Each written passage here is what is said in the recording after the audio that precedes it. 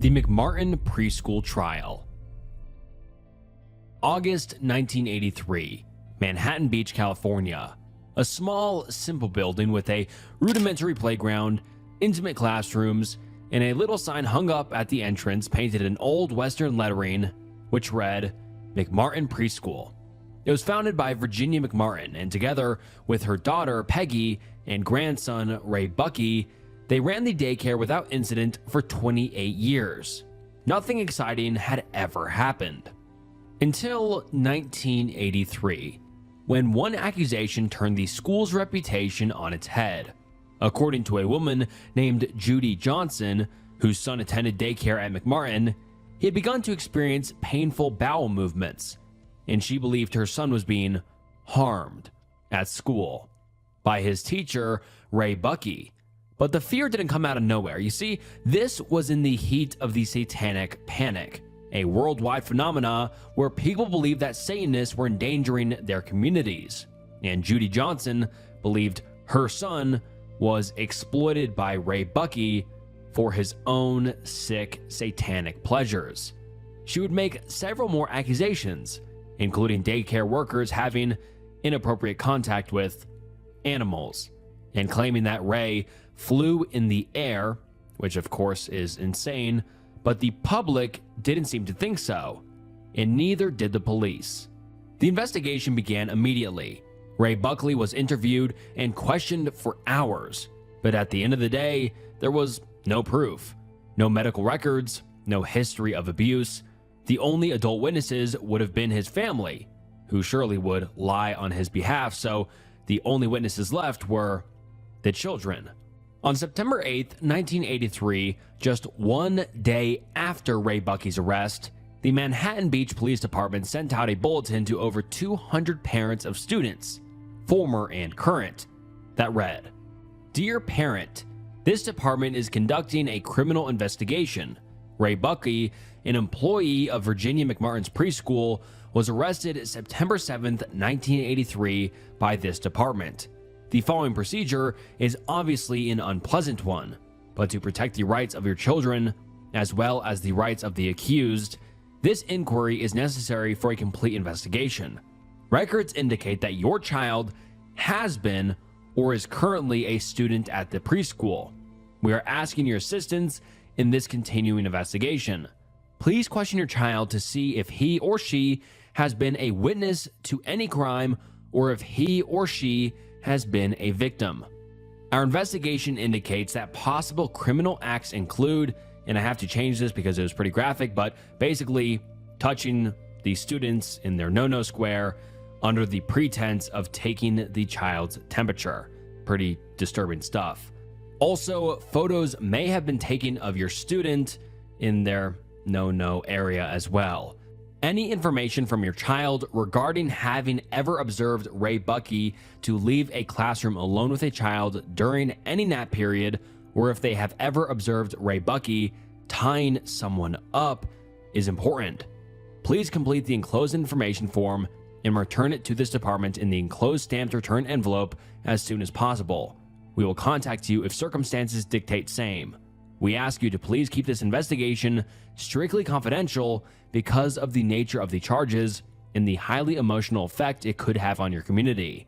Please do not discuss this investigation with anyone outside your immediate family. Do not contact or discuss the investigation with Raymond Bucky, any member of the accused defendant's family, or employees connected with the McMartin preschool. There is no evidence to indicate that the management of Virginia McMartin's preschool had any knowledge of this situation, and no detrimental information concerning the operation of the school has been discovered during this investigation. Also, no other employee in the school is under investigation for any criminal act. That little annotation at the end is completely correct. There was no evidence, no indication that any crime had been committed from either Ray or the faculty. It was a he said, she said case from the start. But the actions of the police department make it abundantly clear. They weren't looking to exonerate him. They weren't even looking to investigate him. In their minds, he was already guilty. The organization that hosted the interviews that interviewed the kids was called Children's Institute International, an LA-based abuse therapy clinic run by American social worker Key McFarlane. And what they did was an affront to medical science.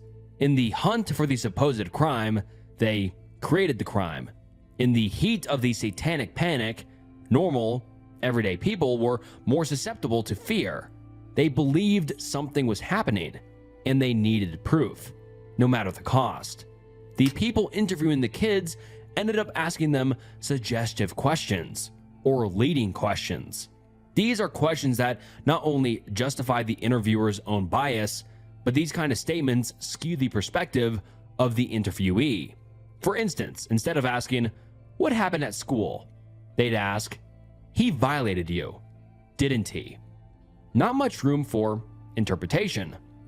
Not much room for alternative facts or new perspectives. That's a yes or no. And if someone said no, they'd reword that same question over and over in 100 different ways until the answer was yes. And once they got that yes, it was a wrap. Raymond Bucky, his sister Peggy Ann, their mother Peggy McMartin Bucky, grandmother Virginia McMartin, and 3 teachers were all charged with raising 18 children at the McMartin preschool. By the end of the interviews, 360 children were apparent witnesses to the crimes of Ray Bucky. And according to them, he did more than kill a horse. The children had also seen witches flying in the air. They'd traveled by hot air balloon on occasion, were taken deep underground through a network of tunnels beneath the school, taken to parties at airports and car washes, and one even claimed to have entered a secret room by being flushed down a toilet. And I am seriously not making any of this up. This was the bulk of the accusations. That is, of course, excluding the physical aspects of the crimes. 360 children, 360 testimonies, physical injury, exploitation, warped supernatural stories. Most of those interviewed were photographed without their clothes, not by doctors, but by a quote-unquote medical examiner who identified tiny scars or pieces of skin that supposedly indicated systemic abuse. And all of these interviews were taped. Every single one. Days worth of footage. Lie after lie. They recorded each child, hypnotized into lying about a single man, interrogated for hours on end, regurgitating the ludicrous, imaginary scenes, fed to them by a scared community of unqualified, irresponsible idiots. And during this period, Ray Bucky was still in jail, where he would remain for another 5 years while the lies piled up. Day after day, more evidence would come forward.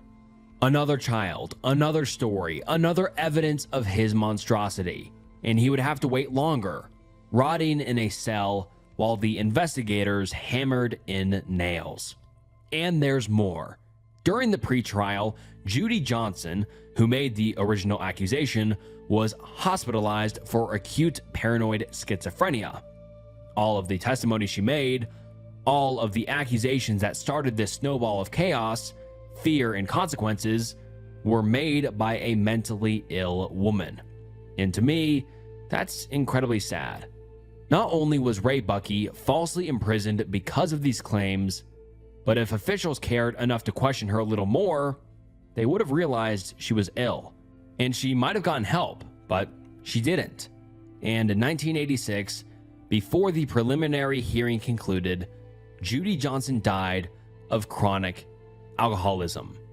The preliminary hearing lasted 20 months, and in the end, Ray Bucky was acquitted on all charges. Trial. As to counts 3, On January 18, 1990, count 9, count 12, after 124 witnesses, count 14, 1,000 pieces of evidence, count 56, count 57, and $15 million of taxpayers' money, 59, the longest and most expensive criminal trial in U.S. history came to an end. we, the jury, in the above entitled action, find Very defendant, not guilty. The case lasted 7 years and cost 15 million taxpayer dollars. But we aren't here to talk about how ridiculous this case is. You can see that for yourself. No, we're here to talk about the tapes. And although the tapes no longer exist, I found a transcript from the McCarthy trial and a Dr. Michael Maloney testifying on his experience watching 40 of the tapes. Here are a couple of quotes from the transcript, edited for decency. In almost all cases, the interview started with drawing a picture that was typically outlined by the interviewer. After that, there was a procedure where they went into naming body parts, the specific focus being on the private parts. There was then an introduction of so-called anatomically correct dolls, with the focus again on the private parts of the dolls. There was an introduction of pictures of students and teachers from the school, where persons were identified by the examiner and by the child, with specific focus on certain teachers in the school, and sometimes the child himself. There was an introduction of puppets as a method of presenting information. There was an introduction of the nature of these dolls, that they were dolls that you could not find in a store. There was an introduction of variously referred to yucky, sneaky, and tricky games. There was an introduction of Ray Bucky being a bad person, surveilled by police. There was an introduction of bodily functions in terms of Ray Bucky, and what that might look like, and so forth. Those items were in almost every case here and in many others as well. The defense asked the doctor about reinforcement. How was it done? And the doctor says this: if a child were to have identified a private part of the drawing, the dolls were then introduced, and the interviewer say, "What was this part again?" If they answered correctly, the reply would be, "Great, you're smart. You're really a smart kid." That's the reinforcement, as well as this. There is an implication, if not a statement, that there is something wrong. At this point, from the children, we don't know if there's anything wrong or not, but saying, "These dolls help us figure out some of these things," presents the idea that there is something that needs to be figured out. So that's a strange setting behavior as well. There's ground laid out, we're going to have to work on something here. In some of the tapes, there's something much more specific, saying that negative things happened. There are words like yucky used very frequently in these statements. We're using the dolls as an intermediary. The dolls will help us figure it out. This is where you could really get into the risk of a fantasy problem. You are removing responsibility from the child. You're not saying to that child, "I want you to tell me what you know." You're saying, "We can use the dolls. They'll help us." The McCarthy preschool trial is one of the most horrifying American witch hunts in our modern day. The fear of Satanism put an innocent man in jail for 5 years, with no recourse for the lies told against him. In my opinion, everyone was a victim in this case. Not just Ray Bucky, but 360 innocent children, subject to intense interrogation, and whose very minds were warped and molded into engines of fantasy. What should they think as they grow up? What's real? What isn't? The feelings of guilt, shame, and confusion must have been so immense for these students. And although the tapes have been destroyed, we can only imagine what kind of damage they dealt on their unwitting participants. Abraham Biggs. On November 19th, 2008, a 19-year-old boy named Abraham Biggs opened his computer and made a post on a forum he visited every day. The title read, "Ask a guy who is going to OD tonight anything." Inside the thread, Abraham listed the drugs he planned to take, wrote a brief note about what he was dealing with, and shared a link to a Justin livestream, an early internet streaming site. He wasn't joking. He was inviting people to watch. As the minutes ticked on, more and more people joined Abraham's live stream. These were the people he considered family. "I know it's kind of sad," Biggs wrote. He felt he couldn't talk about his troubles offline. He didn't want to bother anyone, but he felt comfortable talking with the family he'd made on bodybuilding. In fact, he had posted about wanting to end things a couple times on the site, and today, he was going to commit. Before long, hundreds of people were watching the live stream. Abraham had a laundry list of medications in front of him, but he hadn't taken any yet. He was waiting to talk it through, and as his family from Bodybuilder joined the stream, they encouraged him to do it, laughed at him, coaxed him on. Those people who actually wanted him to live didn't know what to do, where he was, or who to call. And while these small few worked to save his life, the rest were content with watching. Like a man on the ledge in the crowd below, these people wanted him to jump, a poor, sad boy who needed help in the comfort of his community, encouraged to end it all. Abraham swallowed a handful of medications. He laid down for his final rest and never woke up. Eventually, a site moderator managed to contact emergency services, but when they arrived at the residence, Abraham Biggs was already gone. According to investigators, the chat was still live with a little less than 200 people, and most were expressing their shock or their amusement. They turned off the camera as the chat log rolled on. OMG, LOL. It had been 12 hours since his initial post. Now, I just want to say, this story completely broke my heart. It was unnecessary, completely preventable, and the fact people were sitting around encouraging him to do it is disgusting. Beyond disgusting. The people who encouraged him are monsters and cowards, plain and simple. A 19-year-old boy needed help, and the people he called family pushed him over the edge. And I'd like to say I can't believe people would act like this, but I can. The internet is a hole sometimes, and it's the sad truth. I'm not surprised. His father was of a similar mindset. As a human being, you don't watch someone in trouble and sit back and just watch. Now, on Justin, the live streaming site he was live streaming on, all of the live streams were recorded. They had an automatic archiving feature that would save live streams as videos, and Abraham's video was saved. We don't know how long the footage was up, but it was later removed by Justin after heavy backlash and destroyed. It no longer exists on the internet, and for good reason. CEO Michael Seibel stated, "We regret that this has occurred and respect the privacy of the broadcaster and his family during this time. We have policies in place to discourage the distribution of distressing content, and our community monitors the site accordingly. This content was flagged by our community, reviewed, and removed according to our terms of service." He also encouraged the viewers to be more vigilant and active in the future. So, at least officially, the video no longer exists. The company doesn't either, as a matter of fact. It would later become Twitch. But the memory of Abraham Biggs lives on, a haunting reminder of what people are capable of and the depravity of the internet when left to its own devices. The Crow. November 27th, 1940, San Francisco, California.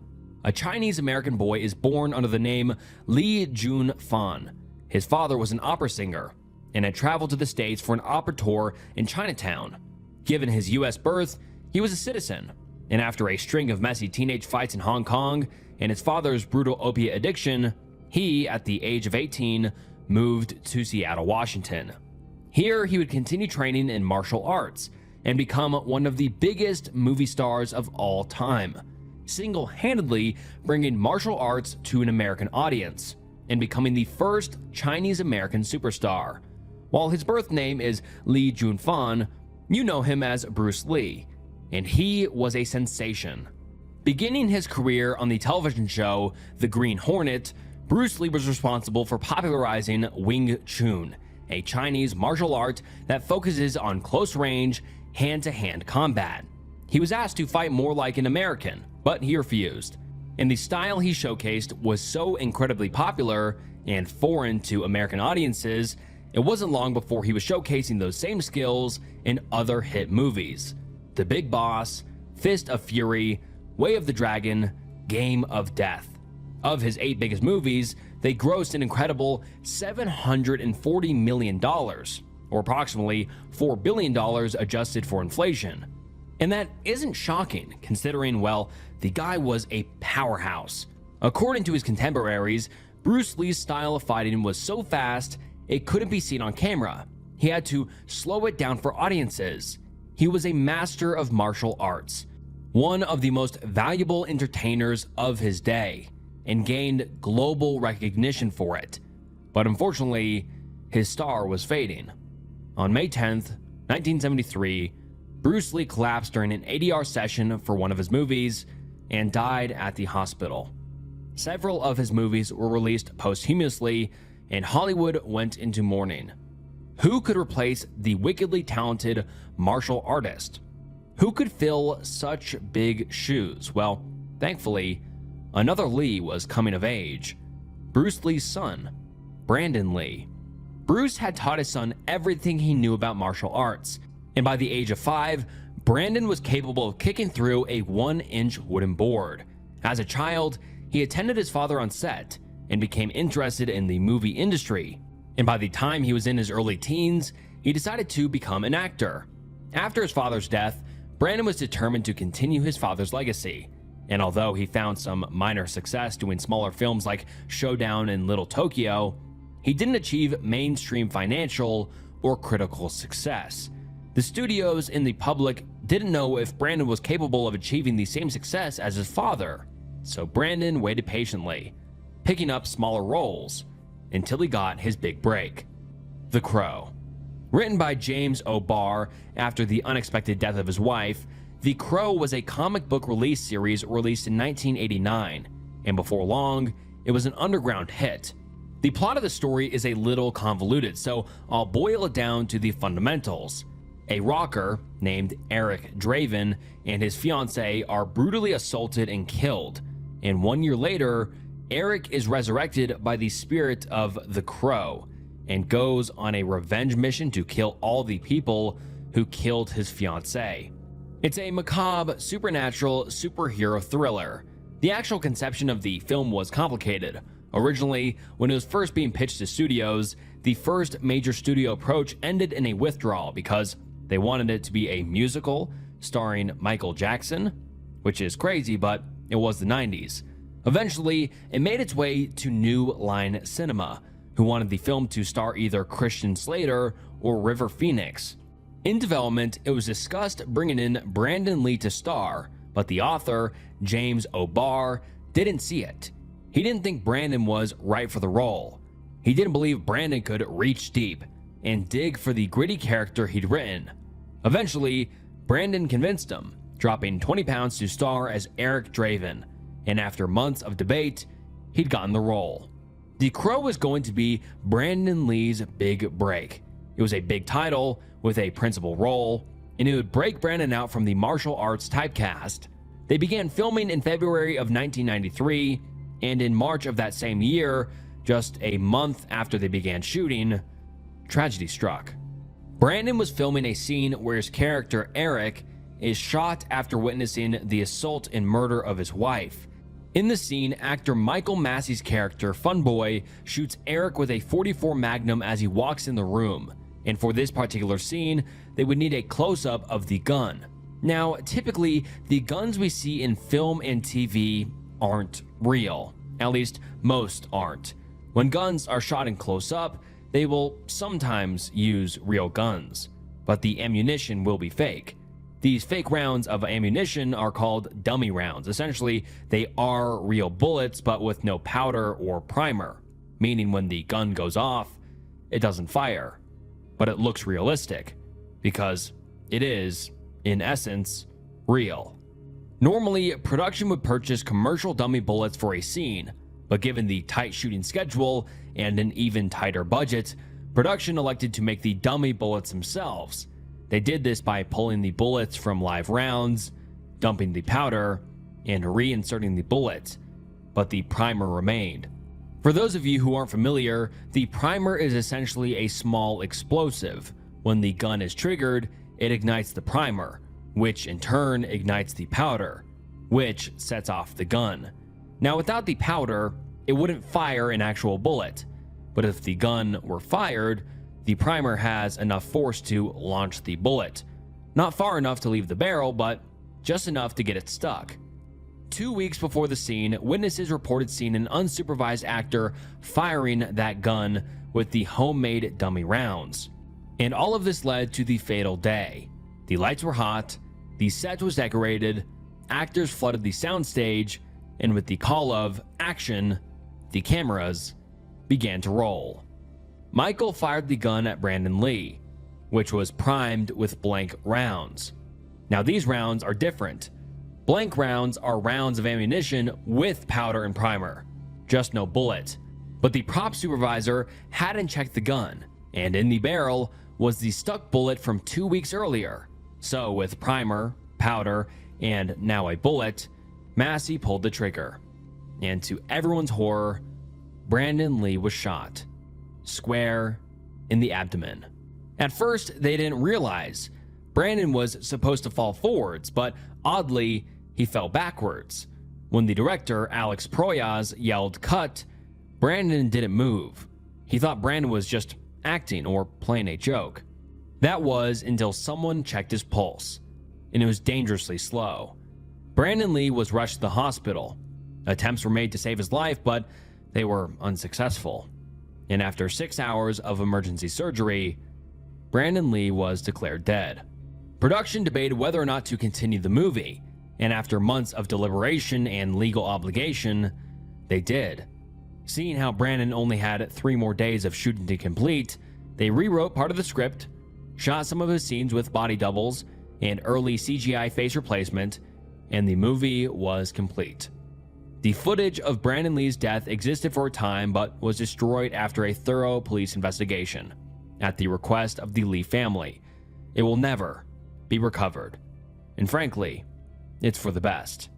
The Crow went on to gross $94 million at the box office, which is about $140 million today, and is Brandon Lee's biggest hit. A cult classic, well remembered, and an undebated success. Rest in peace, Brandon Lee. Siegfried and Roy. Sticking with the theme of entertainment, enter Siegfried and Roy, the power couple magic act that took Las Vegas by storm for almost 40 years. And originally, I wasn't going to include the two magicians, but this story is so insanely good, I just had to include it. Here it goes. First, let's meet the showstoppers. Both Siegfried and Roy were both born in German-occupied Europe under the Stormtrooper armband boy regime. I can't say the group because of YouTube's guidelines, but it's the 1940s in Germany, and the dictator has a funny mustache. You know who I'm talking about. Anyway, both of their fathers were alcoholics, violent, rage-filled soldiers. Siegfried found an escape from his abusive household in the performance of magic tricks. He picked up a book on magic at a young age and practiced all through his adolescence. He enjoyed card tricks, optical illusions, and fun trickery.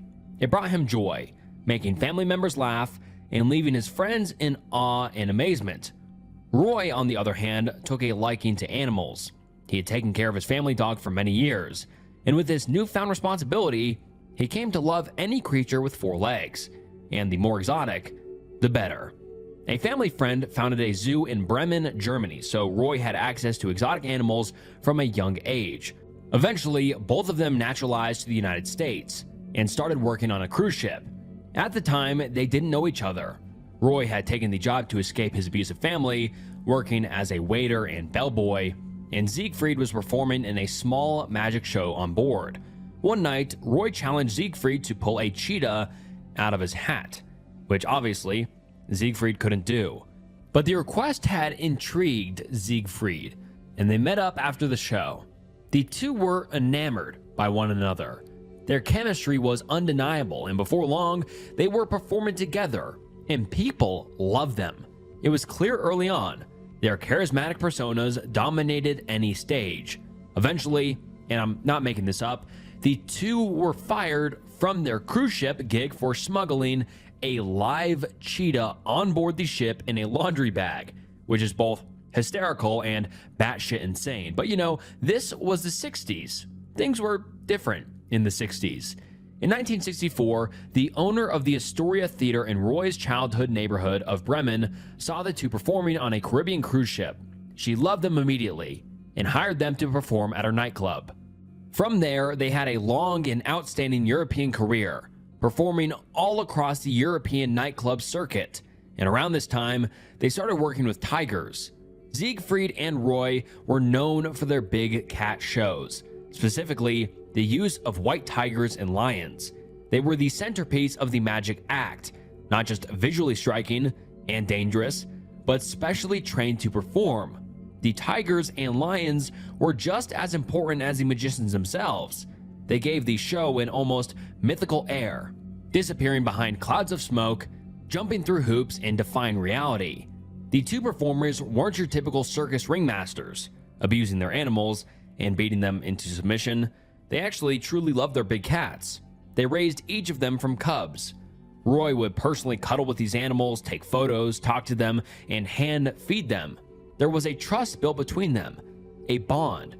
They were also lifetime conservationists. They ran a private compound with dozens of exotic animals, not just tigers and lions, and they took pride in their respectful symbiotic relationship with the great beasts of prey. In 1967, they were discovered by promoter Tony Azzi and asked to perform in Las Vegas. And the rest is history. They performed across Las Vegas for over 36 years. Casinos opened on the promise that Siegfried and Roy would perform, and the draw they had internationally meant a lot of business for Vegas. Together, the pair earned an incredible $300 million over their career. But it all ended in 2003, when the unthinkable happened. A show began at the Mirage Hotel and Casino in Las Vegas. Siegfried and Roy were about to go on, performing for about 1,500 audience members. The crowd was electric.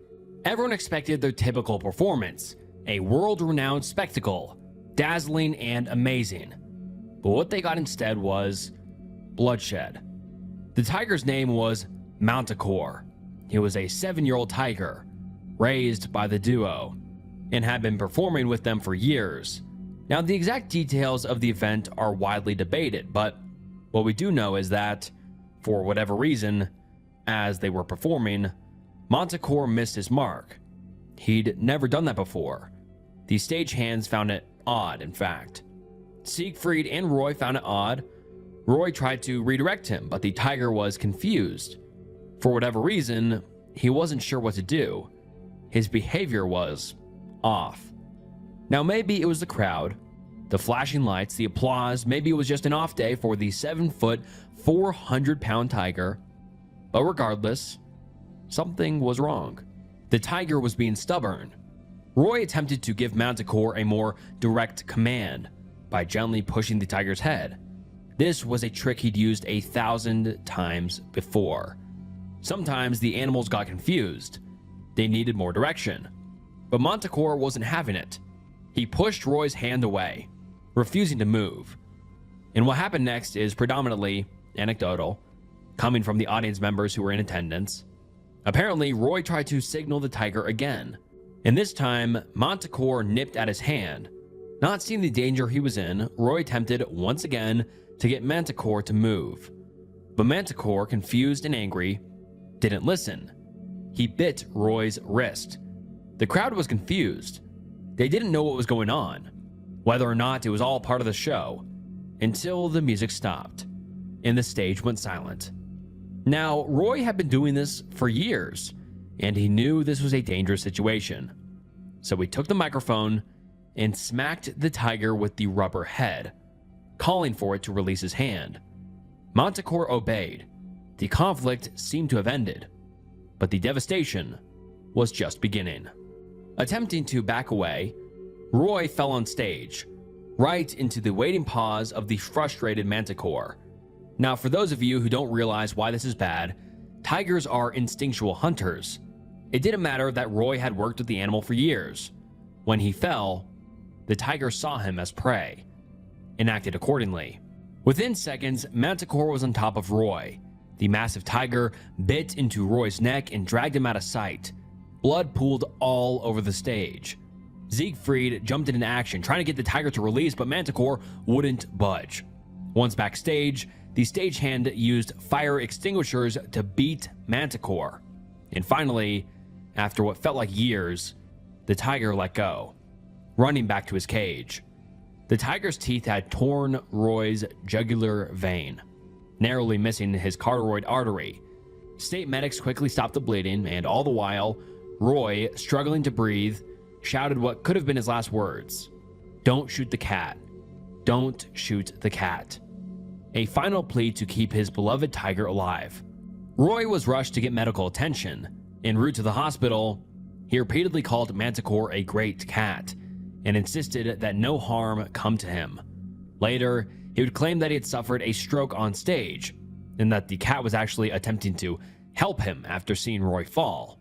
Over the coming weeks, Roy experienced more stroke-like symptoms and survived damage to his spinal cord from the attack that left him partially paralyzed. Now, like I said, this account of the event is anecdotal. It might not be entirely accurate. It's based on witness testimony because the Mirage refused to release the footage of the attack. That's right, the whole thing was being taped.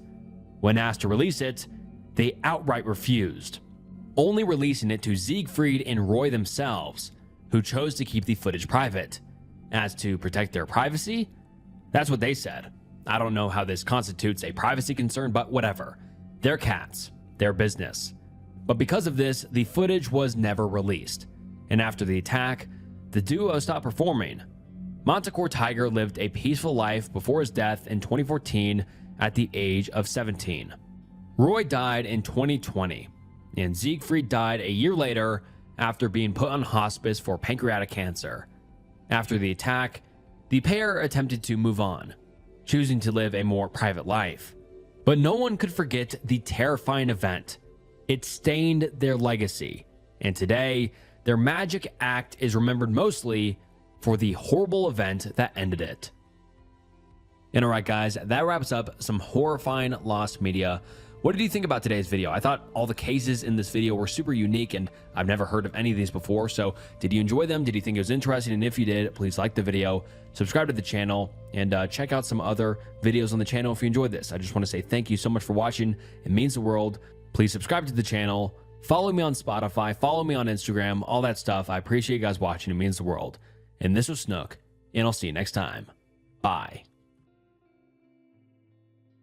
Hey, what's up guys, and welcome back to the channel. And today we're getting into some true disturbing Reddit threads, and today we have some shocking Reddit threads. These are truly some of the most wild, depressing, and disturbing Reddit threads I have ever got into, and they are just beyond insane. So you'll want to stick around. I appreciate you stopping by. It means the world. And please like the video and subscribe to the channel. The channel's goal is 1 million subscribers before the end of the year, so please subscribe. And you guys have been loving the longer videos, so here you go. This will be a very, very long video, so sit back, relax, grab a drink, and grab a snack. And without further ado, let's get into some true disturbing Reddit threads. My marriage is over. Today started like any other. We've just had our 6th wedding anniversary and have been together 7 years. I never knew who I was sleeping with, but I'm not a victim here. I will suffer, but I chose this man and I had a child with him, so my pain is the price I pay. We have a tablet that is mainly my husband's, but occasionally I or the kids use it. It was sitting on my desk this morning and I thought I might play a game on it that I hadn't played in a while. I've always looked at the pictures/videos. Usually the kids take them and you have to guess what they are aiming for or what they are saying in the videos. I scrolled through looking for my game, deleted, and decided to look at the gallery instead. There was a video on there that I had never seen. It was at the first position, like it was the newest video. I clicked on it and I immediately called non-emergency to send a police car to my house. At first, I thought it was, I don't know, Peeping Tom or bathroom adult videos. Then I realized it was my bathroom. The video had been shot in my bathroom. It looked like the camera must have been hidden around the window, giving a full view of the bathroom. And in the video, In the video is my niece, who hasn't been to my house since 2017. My niece was 14 the last time she spent the summer at my house. They live 1,000 miles away. And this was a video of her with her back to the camera. She was changing her swimsuit and bends over in a way that shows her lower region. This man that I thought I knew and loved, the father of my daughter, I thought he was a perfect male role model for my niece since her father abandoned her. I promised her and her brother when their dad left that I would always protect them, and I brought a man into their lives who set up a fucking camera in the bathroom to catch his glimpse of her innocence. And he kept that video and moved it to a different medium. We got the tablet long after she was in the house. The police took a report and the tablet. I called my husband's father and asked him to be at the house to pick my husband up when he got off of work. I ran and picked up my daughter and went to a friend's house. He called to tell me he was on the way home and I lost it. He kept saying I misunderstood. I didn't listen anymore.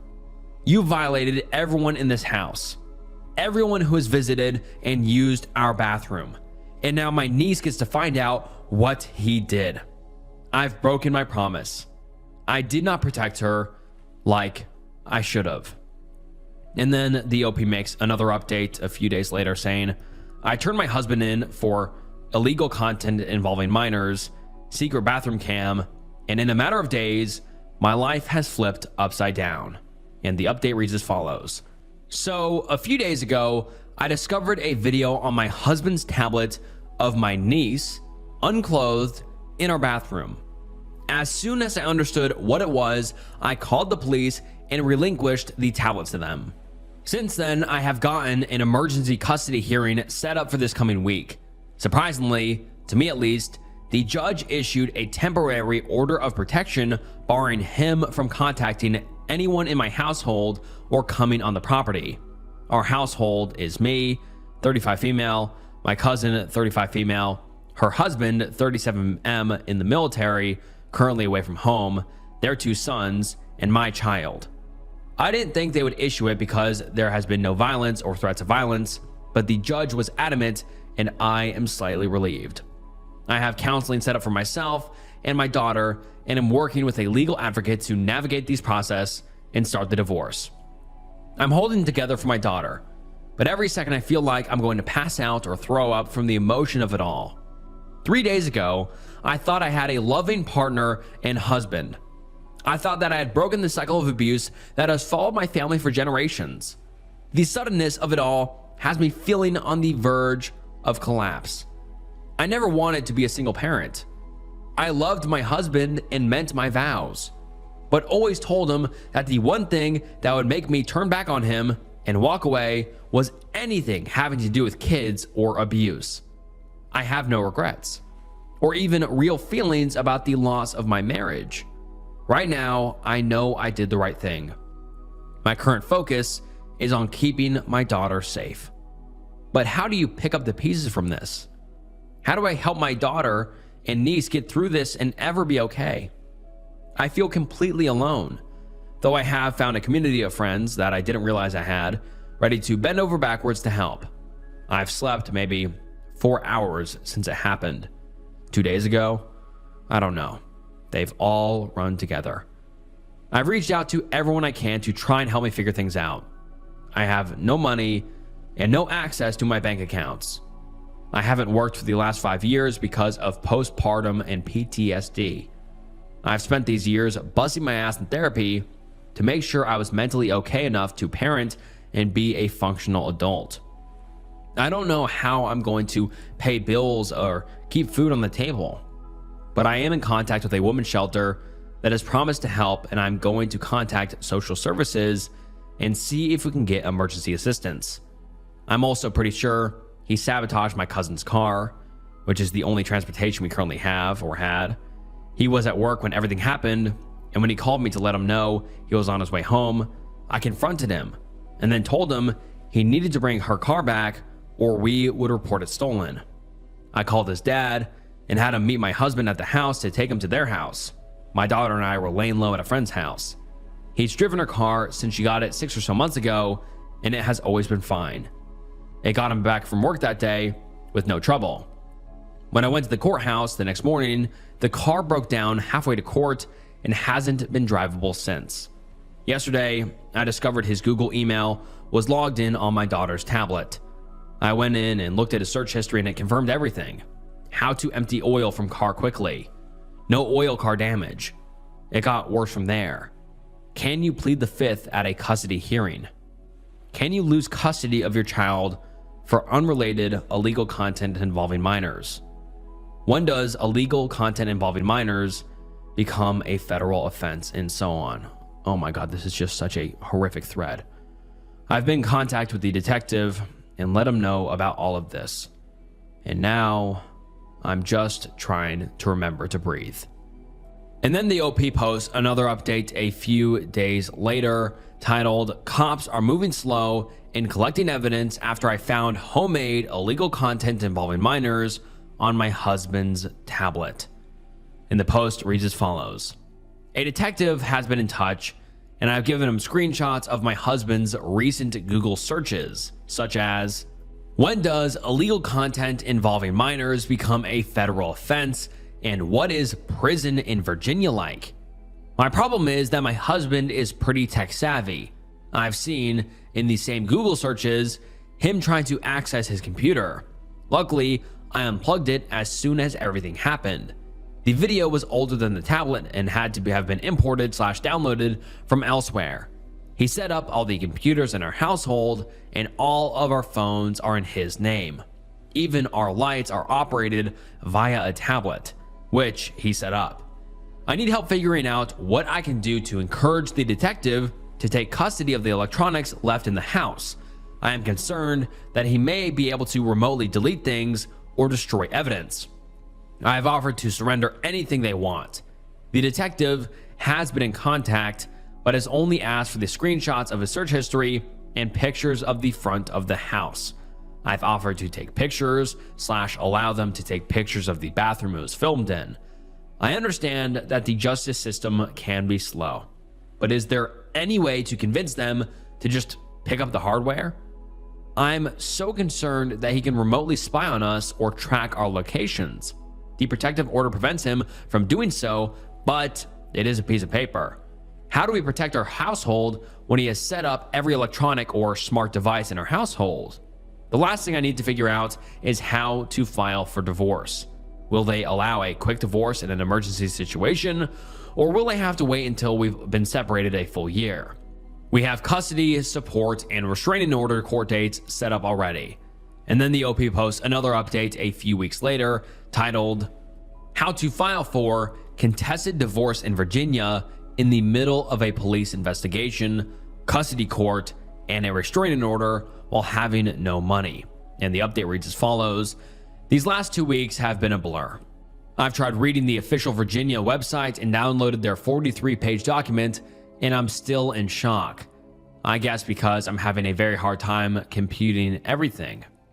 I know you can get a court-appointed attorney in a criminal case, but how do I get an attorney when I have no money? The divorce is the least of my legal concerns. My kid's custody, the restraining orders, and the criminal investigation are my legal priorities at this point, but I'm not sure if I need to take steps now in regards to divorce. Any advice/insight would be greatly appreciated at this time. And then the OP makes another update quickly after saying, I met with a detective today and got to see pictures of my husband setting up a hidden camera in our bathroom. Now let's get into it. I knew it was bad the second I saw the first video. I knew that our marriage was over that instant. I haven't felt any sadness over that part of it at all.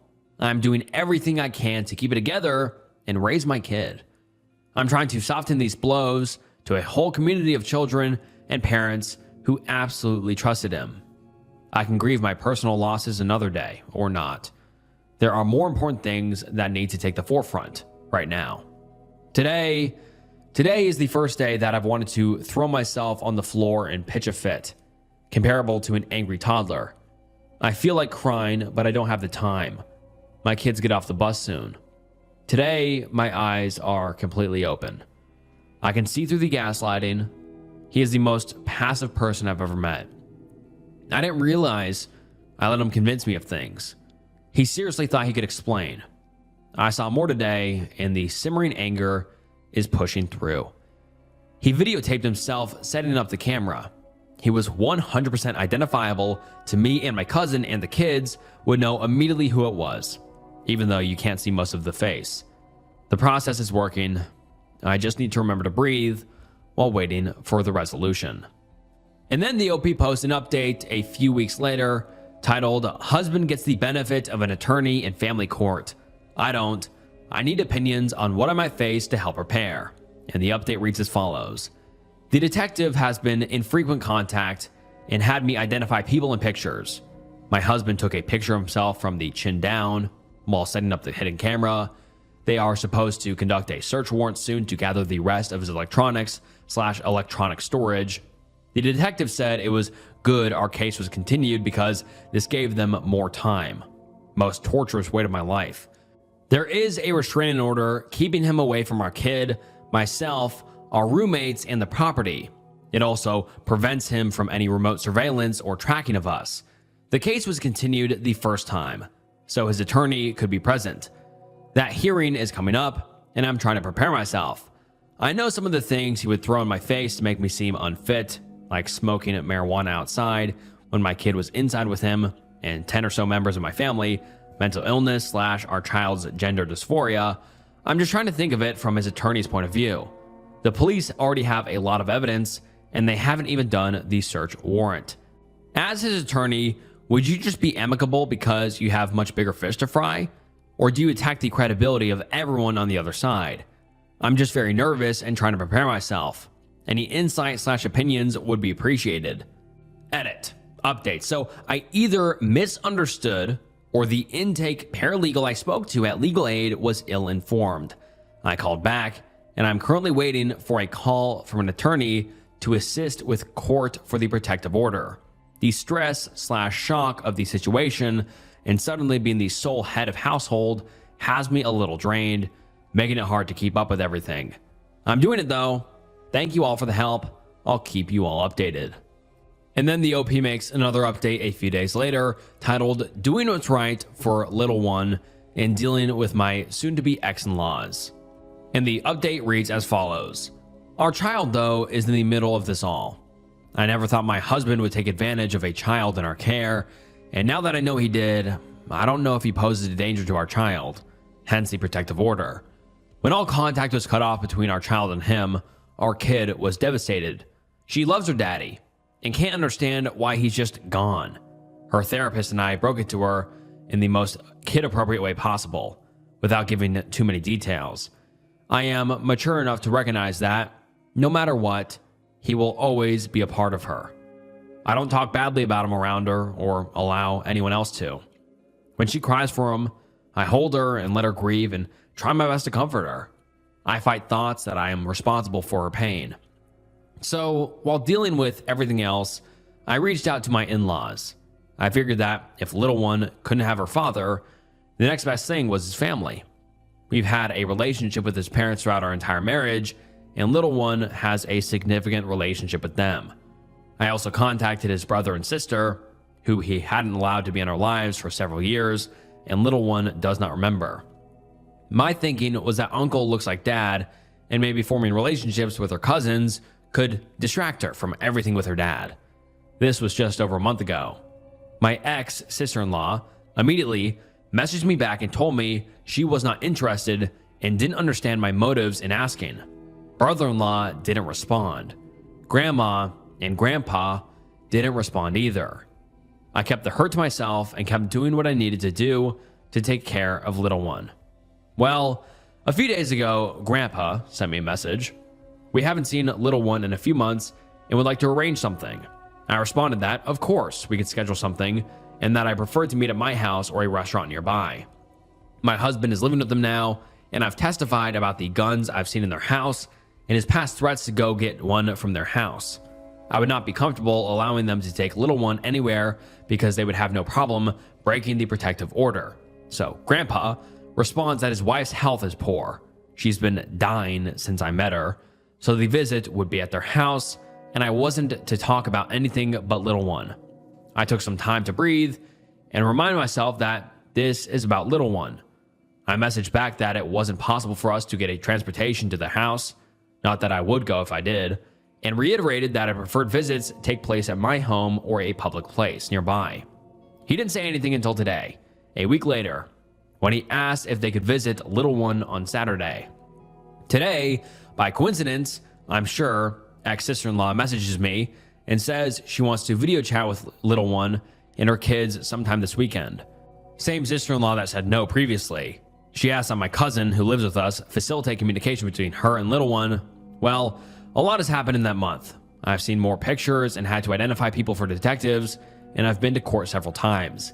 The police executed a search warrant at our house and took all of his electronics, plus my computer and little one's tablet. Both were his first. I've processed the situation more, emotionally and intellectually, and now I don't know. Their requests have left me unsettled and pensive. I wanted to do what is right for little one, but now I'm not sure contacting this was the right step.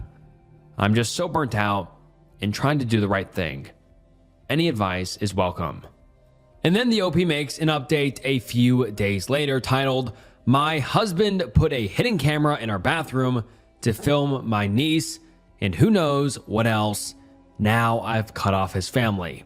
And the update reads as follows. I've been trying so hard to be a mature adult and do whatever is best for little one, no matter how I feel. Yesterday, I broke. I've been through hell and I've dragged myself and little one out of a hole that was left when our lives were flipped upside down. I've put my anger aside to show my child love when she cries for her father. This time, since everything happened, has been the most trying time in my life. This month has allowed my child to settle into our new normal and process some of her pain in therapy, and they weren't there. That month might as well have been a year for all that we faced during it. I don't expect them to support or love me or turn their backs on their son/brother, but I've been through hell for something I didn't do, and I cannot handle the hostility.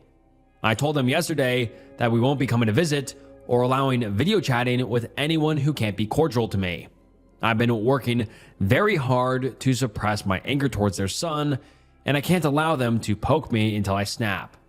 I also feel like they have a plan of some sort and are trying to surveil us for my husband. This has me feeling like the bad guy.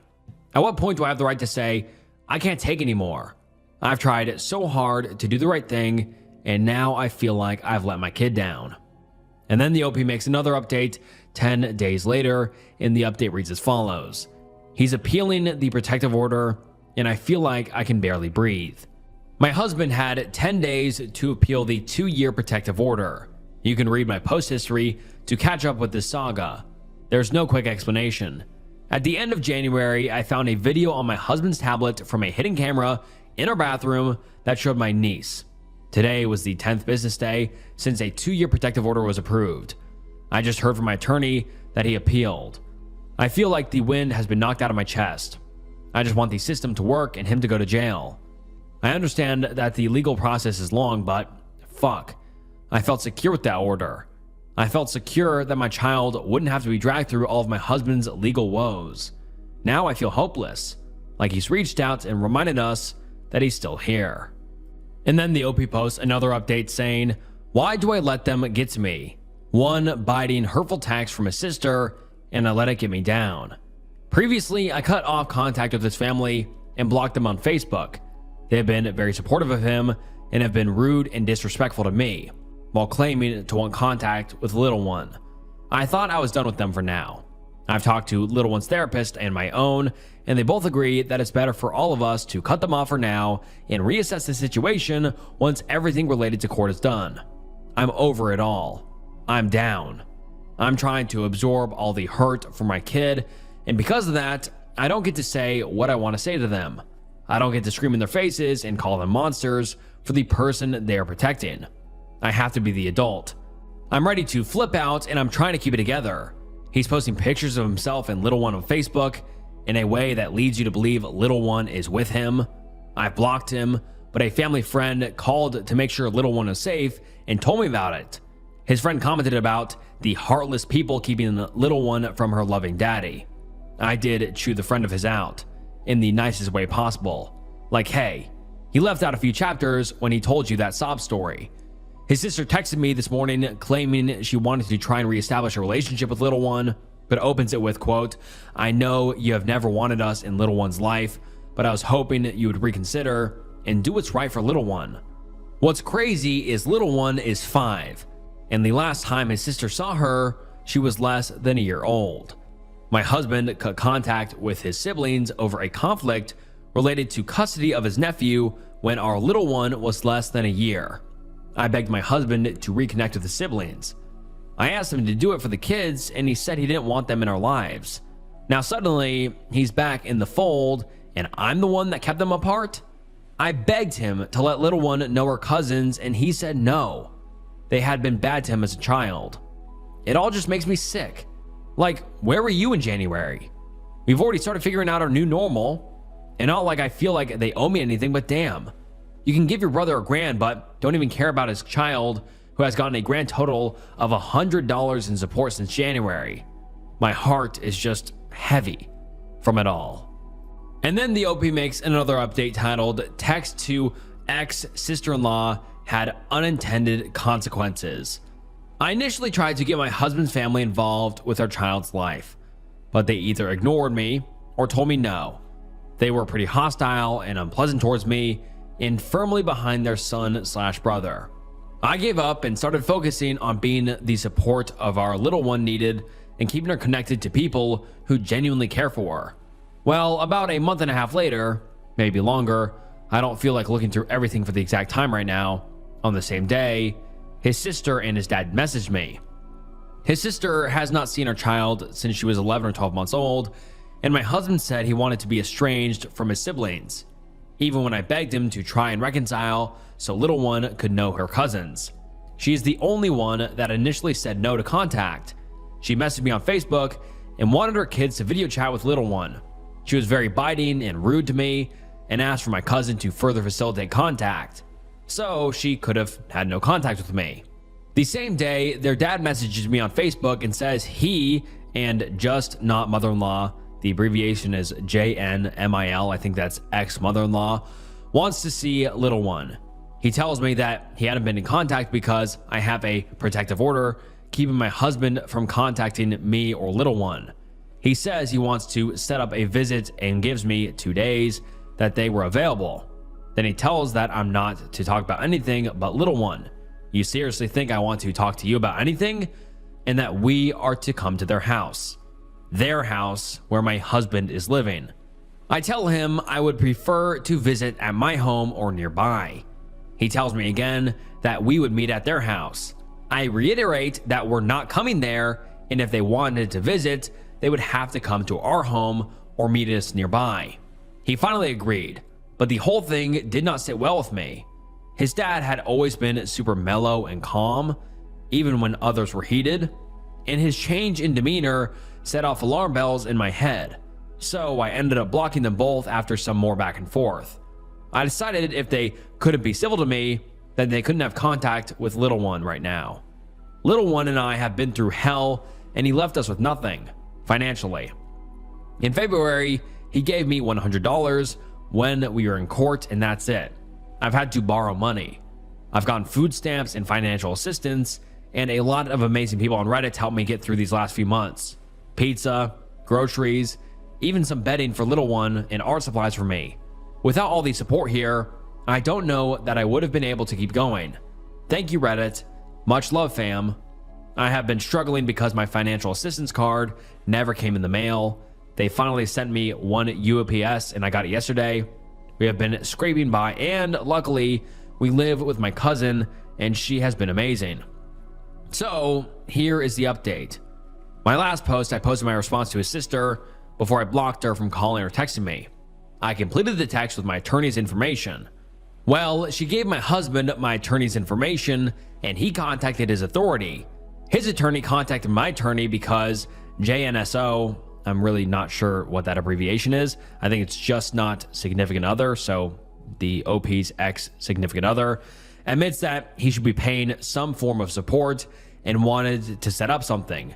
So basically, my take on it is that his attorney told him he'd get slammed in family court for not paying support. I say this because he's had plenty of opportunities to give support in court through Cash App, whatever, and he hasn't.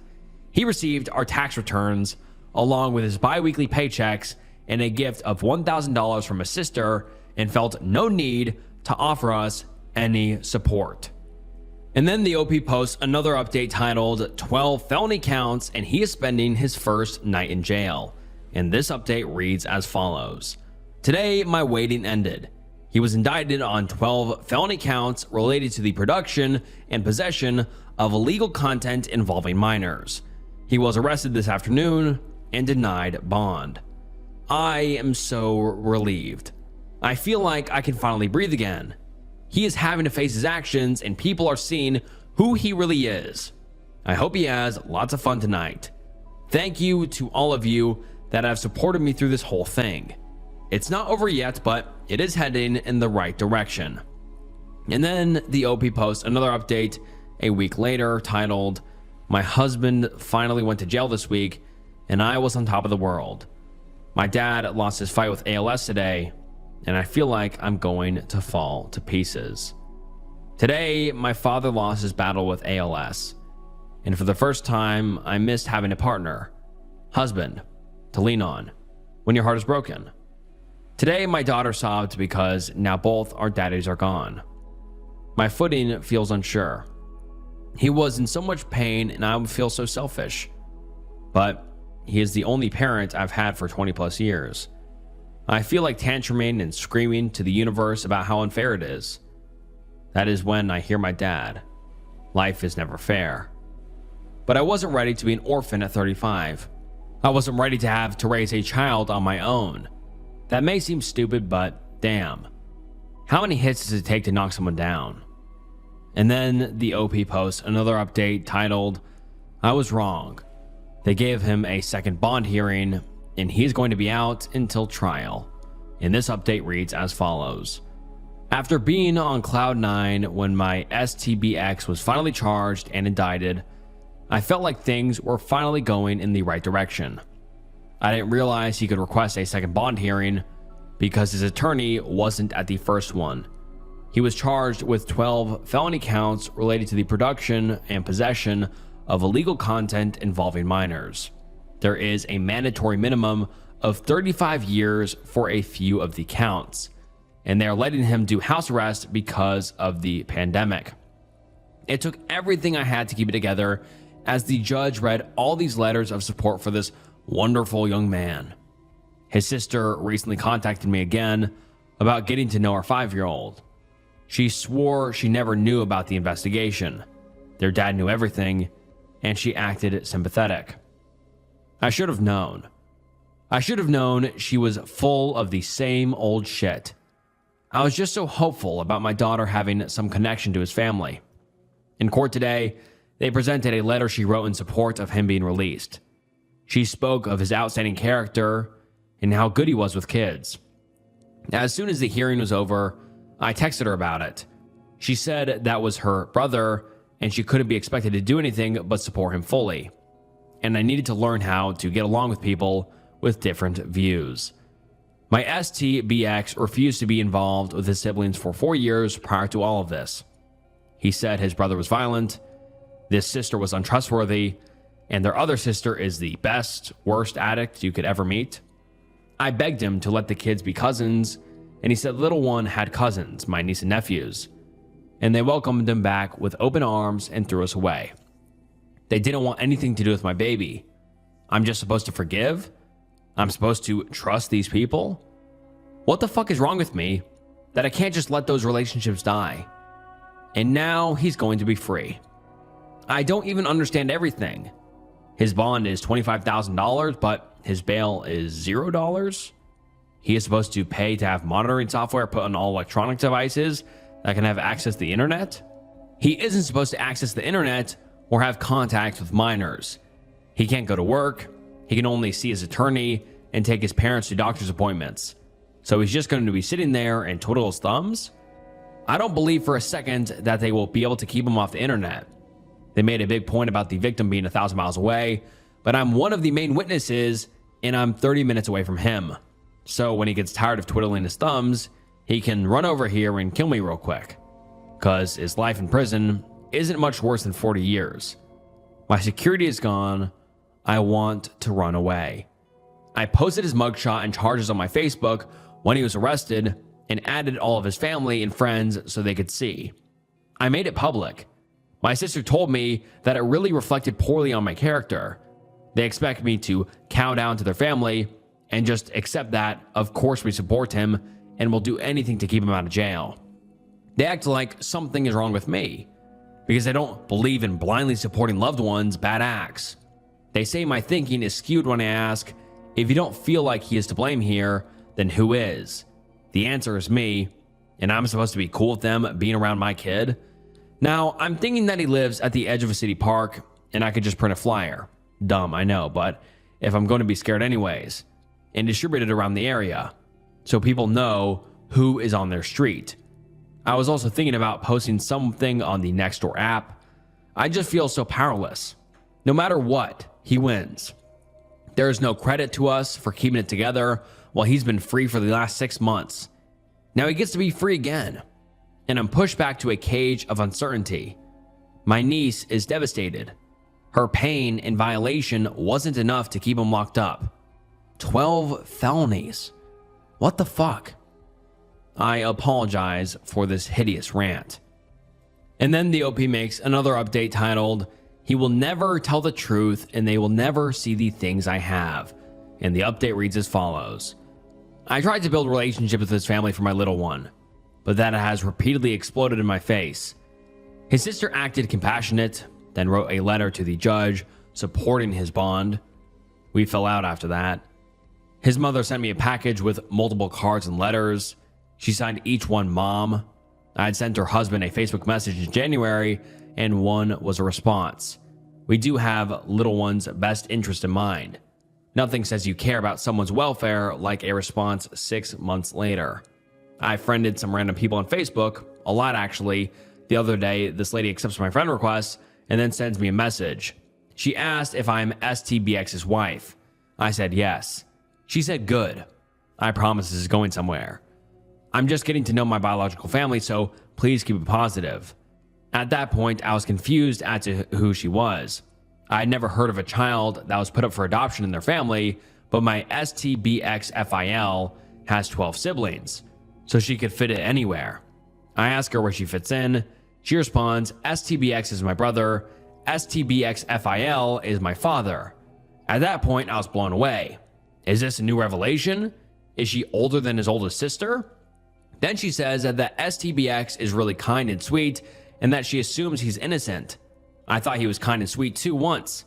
All I can think about here are 3 beautiful teenage daughters that I see on her page. I stopped talking to her because I want her to wait and see. I don't want to argue. I can't help but feel like she has been asked to try and talk to me. She has said some things about little ones that mirrored their other sister's words exactly. I'm not sure what to think. I've also discovered that he is studying anatomy. He downloaded a $25 app about it. It's extremely out of character. I don't know that I can even explain. When we were together, he would flip if I spent more than like $3 a month in the Play Store. He never wanted to read or learn new things.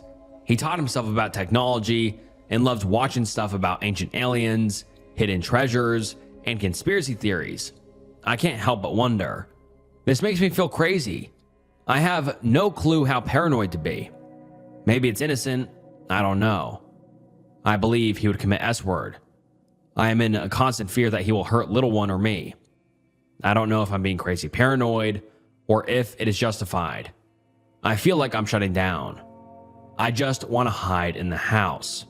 And then the OP makes another update titled JNSO pleads guilty to illegal content involving minor charges. And I think JNSO is just no significant other, so ex significant other. But the update reads as follows.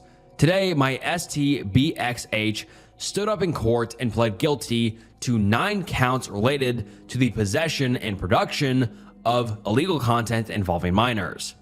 He admitted guilt to 3 charges and entered Alford pleas on the rest. Some charges were dropped pursuant to a plea deal with the prosecutor. There is no agreement in the plea deal for sentencing, which is projected to take place in March. I'm less than pleased that he was able to give the Alford pleas. Allows him to admit that the evidence is enough to convict him, but he is not admitting guilt. I don't feel as relieved as I expected, but it is definitely a step in the right direction. And then the OP makes another update titled, JNSO shared my insecurities with JNSIL to give her fodder to harass me with. And the update reads as follows. Tonight, I realized how targeted her attacks had become, and these weren't wild guesses on things she might be able to hurt me with. I have blocked her on social media and changed my phone number. Somehow, she finds a way around it. Tonight, she attacked my weight and called me desperate to fit in. She tried to taunt that my father had abused me. My dad just died, never abused me. He adopted me after raising me most of his life. My bio father was abusive. She told me that my little one would hate me when she grows up. She told me I wasn't good enough for her brother's last name. These are all the things that I spoke about with my husband. We were together for 7 years, and I loved and trusted him. I know I shouldn't allow myself to be hurt by him anymore. He already violated so much. My trust, our marriage, the safe environment I thought I had created for the children in my life, the promises he made to our child and other children, their trust, and the list goes on forever. Edit.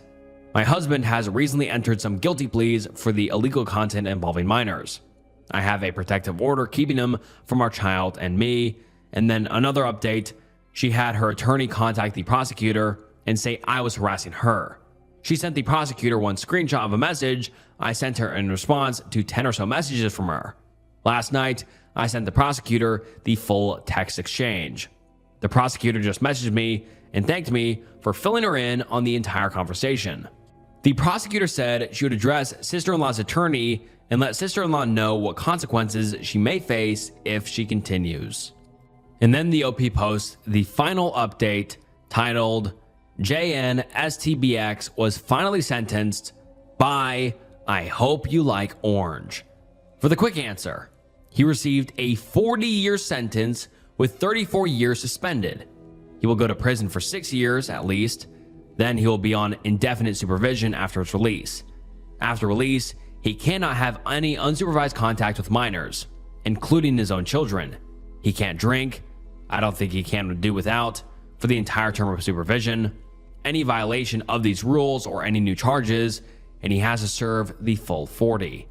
So his side tried to pull some last-minute pity plays and came up with a diagnosis of autism. He is 35 years old and worked in management for many years. I know that autism can take many forms, and I'm not making light of it. I just think it's funny that it didn't affect him enough to prevent him from living an average life. But now that he's facing prison, he claims it's an issue. He just got a diagnosis. This month, and his family tried to say they thought he was diagnosed as a child, but had forgotten / nobody ever said anything to me about it. A few days before Court is Crazy, long-lost sister messaged me on Instagram, the only place I had failed to block her. I don't go on Instagram. I set it up because last year I was posting pics of my child on his Instagram, and I wanted to see. She said STBX has autism, and little one may have it too. I've never blocked anyone so fast. She's never even met my child. He had a bunch of character reference statements, but they were all from people he didn't interact with during our marriage. The prosecutor pointed out that everyone spoke of his nice boy or a good young man. We also got to hear the results of his psycho evaluation, where he admitted to having an attraction to teenagers. He also admitted to jerking it to material of my niece. It was hard to hear. God, so fucking gross. Overall, it is a huge amount of weight off my shoulders. There is some sadness. I had such higher hopes for my marriage, and I never imagined my child would lose her father. We are healing though, and I feel like we can finally move on with our lives. I want to thank all of you who continued the support through this 15-month ordeal. Y'all have been my sounding board and cheered me on when I was ready to give up. Thank you, Reddit. I couldn't have done it without you. And just, wow, that was such a saga of posts and so sad. I mean, this truly just outlined a nightmare. Like, you can't get much worse than this. Your significant other being found out as a complete and utter pervert and creep that was recording your niece. I mean, like, it can't get more nightmarish than that and dark. And the OP outlined the entire saga. And I mean, her poor father died during all of this. Her ex-husband's family was attacking her through all of this. I mean, it was truly such a horrific thread. But luckily at the end, the OP's ex-husband got arrested and got sentenced to many, many years in prison. So a good ending. But God, such a nightmarish story where her husband was found out to be a complete creep and she had to find the material on his tablet. So utterly gross, but at least this one had a relatively good ending with him being in jail. And I really hope the OP can move on from this and hopefully, just move on the best they can.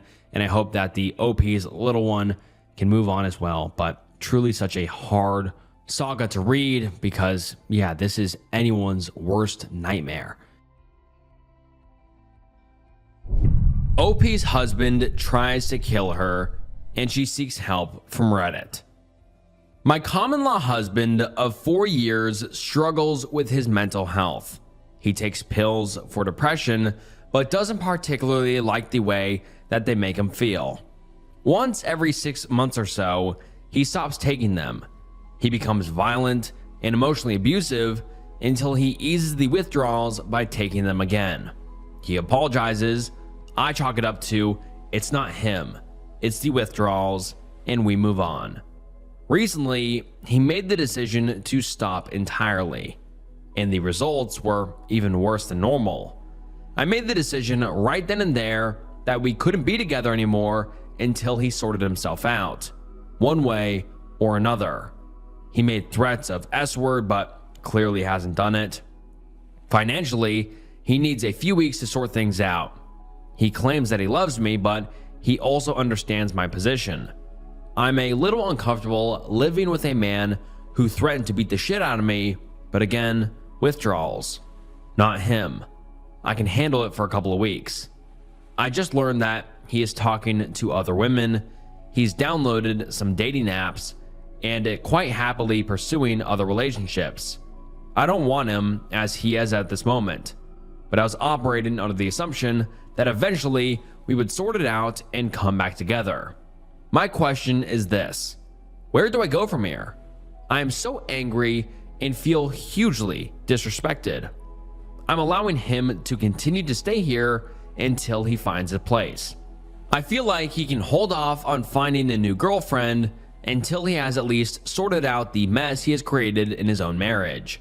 And I very much want to confront him and tell him to leave. But I'm also worried that if I don't cut him some slack, he will just commit S-word. At what point do I stop worrying about him and his well-being and start caring about my own? And this original post by the OP got little to no support or even attention, with only one upvote and one comment which reads as follows: mental illness is not an excuse for mistreating the people you love. The way he acts and whatever he does next is not your fault at all. He has been abusive and cruel to you, and he is not owed any slack. I would minimize conversation with him unless you're asking him about how his move-out process is going. And then the OP doesn't post for another year. And the update post that the OP made is nothing short of heartbreaking. Let's get into it. My husband assaulted me yesterday. Not gonna lie, it was bad. If I hadn't gotten away, I'm reasonably confident that he would have killed me. At least, he said he was going to. He was arrested and charged with assault by choking, uttering threats to cause death, and mischief under $5,000. He was released without bond, and there is an order of protection in place. I don't believe that he will breach it. My question is this: what can I anticipate being the end result of this? He has an otherwise clean record, and while he has a history of being volatile, he has never physically assaulted me before. Is he likely to receive jail time? Obviously, our relationship is over, but I do want him to get the help that he needs. Not sure that jail, especially a jail without programs, is going to be the best place for him. Thanks in advance. And then the OP makes a quick edit saying, "Thank you all so much for your input, shared experiences, and advice. I very much appreciate all of you taking the time to comment. I think my question regarding jail time has been answered. I perhaps didn't make it clear in my original post. My husband suffers from mental illness. I liken it to a big earthquake. The plates are shifting, and there's the occasional release of pressure, but it's all building towards the big one. San Francisco sunk. The big one is passed. I will honor the no contact order, and I'm confident that he will as well. He fucked up irrevocably, and I'm aware that without significant professional intervention, it could happen again. I just want to make sure that he receives that professional intervention and isn't just tossed in a cell." And then the OP makes a small update a few months later saying, "Hello. A few months ago, my husband assaulted me. Cops came, took pictures in my statement. We are in the process of reconciliation, and that would be easier if there wasn't this looming over us. Is there any way that I can recant or otherwise mitigate the charges?" And now let's get into some of the comments because people have a lot to say about this. Someone says, "Do not get back with him. Words mean nothing." And then the OP responds saying, "That's fair. I understand your position." Someone else says, "Men that hit women don't deserve second chances to abuse. Get as far away from this guy as you can." And then the OP posted an update a few months later, or almost a year later, saying, "Hi all, it's been a journey. And I thought after so many of you were so kind, I owed it to you to update, though it's still not quite over. Despite the urging that each and every commenter had, we reconciled. He was very sorry, you see. It was a difficult time for him, and I wasn't appropriately supportive/appreciative of that. He was very sorry. He cried a lot. He didn't know what happened. He blacked out. It would never ever happen again. He would spend the rest of his life making it up to me. I did leave out of my original post, mostly because I wasn't aware at the time that he'd been using a significant amount of booger sugar in the months leading up to the assault.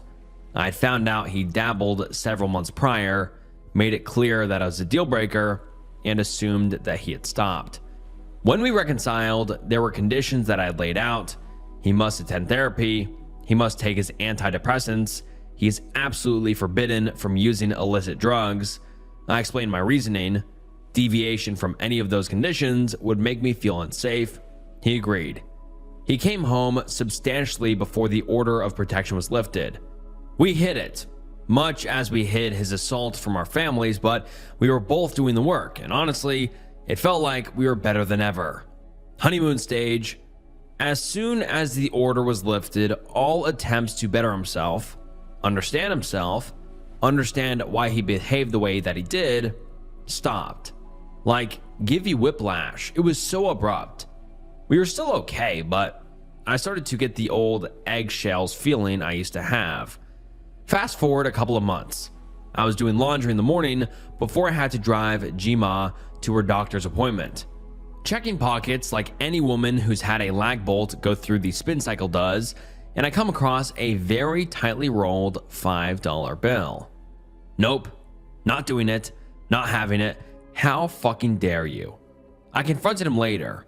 It was my fault for snooping. No. Your jeans still got cleaned. They just arrived with a side of helping of consequences. He said we were done. I said, nope, you messed up, you got caught, and now you're going to make it better. You don't get to decide unilaterally for both of us. After all, we've been through that. You're done now. Too bad. Figure it out. He was pretty awful for a couple of days, and I got to rethink my knee-jerk reaction. My desire to hold on to a relationship that apparently only existed in my mind, or if he felt like it, was weighed and found lacking. He changed his tune on day 3, but by then I'd made the decision to put myself first. He was a little surprised. Not gonna lie, the time between me telling him we were done to when I moved out was the scariest time of my life.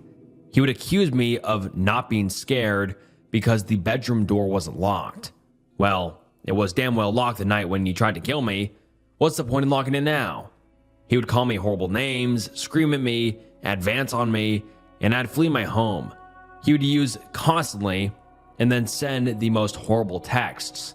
I stayed with friends most of the time. As terrible as it sounds, I'd harbored some hope that he'd follow through on his threats of S-word, just so that it would stop. Ultimately, Crown and I worked out a plan for him for going forward. For the record, he and his family still think that I should drop the charges so he can move on. We've agreed on a guilty plea to a lesser assault, waive the other charges, and in return, he will receive a conditional discharge, 18 months probation, 3 free programs that he'll be required to take. Apparently, the reason he'd abandoned therapy is because he cannot afford it. And he does those and keeps his nose clean for about 18 months. Then they wipe his record. This should theoretically happen next month, though it's been pushed and pushed and pushed. So the takeaway here, I'm a flaming idiot for ever trusting him again. Fun aside, he's refused to go to the bank with me to have my name removed from our joint accounts, despite my explanation of the situation to a manager alone, but he has relentlessly bounced payments. Yesterday, they took an awful lot of money out of my account to cover the payments past the overdraft in his. I truly believed that we could have worked it out if he had gotten the help that he needed and wasn't using drugs. I thought I could force those things to happen. I'm smart and funny and pretty, plus I can cook, and I'm not too shabby in bed if I say so myself. The horror of what he'd done combined with the very real possibility of losing me should keep him in line, yes? Well, no. As it turns out, there's no rhyme or reason to mental health issues, especially mixed with addiction. There's not coming back from "you're gonna die" when someone's hands are wrapped around your throat. I am infinitely sorry that I didn't listen to the advice given to me initially. I read your comments back then. I cried a little, and then thought, they don't know him like I do. You were right, and I'm grateful to each and every one of you, much as I'm grateful for every breath that I get to breathe. It took me longer than it should have had to get there, but here I am, breathing freely with peace in my heart, though a substantially lighter bank balance. Fuckers. Been stalked for the past 2 months, going completely insane. Originally posted to r/RBI, and the post reads as follows. Around 2 months ago, my stalker broke into my apartment without destroying the lock and completely trashed the place. This was followed by a series of unwanted visits throughout the day and the night, always leaving behind a trail of vandalism and destruction on my belongings and property. The approximate damage to the property/belongings is around $2,000 in the course of less than a week. I changed the lock and locked everything valuable in my suitcases. They managed to pick my locks. At this point, I was afraid to touch anything in the house. They contaminated everything from my food in the fridge, my dishware, to the bed sheets on my bed, and any sort of cleaning products. If I leave my stuff unsupervised for a few minutes, I would find it trashed. They knew exactly when I would take a nap, shower, or used the restroom. I called the police. In spite of the damage to my property and the trash place, I didn't bother cleaning it because they would make it dirty again. The police somehow refused to take me seriously and refused to investigate to see if there were any fingerprints. This was after waiting 6 fucking hours at 2 a.m. for them to show up, by the way. Out of desperation, I moved everything into a storage unit and decided to move. They followed me into my storage unit by using the card that they stole from my home while I went to use the washroom. They had the passcode in a storage unit. Once again, I went to the restroom while sorting my things in the storage unit one late evening. I put my notebook in the storage unit, locked the storage, and went to the washroom. When I came back, I found the words "hi" in their writing. They went through all of my personal documents, journals, and even my documentation of everything that I wrote, and would cross out random stuff / write random comments using the exact same style / color pink to confuse me. Anyhow, things have gotten progressively worse as I have fled my home, stayed at a shelter, moved to multiple Airbnbs, hotels, anything to get away from this motherfucker that follows me around all day. They pick my locks, gets into my locked facilities / rooms, while evading public surveillance. What the fuck am I supposed to do? The police won't take me seriously because there's no apparent damage. Things have escalated from the vandalism and destruction of my property to me waking up to find red scars, torn skin, peeling skin, and scratch marks all over my body. It's never severe enough to be life-threatening because that would leave incriminating evidence behind. Instead, like with my belongings, that they damaged slowly one by one, scratched up all my electronics, dumped trash in my luggage, keep dipping my clothes in acid so that it's forever wet, cut my shoes and brand new clothing, cut up anything they can get their hands on, left disgusting stains on the clothes I was wearing while sleeping, etc., etc. They want to torture and torment me psychologically. And now let's get into some of the top comments. Someone says, I think this person is you. Someone else says, investigation shows that the OP is a 0-day-old Reddit account with 6 karma. Only involved subreddit is this one. No further investigation required. OP, please get some help from a mental health care professional. Someone else says, I honestly don't know what to think here. I have no idea how someone could coincidentally break into your house every time you happen to be occupied without being caught even once and manage to elude public surveillance while breaking into your storage locker. And how could someone cause wounds to your body while you're asleep without waking you up? I know this possibility might be scary, but maybe you did all these things and you're not remembering that you did them due to an undiagnosed brain condition. Please get in touch with a doctor as soon as you can just to make sure. And so it's pretty clear that the OP is suffering from some sort of delusion or mental health issues, and it's just very sad to see because this is the last update the OP has ever posted on their Reddit account. So I hope that the OP got the help they needed because, in all honesty, I don't think it is a stalker. I mean, all the things she outlined, it's impossible for that to be a person doing that to her. And everyone else on the Reddit page agrees. So yeah, I just really hope the OP gets the help that they need. Mysterious reoccurring blood splatter in our bathrooms. Is my husband lying to me? Originally posted to r/RBI, and the post reads as follows. Buckle up. This one is a weird one. Since me, who is 24 female, and my husband, who is 26 male, have moved into our apartment 8 months ago, I've been finding random blood splattering on the walls, cabinets, and floors around our toilets, and once even on our bathroom mirror. They are usually tiny droplets, but sometimes they get smeared on the walls or floor. I assume when they're fresh or wet. I know that the first suspect would be menstruation blood. However, I have not had a period in 2 years thanks to my birth control. I first noticed it around 3 or 4 months ago. I've asked my husband about it, and the first few times he'd tell me that he had no clue where it came from or how it got there. But after I'd clean it up and new ones would appear, I would ask him again. Eventually, he told me that sometimes when he blows his nose bleeds, and it could be from that. I partially accepted that answer. However, I can't recall a single time where I've blown my nose and missed the tissue so much that my snot sprayed all around me. I also mentioned to him that your nose is not supposed to bleed when you blow it, and maybe he should see an ENT to see what's up, but he refuses and says it's fine.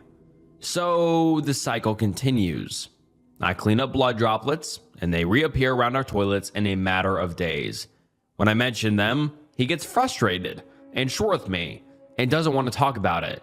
He has doubled down on the it's from blowing my nose thing, but I still can't imagine how, number one, he blows his nose so terribly that it sprays snotty blood in every direction, and two, his nose bleeds every day and he's not concerned about it. I recently asked him if his nose has always done that. I previously dated somebody with a thin nose lining, and they once got a massive nosebleed from me doing the got your nose thing, so I know it's possible. But he said no, he doesn't think. It's always been like that, and then he pressured me to stop the conversation. Also, I would never find blood in our previous house's bathrooms, and we lived there for 4 years. I will add that we have a regular intimate life, and I've seen basically every inch of him, and there's no sign of any cuts or trauma anywhere. I'm sick of cleaning up blood, and I'm also repulsed by the idea that he doesn't know how to blow his nose without spraying bloody mucus everywhere. I'm also very concerned for him if he really has new nosebleeds every day, as a friend from high school had this happen and he ignored it, and it ended up being cancer in his sinus cavities. So here I am asking Reddit, what the heck is going on? Is he lying to me? Is it really his nose? If so, why is he suddenly bleeding every day? Why is he so defensive about it? What is going on? Edit to answer some FAQs or frequently asked questions. Yes, we have pets, but the blood shows up only in bathrooms, including the guest en suite where the pets are not allowed ever. Those rooms are closed off. No blood anywhere where the pets are allowed. I am in control finances, and there is no money missing ever. Both our direct deposits go into our joint account. He has a credit card, but the only checking account he has is our joint one. He does have hemorrhoids, but so do I, and I've never gotten blood anywhere but the toilet. He gets medical anxiety, and this could be why he is defensive, because he should probably see a doctor. He told me that when he goes to the bathroom at night, he doesn't turn any lights on, so he doesn't wake me. I'm a light sleeper. And when he blows his nose, he doesn't see the blood since it's dark. He does have pretty bad allergies. He has no behavioral challenges since it started. Also adding a comment I made. For those suggesting drugs, I'm not dismissing you. I'm getting shamed for ignoring the comments suggesting it's drugs, but I'm still absorbing the possibility that it might be, and I need time. I can't just willy-nilly accuse my husband of doing drugs without hard evidence, because if I did, and he isn't doing drugs, then that'll put a huge strain on our relationship. If my husband accused me of shooting up in my spare time without evidence, I would be pissed. Again, I'm not ignoring you or dismissing your theories. I'm just taking my time because that's a shocking thing, and I need to process the possibility. So, if he were hiding drugs in our tiny apartment, where should I look? I checked inside the toilets. I pulled apart every drawer. Our ceilings are too high for either of us to reach. If you have experience with addiction or living with someone with addiction, please guide me to finding more evidence. And now let's get into some of the top comments on this post. Someone says, do you all have a dog that wags their tail a lot? Definitely a chance that they have an injury that bleeds when they happily hit their tail all over the room, or could be any other animal. And the OP replies saying, so we do have pets, including a dog. However, I find the blood in both our master bathroom as well as our guest en suite bathroom, and the pets aren't allowed in the guest area. We keep them all shut off. Someone else says, what sort of frequency does this occur? I'd ask to see how he blows his nose. That way you know A, if it's actually from his nose, and B, if it is his nose, then you'll see how he's getting it everywhere. And the OP replied saying, I rage clean the blood at least once a week, which means it all appears within a week. Also, in the 6 years we have been together, I've never seen him blow his nose aside from the time he had a sinus infection, and it wasn't bloody, and it didn't spray everywhere. Someone else says, could he be cheating on you? Doesn't mean it is grim, but period intimacy can in fact cause blood splatter. And the OP says, oof, but if he's only cheating on me with girls on their periods, because it's literally every week they reappear. Also, I really don't think he's cheating. And then someone else has a more alternative theory saying, are you certain that it's even blood? Forgive the potentially stupid question, please. Some fungi present as red spots or blotches.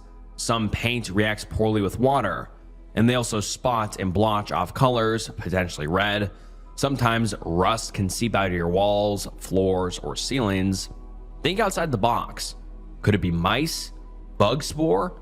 Do you have geckos where you live? And then the OP posts an update a few days later, about 2 weeks later. And let's get into that update. An update some, probably very few, have been waiting for. We solved the case of the bloody bathroom. Now I know that there will inevitably be some users who truly believe that my husband is discreetly hiding a drug problem despite this update and harass me about it.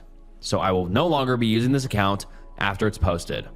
To preface, I received about 10 DMs that offered to send pictures of what their or a loved one's blood evidence of shooting up or snorting looked like, and I was thankful that literally none of it looked like what I was finding. Those photos, the lack of gaps in our finances, no history of unexplainable personality changes, as well as the fact that I cleaned/searched every inch of our 800 square foot apartment and found nothing suspicious, solidified my conclusion that it wasn't drugs.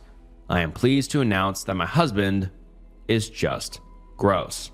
Before I continue, I'd like to thank those who sent me photos and personal anecdotes of their or their loved ones' drug use, and I wish you all peace and good health in your lives. So obviously, it's been a few months since my post.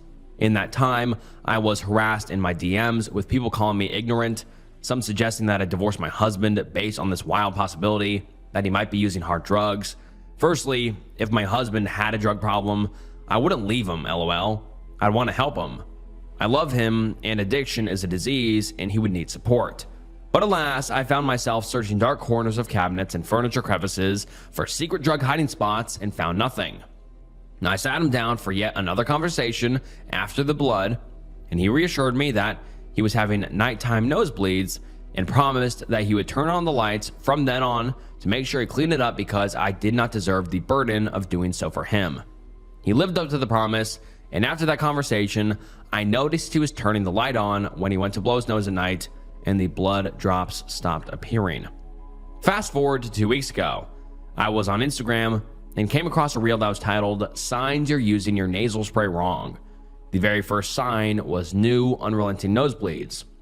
The metaphorical light bulb over my head illuminated, as I remembered that since we moved into our new apartment, my husband's allergies have been worse than ever, and he started taking Flonase to control it. The time of the blood appearing was about a week and a half after he started taking the nasal spray. I know this because he uses my prescription ever since the nose spray came out with a pill version that I like better. As soon as he came home, I showed him the video I saw, which also demonstrated how to properly use nasal spray. You have to tilt it, not shoot it straight up. He took a week off of the nose spray to reset his sinuses, and last week started using it again, the correct way. And holy cow, he stopped snoring, his voice sounds different, his nose stopped whistling, and thank the Lord, he stopped having midnight nosebleeds. No more blood, but also no more paranoia on my part, and he can properly breathe out of his nose for the first time we moved here. You may be wondering why he didn't see a doctor when the nosebleed started. It's because we are poor and he has medical anxiety. But yeah, case solved. My wife's traumatic childhood is killing my marriage. Originally posted to r/marriage and originally posted on February 6th, 2025, and the post reads as follows. This is long, but I want to share my story and hear your guys' thoughts. I've, 46 male, been married to my wife, who's 45 female, for 20 plus years. We have 3 teenage kids. Until recently, I would have said we had a wonderful marriage. But as I look back, I think out of pure love and obsession, I've been looking at things with rose-colored glasses. We met in college. Her best friend went to the same college as me, and that's how we met. She had a tough upbringing. Her mom was very young when she was born, and her parents were never married. She didn't meet her biological dad until she was in her 30s, which is a story for another day. Her mom isn't really a good person, and they are in no contact with one another. Until my wife was a teenager, she shared a bedroom with her mother in her grandparents' house. They were more like sisters. When she was a teenager, her mom got married to another awful person. She had an affair with a married guy. Eventually, he got divorced and married my mother-in-law. He had 2 kids who were slightly older than my wife. Imagine what that was like. Merged 2 families with teenage kids. Their dad cheated on their mother and then shacked them all up in one house. I can't imagine. There are countless stories of the horrors my wife went through as a child. Her mom told her she should have gotten rid of her, tried to push her out of a moving car. There were smacks and slaps. My wife was never complimented growing up. I have never heard my mother-in-law compliment my wife. My wife was always smart, did well in school, didn't get in trouble, helped around the house, cooked for the family, She was and is very pretty. Her mother only criticized her, and it was constant. As if that wasn't bad enough, she was S8 in college by some friend of her stepbrother. To say that this has taken a mental toll is the understatement of the century. I have loved her with every sense of my being, have supported her in therapy. I am by no means a perfect husband, but I have tried my best to be supportive and loving. Anyways, fast forward to today. I've been married for over 20 years. My wife obviously has a lot of issues stemming from the above. I love her more than anything in the world, but it hasn't been easy. I've borne the brunt of some pretty outlandish treatment, and I'm wondering if I have been blinded by love and if there's not a safe and healthy environment for me. I don't know if I could ever leave. I don't know if I could do that to her or do that to my kids. But I'm starting to feel like I am the only one here to serve the purpose of providing support: financial, emotional, physical, parenting. Here are some of the things that have happened. About 5 years ago, we had gone to a beach location for a long weekend with a lifelong friend of mine and his family. It was an all-around great time. One night, while we were leaving an amusement park, we were walking with the kids for ice cream. We walked past a bar and a baseball game was ending. My friend and I say to the wives that we want to grab a drink and watch the end of the game, while they get ice cream next door. Everyone seemed fine with it. This is something I never do. My friend and I were gone 20 to 30 minutes. When we got home, my wife lost it. Couldn't believe I abandoned the family for half an hour tops while they ate ice cream. This was the first time she hit me. She punched me 4 times and threw a chair at me. I was shocked. This pattern escalated over the next few months. She slammed the shower door on me, breaking it and effectively trapping me unclothed in the shower. If she hadn't brought me a screwdriver to remove the shower door, I'd still be in there. Right before the holidays in 2019, 4 months after this hitting started, my wife had a disagreement with my daughter. My wife made a mistake and said something she shouldn't have. It should have been easily fixable with a quick apology.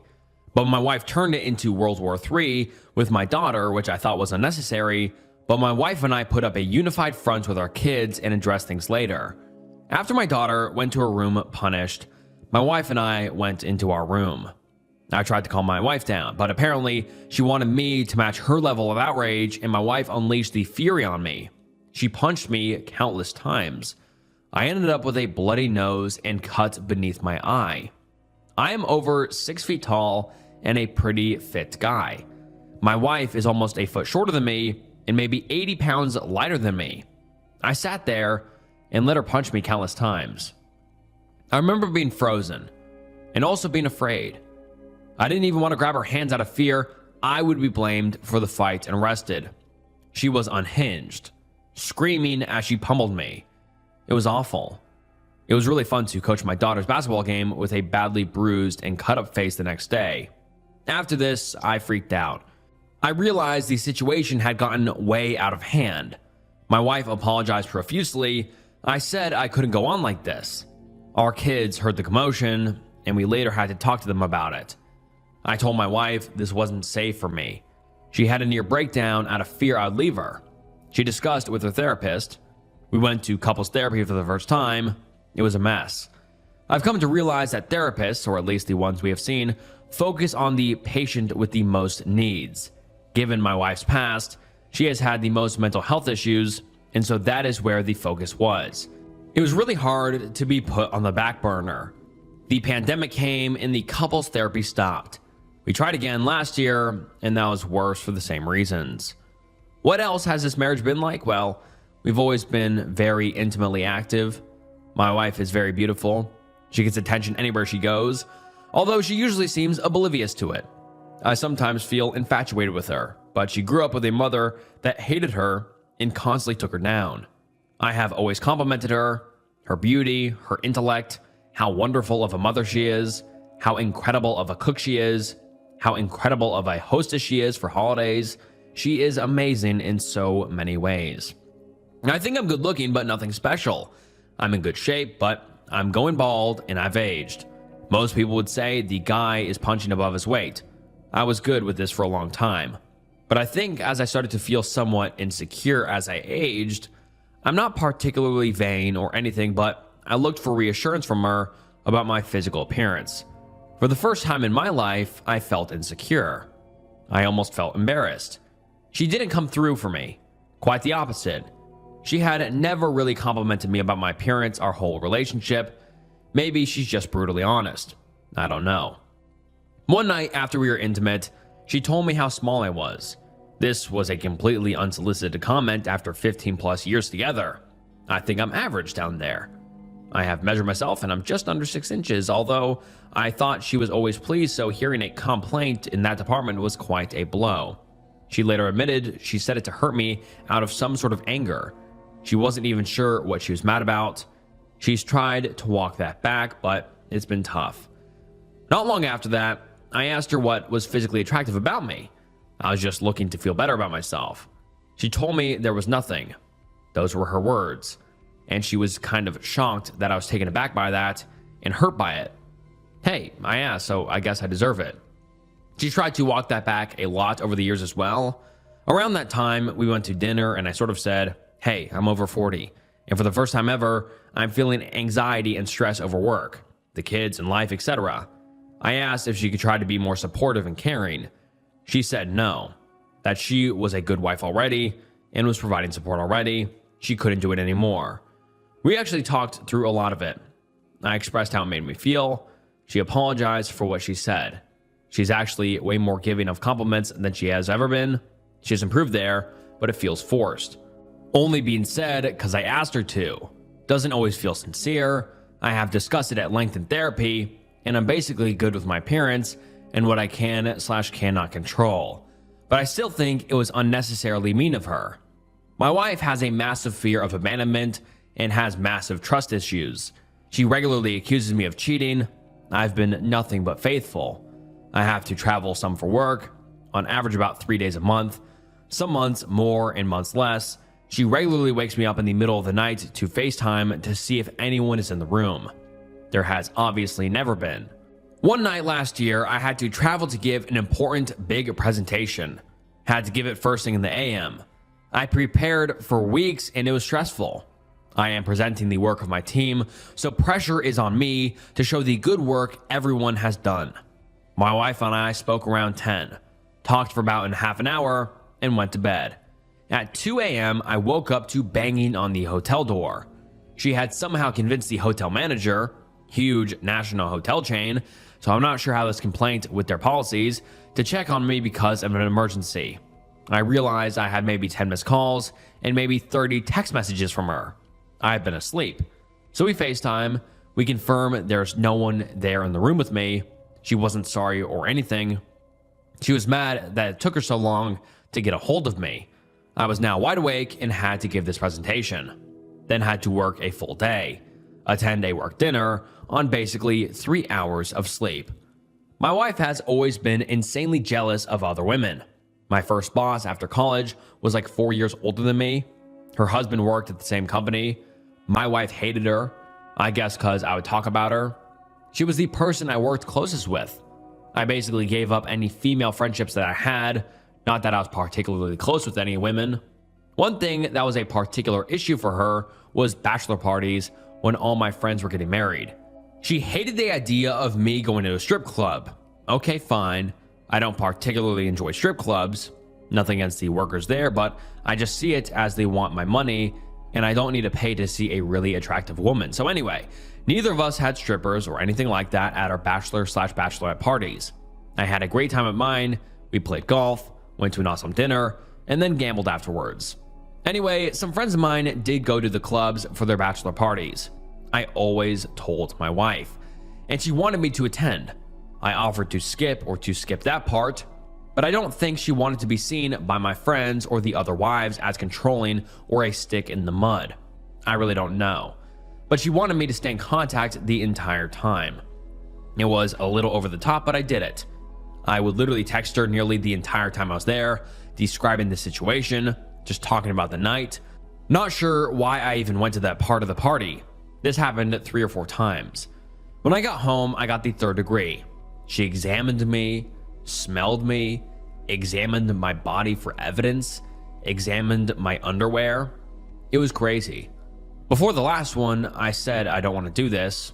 I don't even want to go. But she didn't want that. She wanted to go and stay in touch. She promised to back off of me, but she didn't really. At one point, a bouncer came over and told me to put the phone away when I was texting, so I did. I guess he was worried I was taking pictures. No, I wasn't taking pictures. I was staying in touch. Typing this out makes me realize how ridiculous it was. All of this would have been no big deal. These bachelor parties all happened over 10 years ago. Recently, she was talking about her best friend's bachelorette party, which was years ago. My wife was the maid of honor. She had always insisted that she never went to a strip club ever. Well, recently, my wife said something about the men pulling her friend up on stage and embarrassing her. I was like, where was this? Even in that moment, I wouldn't have cared that they went to a club. I trust her. Or until all of this, I fully trusted her. She insisted this was a typical bachelorette party restaurant that wasn't a club. I don't know what it was. Does anyone know? I said that it felt like she wasn't being honest. She was offended. I said that I thought that the real issue was that she thought I may have put her through the same thing she put me through. I said I didn't like it, but it was so long ago. I don't really care. But she doubled and tripled down. So she goes to the other room and texts her best friend and comes back and hands me the phone to show me the text. She asked the friend, did you go to a club for your bachelorette party? Which seems like an odd question to ask someone out of the blue, and the responses seemed odd. So I asked my wife, is this the full text exchange? It feels like something is missing. So I look in her deleted texts, and sure enough, there are deleted texts. I restore it, and the response from the friend is, oh, that is a definite yes. So I look at my wife shocked. I don't even know why she went down this path. She says her friend is in the wrong. Now I'm annoyed, and I'm asking what happened that you would lie about this. What did you do? Horror stories about bachelorette parties are running through my mind. We have an argument over this where I am gaslit to hell. Doesn't remember. Her friend is wrong. That's why she deleted the text. She didn't cheat or do anything wrong. All the comments about her level of attraction to me come back to mind. No real resolution, but she promises me that she will figure out exactly what happened. Fast forward about a month to a holiday we went to. We see her best friend for the first time in a few months. Of course, they talk a lot about amongst themselves, which is obviously fine. We leave, and 20 minutes later, we are in the car driving home, and she gets a text. It's from her best friend. It includes a screenshot from one of their other friends, and the best friend text says, wife and I just cannot remember what we did for my bachelorette party. Do you remember? And the response is this whole description of a comedy show that they went to. The entire thing is so contrived, it's almost comical. There's no way this is true, and it is so clear that they discussed this at the party we were just at, and they came up with this plan. I feel so manipulated. My wife is in the passenger seat, and she is almost giddy reading the text and saying how they have now solved the mystery. I have no idea what happened at that bachelorette party, but the whole thing and the line was so unnecessary. She's still holding firm to her story, whatever it is. I wouldn't have even cared if they went to a club because I trusted my wife, but this story has made me lose trust. And now all the abuse over the years is coming back to me and making me see things differently. Have I ever been loved? Is my wife capable of love? Did she cheat on me? Am I the world's biggest fool? I love her and the family we have created. Obviously, there are so many positives to our relationship that I didn't list, but can all the positives in the world make up for all this? Edit. First, all comments in the DMs have been so caring and kind, even the ones trying to smack some sense into me. There is a lot of love out there from some kind strangers. Thank you. Based on an exchange of my DMs, I'm sharing that the physical abuse did stop 5 years ago. She worked with her former therapist, who specialized in CBT, and she is more in control of herself. I'm not sure she fully acknowledges the pain that this caused me and the kids, and all this other nonsense has continued. I'm not sure this changes anything for me though. And now let's get into some of the top comments on this post.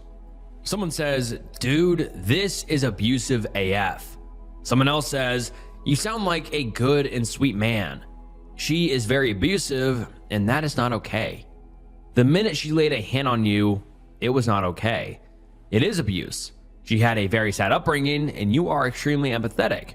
And that may be an explanation of her trauma. It is not an excuse. There is no excuse of hurting you.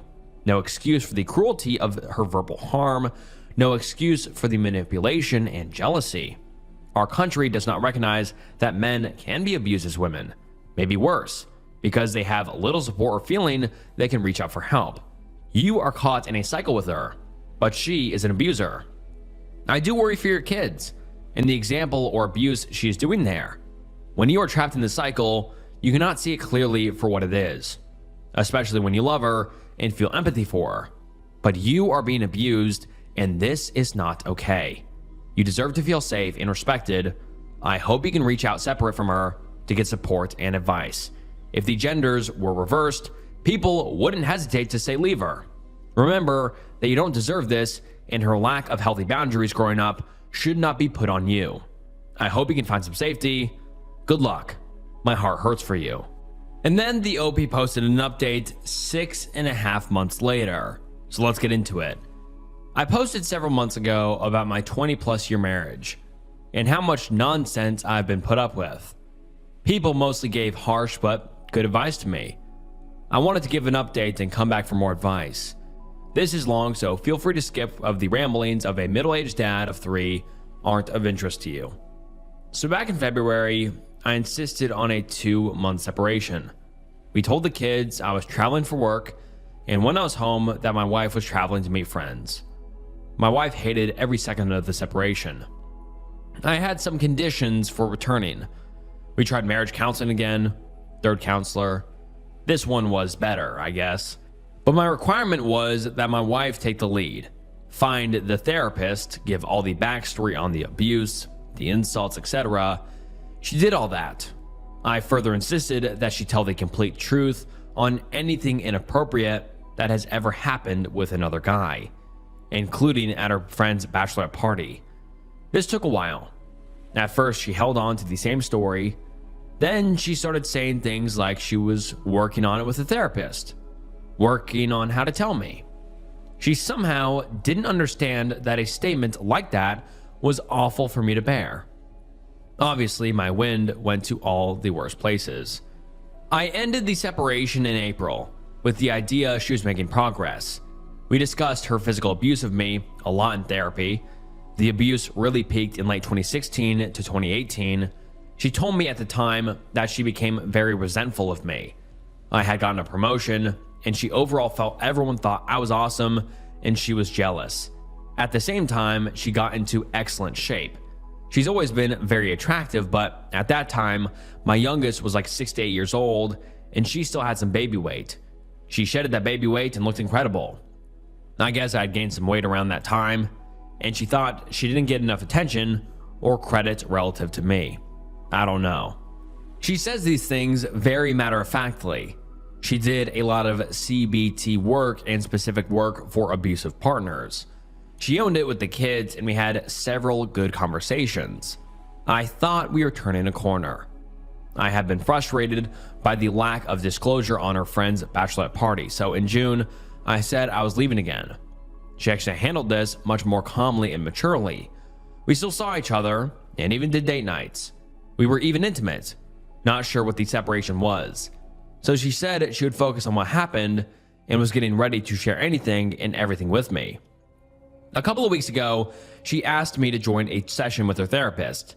She wanted to do a therapeutic disclosure. I wanted to throw up. I go to the therapist's office, and she proceeds to tell me how at her friend's actual bachelorette, they went to some show, no strippers, just drinking and silliness. Then she says that her friend's work friends threw her a bachelorette at a hotel, and there were strippers there. In my wife's words, it was wild. Now, context for this is my prior post. I really don't care if she saw those strippers.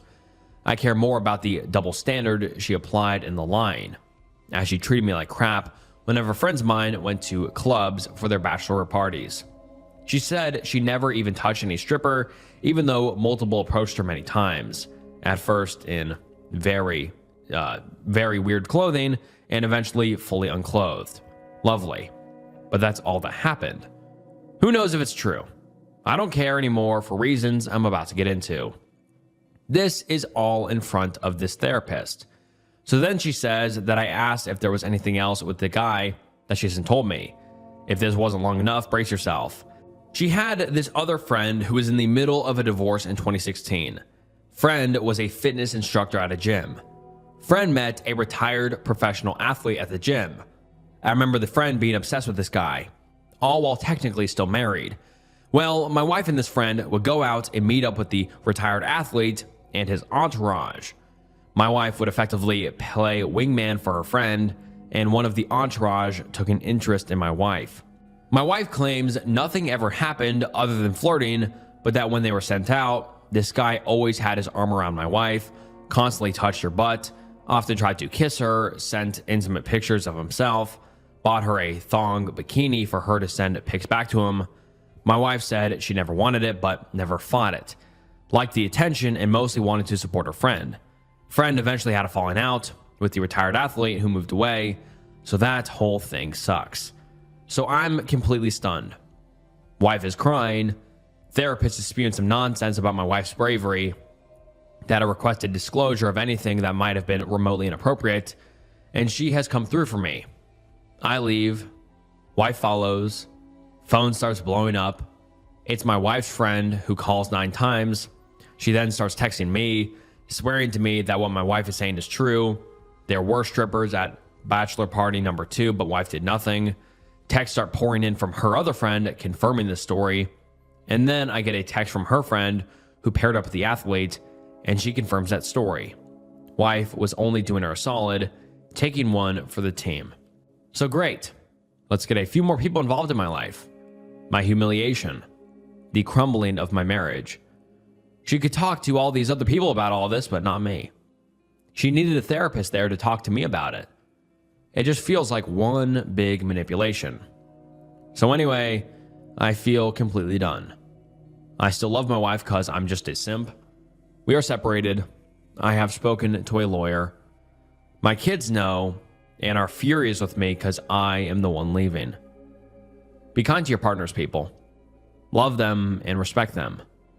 I adored my partner and still do, but it wasn't enough.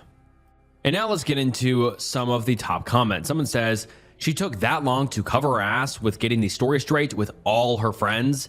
I don't understand why all her friends even know the day she told you, let alone within 10 minutes.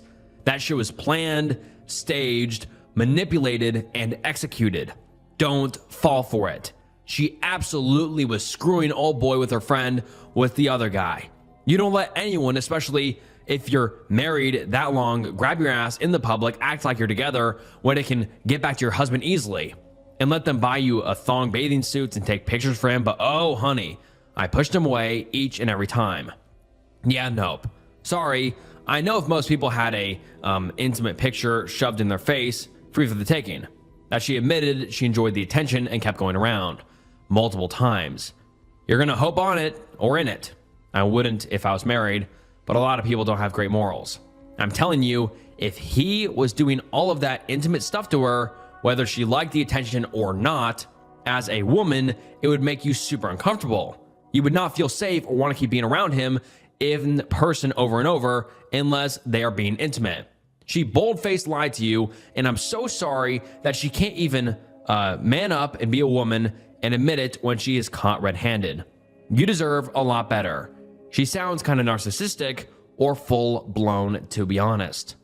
Someone else says, at what point do you turn to the therapist and say, you know goddamn well that what she says isn't the full truth, and you're applauding her for finally disclosing after months or years that not only did she lie and project this all on me, but she actively abused me during the process. And even now, you are letting her skate with this trickle truth nonsense about the athlete friend touching and sending intimate pictures and gifting her lingerie without making her say outright that she has had at least a semi-physical, if not full-on affair, all while threatening me and my children's safety with verbal, emotional, and physical abuse. Your license should be revoked. OP, I'm glad you finally have it figured out. But now you need to be very, very careful and methodical here. Separate your bank accounts. Begin the apartment hunt. Get an attorney. and begin cataloging everything, because if she's as bad as these posts made her up to be, then you need to think about your actual safety and livelihood. You may even want to consider a preemptive restraining order while you separate, as she's already shown that she will use other people, her friends, hotel managers, etc., to try and get to you, so there's no reason to believe she won't show up at your work one day or take the kids out of school early for a surprise weekend trip. You are not safe, and she will use every tool in the box to get at or get back at you. Someone else says, I get the wife has been through a lot of shit, but Jesus Christ, she became a monster. It's enough to dry up any sympathy for her. You just know the kids have been messed up by having such an unstable mother, and may even resent dad for not leaving her before. I hope this guy sticks with the separation. Someone else says, this just might be the most depressing thing I've read on here in a while. He's been abused his entire relationship, and absolutely no one in his life seems to care. Jesus Christ, man. Another commenter says, quoting the OP here, now my kids hate me because I'm the one leaving. The commenter replies to this saying, holy hell, I thought it couldn't get any worse. And then the OP makes an update nearly 2 months from the last update, and let's get into it. It has been a tough couple of months. I will try to answer several questions that I've gotten and then give an update. This update will be a little bit of me venting. Timeline. Wife's best friend, I'll call her Sarah, bachelorette party was in 2009. So like I said in the posts a long time ago, it just came up more recently what they did. Wife's personal trainer friend who hooked up with retired athlete, I'll name her Laura, got with that guy in fall of 2016. This is around the time my wife started with insults of my physical appearance. In summer 2018, she first hit me, and she last hit me in January of 2019. All the rest of the abuse, like slamming the shower door on me, happened between those dates. The glass didn't shatter, but the door broke such that I couldn't get out. Kids are now 19, 16, and 14. Oldest is away at college, but was with us all summer. Why didn't I leave when she first hit me? I was just so shocked that I froze. My kids were younger at that time, and I hated the idea of not being with them every day and splitting time with them. We started couples therapy, and I thought that was the answer. There were probably some other questions, but those were the repeat questions. So on to the update. In August, I was not doing well. My wife and I were trading off time in and out of the house. I had this feeling that my life was a joke, and my marriage was a farce. I was so upset and embarrassed about all of this, I really had not discussed with a lot of people. I had to talk to my sister. I finally did, and she was shocked about all of this, but was supportive. My sister has also become very close with my wife, as they have almost been like actual sisters for almost 25 years.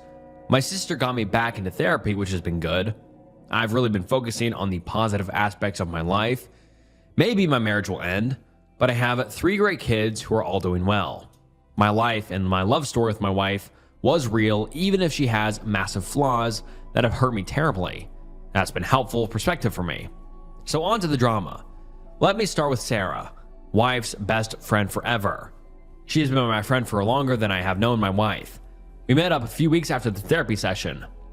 She apologized a lot, told me how much she loved me and how wrong she knows she was in all of this. She said the story of her bachelorette party was that her work friends were giving her grief for her bachelorette party being lame. So they threw her another party at a hotel, which had strippers at it. Sarah didn't want this, but gave in to the peer pressure. My wife didn't want to go, but Sarah begged her and another friend to join them to sort of help fend off any pressure to do anything with these strippers. My wife and the friend agreed. Sarah said her husband has always known about this and never realized until this past year that my wife never told me about it.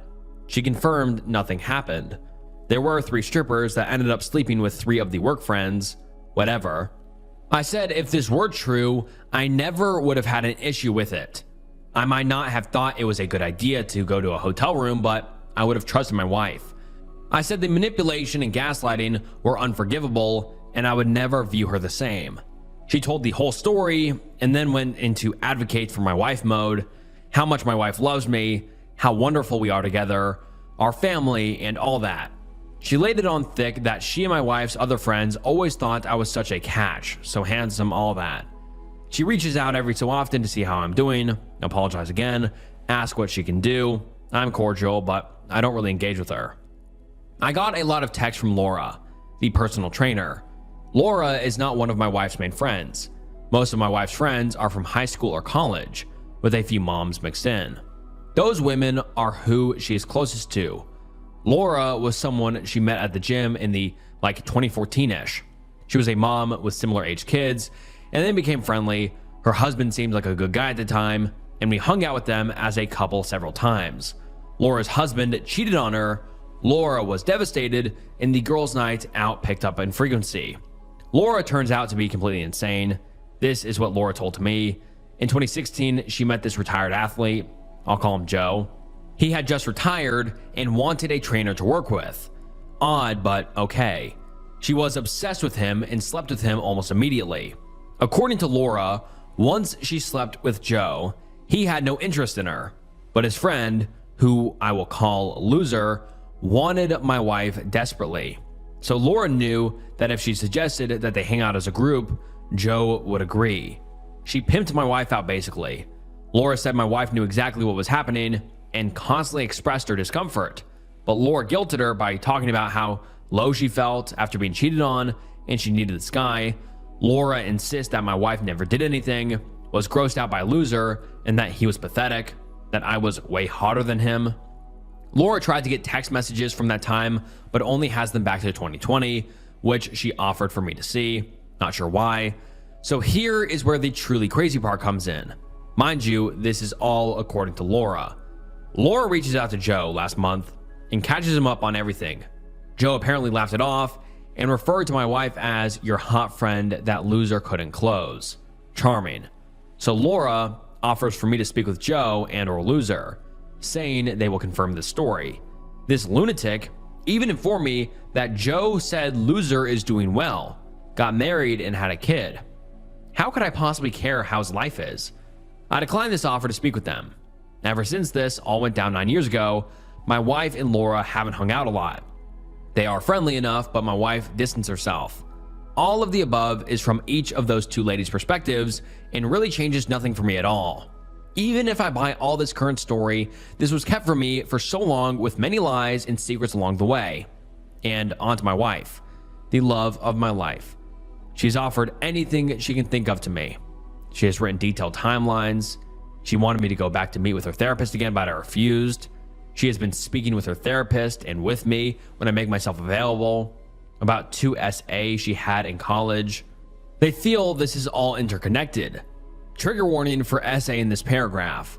The first was a very violent attack. I feel awful even describing this.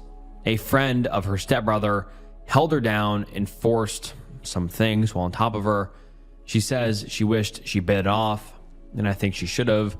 She said she just wanted to be over. Her brother and her parents did not support her after the attack, and her stepdad even said that sometimes messages are misconstrued in this situation. Stepdad also said to her mother something about the example that my mother-in-law had set up for my wife, a reference to my mother-in-law being a teen mom, essentially that my wife must have wanted it. The second time, she was cornered at a party and touched and kissed by some guy. She was very frightened and said she fought back at first, but she froze when she realized he was stronger than she was, basically letting the guy touch her everywhere. Those were both before I met her, with the second one being only a few months before I met her. My wife has been working through the trauma from these assaults with her therapist. She feels her reaction to Loser and his advances were a form of trauma response, and that she would be much stronger today. Hearing her talk about this breaks my heart and infuriates me if I ever saw one of those guys. My wife insists on taking a polygraph. It was not the experience I was expecting. It was expensive and it took a long time.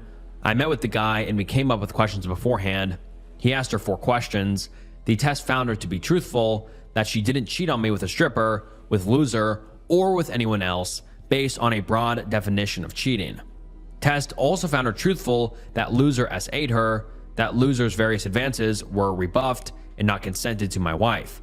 There was another question about my wife's attraction to me, which she was also truthful about, so she passed. The polygraph doesn't make me feel any different.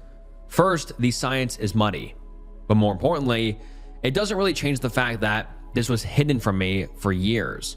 I would not recommend this path to anyone going through anything like this. I have been reflecting on everything she's been saying about her assault and her trauma response. I've discussed with my sister. My sister says two things can be true at once and aren't necessarily related. My wife was SA'd, abandoned by her family in dealing with it, but then also treated me poorly and disrespectfully. Our separation has been rough. It is expensive to maintain a whole separate residence, so lately I've been staying in the basement, and I miss my kids when I'm gone, as does my wife. We are in sort of an in-house separation. My wife has never been a good sleeper and often has nightmares. She will come downstairs to me in the middle of the night and snuggle up to me. I've also had a really hard time over the past few months with all of this. She is very aware of how I am doing in any moment and will come to me to comfort me. I've had a few panic attacks. My wife knows me best and knows how to soothe me and calm me down. I will admit that I find comfort in her.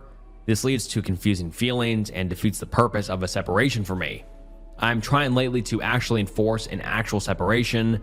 I need other people to rely on and other ways to regulate my emotions. I'm struggling with a few things. First, my wife has had to deal with some horrors in her life. I don't want to be a monster and reject her when she is trying to heal. She is in a way better control of her emotions than she has ever had been. This loser guy was 9 years ago. The physical abuse was in 2018 and 2019. I should have stood up for myself back then. I didn't.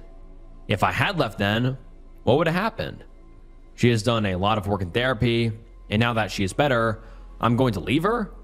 But I'm so hurt and mad about the abuse, the controlling behavior, the gaslighting, and the lies. I still don't plan to make any decisions until next year, as I need to be in the right headspace. I have met with an attorney and have gotten some preliminary advice, but I'm on hold there. One last thing. A few people brigaded from the best of sub.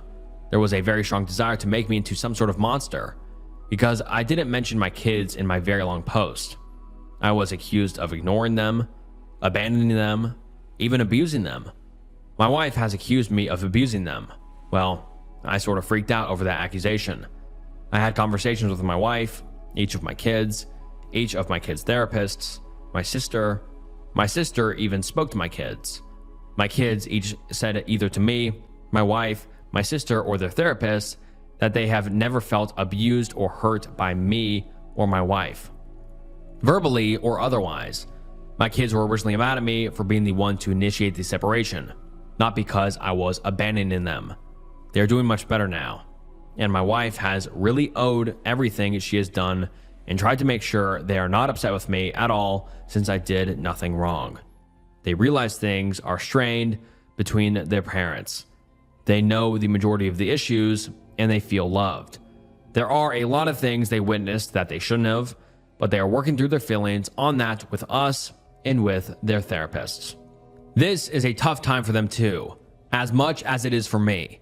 So I'm trying to make sure they are okay because I love them and my wife loves them too. And now let's get into some of the top comments on this update. Someone says, I'm going to be honest. I don't believe your wife, and a polygraph test does not prove anything other than she can remain calm under pressure. All a polygraph does is measure your heart rate, blood pressure, and respiration. If you can calmly lie, you can easily pass a polygraph test. They are not admissible in court for this reason, nor should they be what you are basing your wife's honesty on. Your wife has been physically abusive to you and has spent months treating you like something she dragged in on the bottom of her shoe. There is zero evidence in either of your previous posts that your wife loves or respects you. And while your wife may have abused you, that does not give her any excuse to go on and abuse others. As someone else who suffered intimate abuse in their life, my husband has become someone I trust to protect, love, and support me. And in return, he is someone I protect, love, and support. We mutually respect one another, fight fair, and act at all times in our own best interest and in the best interest of the other. Your wife has a partnered history of deceit and self-interest. I wish you the best of luck truly, but I gently urge you to get some serious individual therapy and do some soul searching as to why you think a physically violent, deceitful, self-interested person is the best you can aspire to call your spouse. And then someone else says, for the love of God, please get a divorce. And then someone else says, if your marriage turns to polygraph tests, it's over. The relationship has reached the point of no return. Maybe it can keep going on fumes, duct tape, and some emotional masochism on both sides, but the life has gone out of it. Marriages end, sometimes sadly. The happiest ending to this messy story would have been at the beginning of the latest update. And then the commenter quotes the OP here, maybe my marriage will end, but I have 3 great kids who are all doing well. My life and love story with my wife was real, even if she has massive flaws that have hurt me terribly. That's been helpful perspective for me. And then the commenter continues saying, that's what he needs here, and all he really needs. Remember the good. Don't let it drown out the bad, even when there was bad, and then don't wallow in the pain of it. And that is the last update we have ever received from the OP. And so, what do you think happened? Do you think the OP ended up getting a divorce with his wife or trying to salvage their relationship that was obviously not going well? I mean, having to resort to a polygraph test is just insane. But yeah, we haven't received an update, so what do you guys think? I don't know. It's just such a dark and depressing saga of the OP just being abused for years on end. Super, super sad. Wife gets home from work to discover husband has willfully neglected their children. Originally posted to r/true off my chest, and the post reads as follows. I'm leaving him. This is the last fucking straw. I worked a long shift, came home and there was trash and food everywhere. My child, who is 8 male, runs up to me, covered in stains and baby formula, saying, Sis is crying real bad. She's hungry. I'm sorry, I tried to feed her. I rush in the nursery and sure enough, my daughter's diaper is full. She's screaming and crying, face red, literally still in her crib. The room is messy with baby formula and chips. I later learned from my son that he had tried to make a bottle for her but didn't know how. So he tried to feed her potato chips to calm her down, but she couldn't eat them. He'd been trying to open the door for me in my husband's bedroom. It was locked the whole time while he was in there sleeping. I asked him if he ate and he said not really, just chips, and he tried to take all the food out of the fridge to make something to eat. After feeding and changing my 6-month-old, I literally almost tear that bedroom door down, trying to get him to open it, and he opens the door all groggy and says, What do you want? Clearly annoyed. I tear him a new one and scream at him that our children haven't eaten all day because his lazy ass couldn't wake up and care for them. He just stares at me dumbfounded and is like, Oh, my bad. I thought they ate before you went to work. I'm crying at this point. He stayed up all night playing video games and promised he'd wake up and stay up for the kids. I should have known better. I told him I wasn't going to get our kids taken away because of him and that we are over. I'm shaking, literally have never been so mad in my life, and all he can say is sorry. I don't know where I'm going, but I have to leave. I hugged my son, told him he did his best, and I was proud of him for taking care of his sister. So sad he had ever had to do that. Edit. If you say, well, you chose to have kids with him, you're just as bad for choosing to have kids with him. I know you're not an adult and or lack critical thinking skills. And now let's get into some of the top comments. Someone says, take your time, and whatever you do, do not let him back in no matter what. Someone else says, take care of yourself and your kids. Someone else says, please look out for your safety. And then the OP makes an update 1 day later saying, I tried to update as quickly as I could. Thank you for your patience. Look at my profile for the first one. I asked him to leave the apartment. We're both on the lease technically, but I really don't care at this point. Said he needed to leave or I'd tell the police that he failed to care for our 2 children. He got super angry with me and it was a mistake and it wouldn't happen again. I said I didn't care. Pack your shit and go stay with your dad. Needless to say, after some intense arguing, he went on a rampage, destroying stuff around the apartment, TV, dishes, mirrors. He made a complete mess of our room and living room. I just let him. I was recording everything anyways. My son came out asking what's going on, and I told him to lock himself in the nursery with his sister. I didn't think he would try to do anything to them, but I've read way too many stories. I had to stop recording to call the police.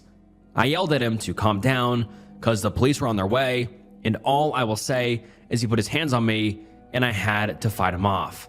God, this is such a sad situation. I apologize if this is triggering at all. I'm trying to water it down. He did get arrested and all three of us are relatively unharmed. I just have some light bruises on my arms. My mom is taking the kids so I can attempt to get the apartment cleaned and replace what I can afford. Sorry, this isn't the happy ending you are all wanting. I felt as though it was important to update since so many of you were worried, but we are fine. My son has been just oddly quiet and I feel awful. Hopefully I can take him out for a treat or something soon when I get this mess sorted out. I probably won't respond to many comments as I'm very tired and stressed. I'm taking so much energy to even type this. I'm sorry if it's not the best update written.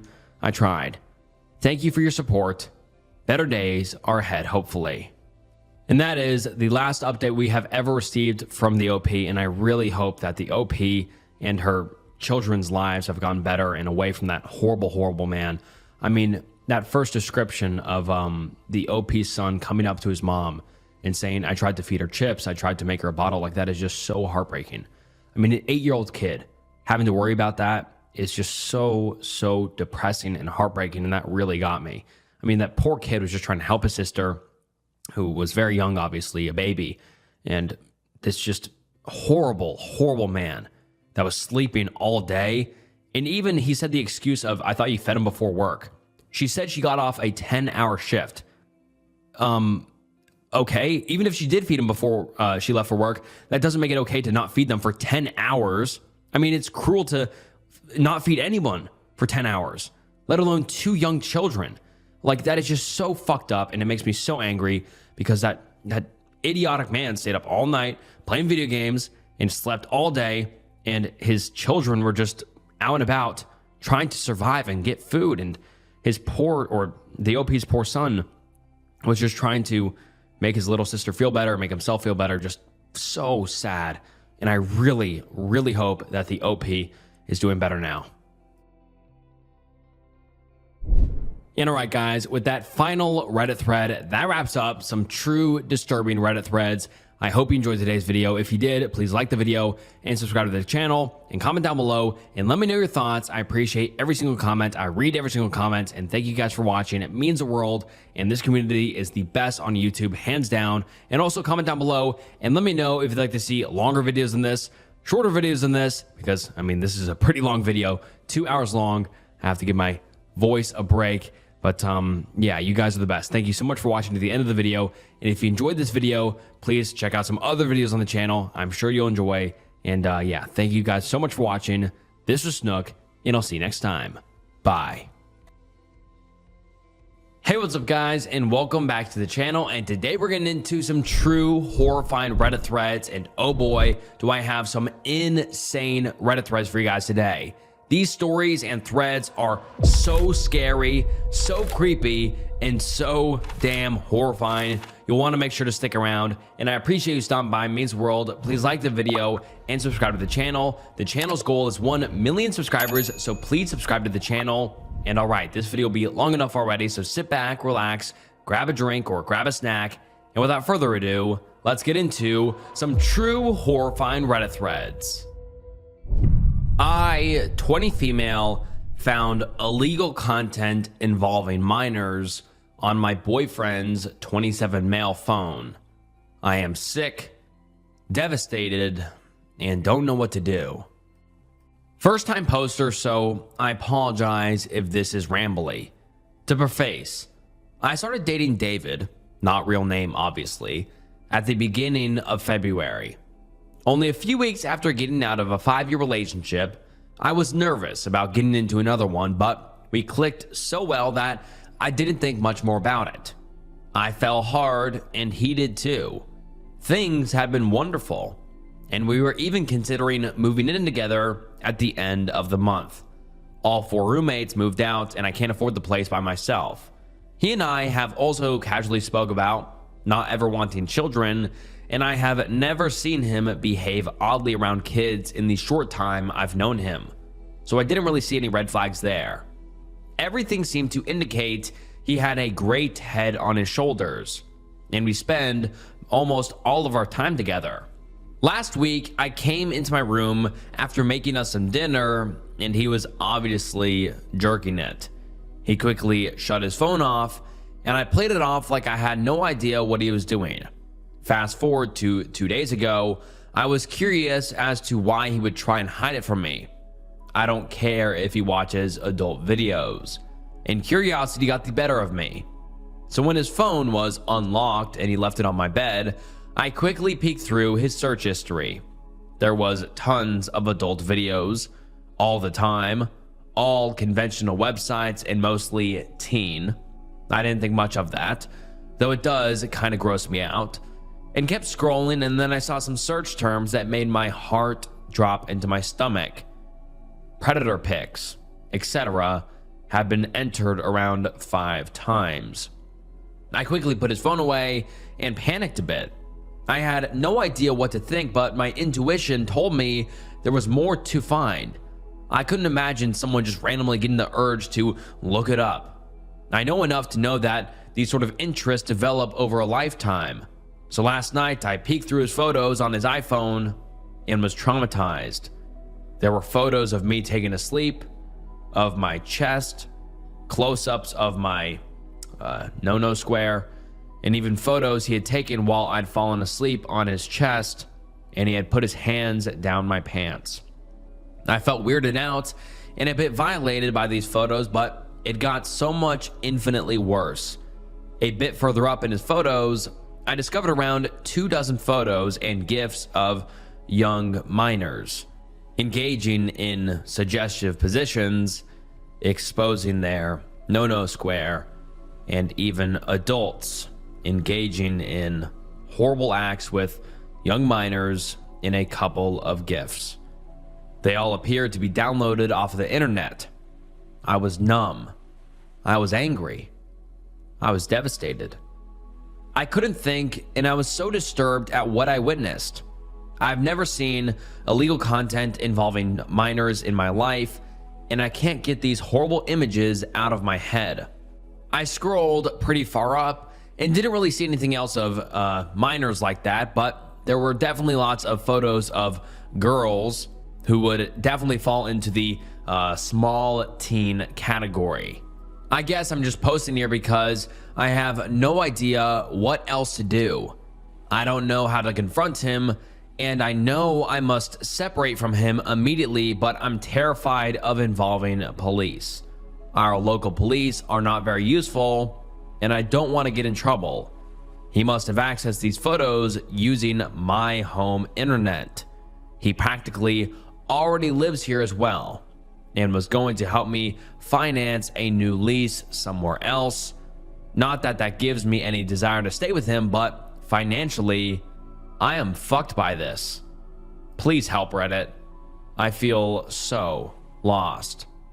And now let's get into some of the top comments and suggestions by users. Someone says, call the police and file a police report immediately. Don't let this slide. All of the minors featured in these images do it against their own will, and many, if not all, are stolen. Their parents are looking for these poor kids. You have to do the right thing, otherwise you will never live this down. Get away from him. Then contact the police and file a report so they can investigate this. They will find out he has been downloading this stuff anyway. They do active searches and IP tracking with this sort of thing, and it will eventually lead back to you and your broadband service provider, and you will be to blame and a person of interest if you don't come forward on your own, since the bills are in your name. Even if he or you delete those images, the damage is already done. Those searches never go away, and it's only a matter of time before your broadband provider reports it to the police. If you take it upon yourself to report this though, It will be done discreetly, and you will be given the correct support. I'm sorry you have to go through such a horrific thing. Do not confront him as well, because he will delete the images and could possibly hurt you. Get away from him and to a safe place. In concerns to the photos of you, you have every reason to feel violated. You must get out and away from him as soon as you physically can. In terms of being financially fucked, reach out to your family and friends. Your priority is getting away from this guy, because for all you know, he has done this in real life. This is how it starts. You only started dating a month ago. Next time, get to know the guy a bit better before he practically moves in with you. Another user says, this must be so fucking terrifying and devastating for you. Report him. Change your locks, get therapy. He not only committed a horrible crime that you were forced to see the disgusting details of, he violated you and you found out about it in a horrible way. I'm so sorry. There's no way you could have known, but it's good that you found out relatively early. I know this must be hard to process and face dealing with, but you're being so strong. Therapy will really help you process not only your relationship suddenly taking on an entirely different light, but any confusion, guilt, disgust, or hurt you feel. I know it's scary to consider that he may have used your internet to do this, but reporting him and being open and honest with any law officials, etc., will be what frees you from taking any blame for his sick actions if it were ever noticed that your internet accessed those things. We're all so here for you, and we are completely behind you during this. If you find yourself needing someone to talk to or anything of the sort, my PMs are open to you. I sincerely wish you didn't have to suffer through all of this, and I know financially this puts you in a difficult position. But I have faith that you'll be able to work that out as well. Maybe you can discuss that with your best friend for some insight or advice. And then the OP created an update post a few days later, which reads as follows. It's been a long night. Thank you all for staying patient. Also, this will be an immensely long post, so buckle in. First off, I just want to say thank you for the massive outpouring of support and love. I'm still trying to work through all of your PMs because I'd like to respond personally to each of you who were kind enough to send me loving words of support. I've been pretty overwhelmed by the amount of people who have commented and through reading every last one of your thoughts. I never imagined this post would gain nearly this level of traction and visibility, and it's my hope that if I can provide some description of the course of legal action taken and what advice I used from Reddit users, other unfortunate partners who stumble upon illegal content involving minors and find this thread, at least in Canada, will have some idea of what recourse they can take. I also want to state that for anybody who doubts the validity of my claims, I understand. This is an absolutely fucking insane sequence of events, and as much as I wish I had the energy to make something like this up for some arbitrary karma, I don't. To provide proof, I have sent photographs of identifications and the related arrest paperwork to mods and have worked with them to verify all of what I have written. Yesterday, I was picked up by my best friend Alex around 2:30. We drove around and talked for a while. I went to school, discovered it was closed, my scatterbrain completely forgot about spring break, and then we went back to his house to discuss all of the comments you had been leaving and come up with a course of action. We drank, talked, and after a few hours took a short break from staring at my phone to play some Apex. Alex dropped me back off at my house around 9:30.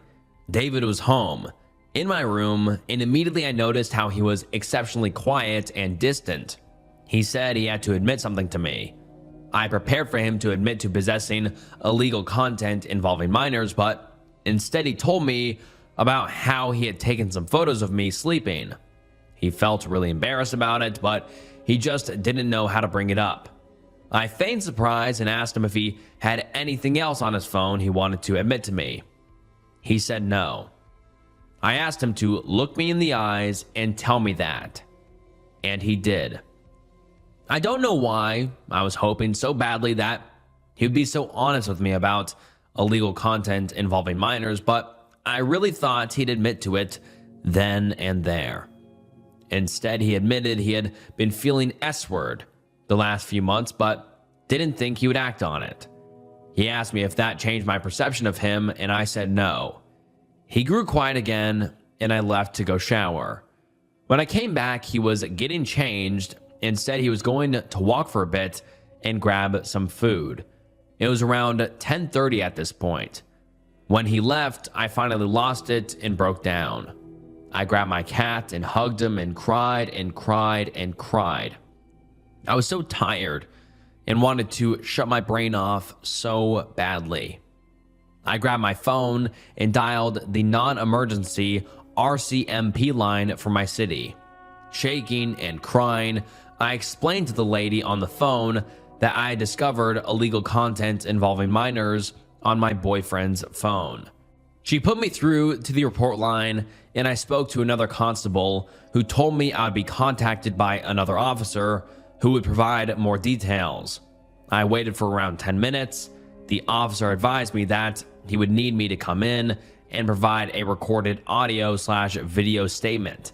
I asked if I could do it over the phone, and he said no. It must be done in person so that if this goes to court, Crown Counsel has clear evidence that I was not coerced into stating what I witnessed. I don't have my full license yet, and because of the late time, I wasn't able to make it down there on my own via transit, so the constable said he would come pick me up, asked me if David was there, and if I could safely leave without arousing suspicion. Luckily, David knows about my close family-like relationship with my best friend, so I made up a lie about how my best friend got in a fight with his dad, and he wanted to talk to me about it. David didn't seem to question it, and I waited for the officer to arrive.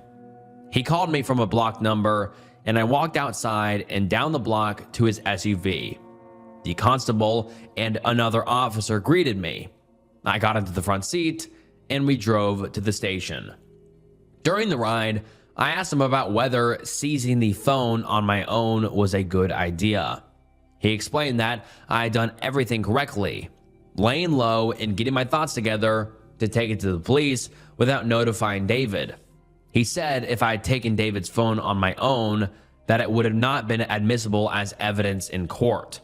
They would have returned it back to him, and he could have deleted all of the evidence since suspicion had been aroused. It was around 10:15 at this point. They placed me in an interview room, and I sat and waited for about 20 minutes. The officer came back in and explained the process of the interview, that it would take some time and to be as thorough as possible with my answers. He said we could take breaks and brought me some water.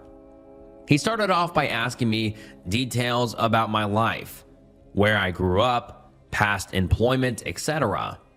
After that portion, he asked me about David, what our relationship was like, whether he was nice and kind to me, and anything else I knew about him. I told him he was sweet, that he had been nothing short of lovely in the time we'd been together, but I did express that things had been moving very quickly. He agreed. He then got me to explain how I came upon the photos in question, so I did. Then came the worst part.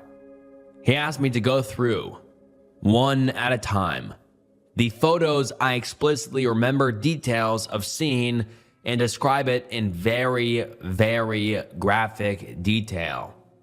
The positions of the minors, their ethnicity, any identifying characteristics such as clothing, etc.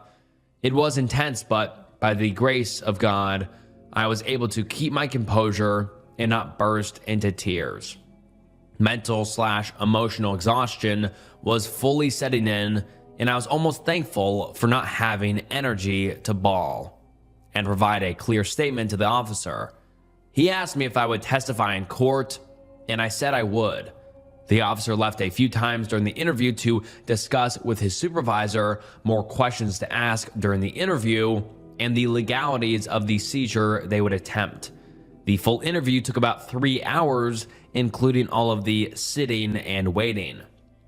After I had been sitting for what felt like an eternity, the officer came in and explained that they felt my interview provided enough reasonable cause to seize his phone and place him under arrest. They explained how the process would go and whether I wanted a no contact agreement. I said yes initially, but the officer asked me if it'd be easier to not have one in regards to sorting out his belongings. That made sense to me, so I chose not to move forward with the no contact agreement. We got in the constable's car and drove down to my house with 2 other officers in 2 different vehicles, 3 in total. I told them I was more comfortable in a squad car than standing outside. I didn't want to face him, so they moved me to the back of the cop car. I've never felt so anxious in my life. I asked them to be mindful of my cats and not let them get outside. They promised they would make sure of that. About 15 minutes later, I saw them bringing out David in handcuffs. My heart, which had been dissolving in my stomach's acid all day, felt completely gone. I curled up in the fetal position in the back of the squad car and waited to be told I could go back inside. After another eternity, my phone had died by this point, but I know it was well past 3:30. They came back and explained he was under arrest but being released with promise to appear in court at a later date. I was told by the officer I could go back in and that they would help him find his way back to the place he'd been staying previously. The officer gave me a victim services card and a hug and instructed me to snuggle my cats tightly, that I did a brave thing, and to be well. I went back into my house, put Planet Earth on for background noise, and called my other best friend Paige, who had been keeping up with me about this since I sent her my Reddit post. We were talking for almost 45 minutes when my door burst open. It was David. He was frantic. His eyes were wide and he was hyperventilating. My jaw dropped. Officers said they would be escorting him back to his prior residence, and I was not at all mentally prepared to see him again. Paige asked me if everything was okay, and I told her David had walked through the door. I would call her back. Immediately, David came to the bed where I was sitting, dropped to his knees, and sobbed violently. He said he didn't know I would be here. He just came to grab a couple more of his belongings. He asked me what the cops had asked myself or told me. I lied and said that they said they had only told me they had suspicions of possession of illegal content involving minors. He sobbed more and loudly and said, "That isn't me, that isn't me, this isn't who I am," and cried more and more. His body was racked with sobs, and he apologized over and over again. It was immensely difficult to witness, and I wish I could have told him to get the fuck out, but I just sat there, immobilized, in shock. It was well close to 5 in the morning, and I hadn't slept or eaten much in nearly 48 hours at this point, so my body and brain felt like they were essentially non-functioning. David began and said that this has been something he struggled with after developing an intense adult video addiction in his early 20s. I asked him if he had ever been abused intimately, and he said no. He said he knew how horrible it was to seek these images out, but had no inclination or desire to ever violate any minors. He had never acted on these thoughts and never would. I asked him why he had never sought treatment before, and he admitted that he was terrified of what people would think. He had no idea what resources to access, and he felt ashamed. He said his previous S-word attempts in years prior were directly linked to the fact that he considered himself a predator. I nodded. I asked him if they would find anything on his phone that would incriminate him, and he said yes, they were going to. He admitted there were very explicit photos, and I asked him how he even found them. I don't recall we ever got to that. He promised me that he didn't use my internet to access it, but I don't really believe it. He apologized to me more times than I could count, and asked if I hated him. I told him I wasn't sure that I felt hatred for him, but I was sure of being beyond disappointed in his actions. I told him how terribly I felt betrayed and hurt and violated. I expressed my sadness in what he had done, the innocence of these exploited minors, how he had so much potential to do so much good in the world, and how disappointed this was that he chose this route. Then I heard a loud knock on the door and lights outside my windows. 3 officers were outside, 2 of whom I recognized from earlier, and they asked me if David was here. I said he was, and they said they were coming to perform a wellness check because Paige had called in. I realized I had completely forgotten to text her back and let her know I was okay. Bless her heart. The officers took David outside, and they each asked him if they had any cause to worry about his actions tonight, and he promised them they did not. I told them I was okay, that I would finish my discussion with him, and if I had any issues, I would have them on speed dial. They nodded and left. David sobbed and sobbed for what felt like a millennium, and I just sat and, well, endured it. Tears just ran and ran and ran from him. He said he knew what he was saying was cliche, but he was sure I expected to hear this great big apology. He said if I thought he was being manipulative, he could understand, but assured me he was at his rock bottom and wanted me to know how horribly he felt about not only what he'd done, but what I had to go through. I just nodded.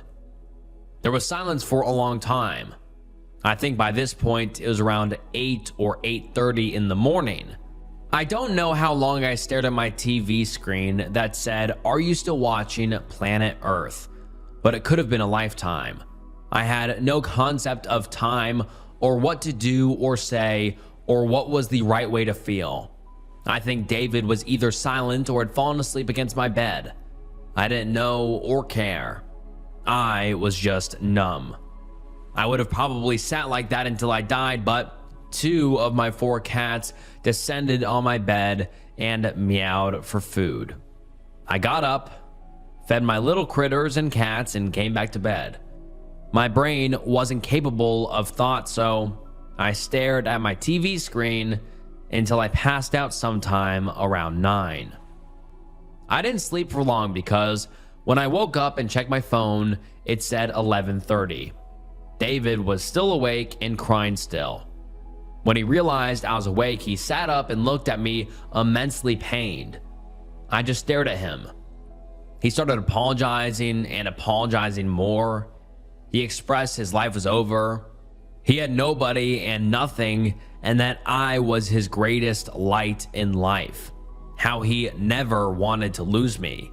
He expressed how much he cared about me and how he would do anything to win my affections back, to get me to give him a second chance. I shook my head and he sobbed, apologizing nonstop. At this point, I finally asked him to leave. I told him I needed space to sort out my emotions and I needed to get some sleep. I asked him if it'd be okay. He nodded and grabbed his things. He said he would get out of my life and not contact me if that's what I wanted him to do. I said nothing. He expressed how much he loved me again and how sorry he was, and that if there was ever any chance of anything happening between us ever again, that he would be there. He said I love you about 10 million times and grabbed his bag and stepped out of my door. I've been laying in bed since then and writing this. I just want this to be over. I just want to move on and figure out how to sort the mess that remains. Also, I think I forgot to add that his court date is set for June. As far as sentencing, if he's found guilty of possession of illegal content involving minors, I believe he could be sentenced to 18 months max and a minimum sentence of 90 days. I will post updates again if I feel they are important. Otherwise, I will update again in June when he has been sentenced and let you know what charges are laid. Thank you all again for your support, kindness, and love. I have never in my life experienced such an outpouring of generosity and compassion, and I would have been so lost without some of your advice. I'll continue working on replying to your PMs, but in the meantime, I think I'm going to try and finally get some goddamned sleep. And then the OP doesn't give us an update for many months, but she finally comes back and gives us the update we have all been waiting for. Let's get into it. Hello everyone. I hope you and your families are staying safe in these shite times. As I'm sure you're all aware, I've waited a long time to write this post. Thank you all for staying patient. A lot has happened in my life since I initially posted about what I discovered on David's phone. Initially, David was sentenced on court on June 11th, 2019. Well, June 11th came and went, no trial. I hadn't been contacted since by the constable assigned to the case, and as much as I wanted to figure out what was going on, forgetting about David, unpacking boxes, and moving on with my life was of more importance, so I didn't try very hard to reach out to the cops. A couple of times I did, but the officer assigned to David's case never directly answered my calls, and when I left messages at the detachment where he worked, I was never called back. July, August, and September passed, and I still received no word from the police on what was happening with the charges. In late October, I was rang from an unknown number. When I answered, it was a female constable. She asked me if I would have any time that evening for her to stop by and discuss some things with me. I agreed, and she came over to my new condo unit. She told me that the old officer was no longer assigned to the case, and instead it was taken on by her. She asked me to go over some more details regarding the incident and how I discovered the photos. We talked about where I thought David might be, who I thought he might have had any personal connections to, things like that. She asked me some more details regarding the photos he took of me and asked if I wanted to press charges regarding that. I thought I already had back when I initially provided an interview back in March, so I was a little confused by this, but I, of course, said yes. I asked her why the trial hadn't happened in June and when she thought the charges might be finalized. She was unsure. Explained that the digital forensics team was unfortunately inundated with processing/investigating devices containing illegal content involving minors, and it was taking them a while to finish processing everything related to David. I expressed that the last officer was not particularly forthcoming with any updates or information, and she assured she would stay in contact with me and give me a call as soon as she had any notable new information to share. Well, that notable update came 3 days after Christmas. I remember this because I was still in the process of unpacking boxes in my new bedroom at Alex's dad's house when I got the call. She wished me a belated Merry Christmas and told me she had some not so fortunate news to share. Basically, David was not charged with a single thing. He never went to court. He was never added to a S-word offender registry. Literally nothing. I remember yelling, "What the actual fuck and why?" and also crying. Not my most contained moment, but I really can't begin to explain the frustration and anguish this news gave me. The officer was, to her credit, very empathetic and understanding. She explained that it was simply due to the way in which I discovered the photos. She explained it to me like this. Basically, in Canada, the version of the American Constitution is the Charter of Rights and Freedoms. One of these is a charter right to privacy. This is related to electronic devices as well. Since his phone was generally locked by a passcode that I didn't know, and I was essentially went on the phone without his permission while he was asleep, regardless of my initial innocent intentions, Crown Counsel deemed it was a breach of his charter right to privacy. Therefore, all of the photos I subsequently discovered were not admissible in court. And since that was essentially the only evidence that existed, the charges had to be thrown out. Not only for the illegal content involving minor charges, but also for the photos he had taken of me without my consent. I told the constable that I thought it was absolutely ridiculous, maybe some more expletives, and she actually agreed with me, but told me there was nothing more she could do. Now the case was closed. The justice system had done its job, and she gave me another number for victims' services, which I pretended to write down but didn't. So, yeah, that's it. Life was to go on. Happy fucking New Year. Some other details, mostly about me if anyone is curious. I haven't spoken to David since the beginning of May, when he called me from a payphone and decided to tell me his cat, who I had cared for over the course of a few weeks while he was in and out of homeless shelters after I kicked him out, had a blood infection. I remember telling him I was sorry and I hoped she got better soon.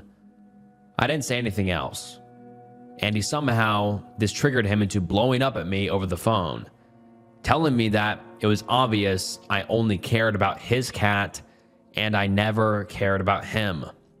I ended up getting immensely pissed off that he had the audacity to raise his voice at me over something so stupid, so I hung up. At this point, any sympathy I had for him immediately went out the window, and it clicked in my head how truly, for lack of better words, fucked he was. I was really, really mad.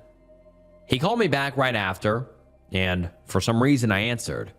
I don't really remember what all was said then, but I do remember essentially telling him he was a disgusting predator, a manipulative sociopath, and his lack of genuine remorse for anything made me want to throw up.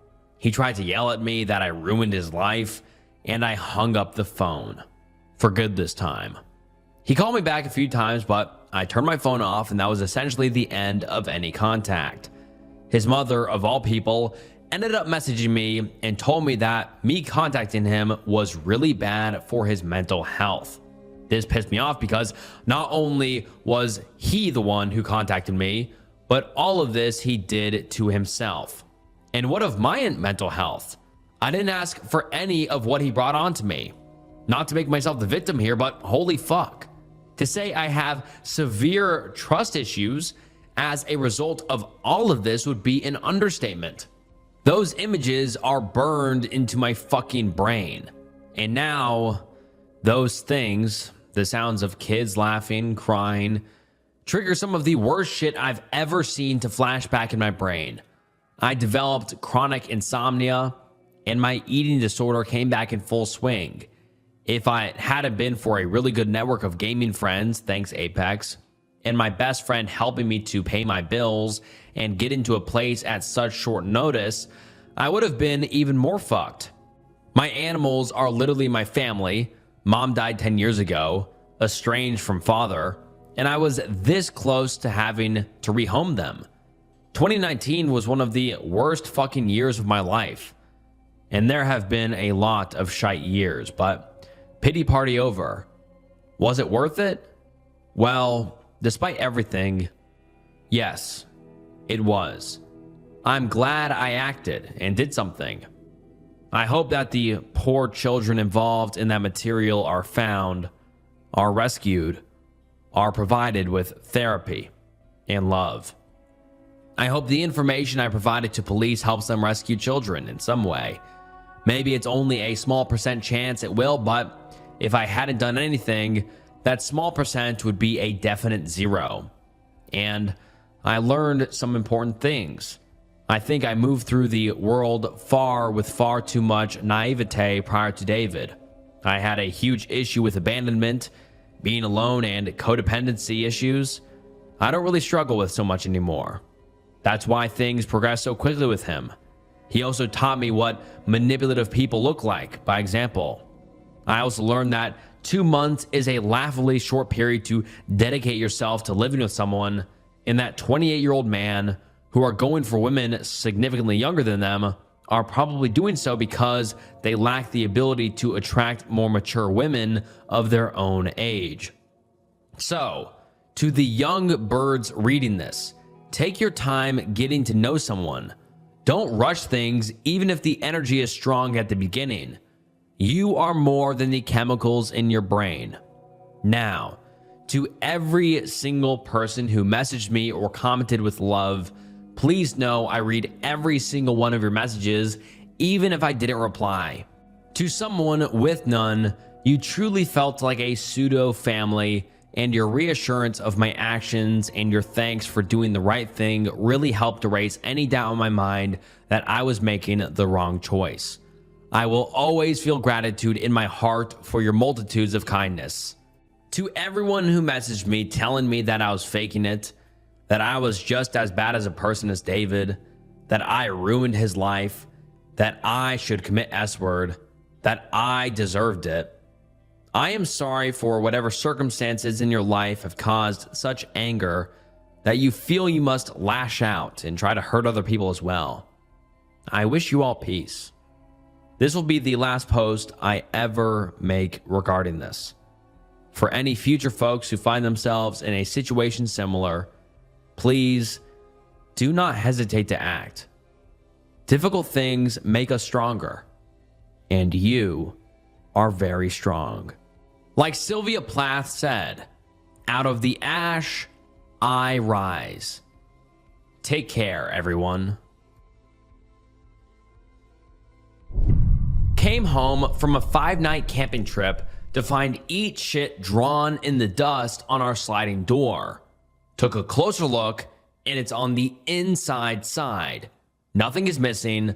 Nothing has even been moved. Originally posted to r/RBI, and the post reads as follows.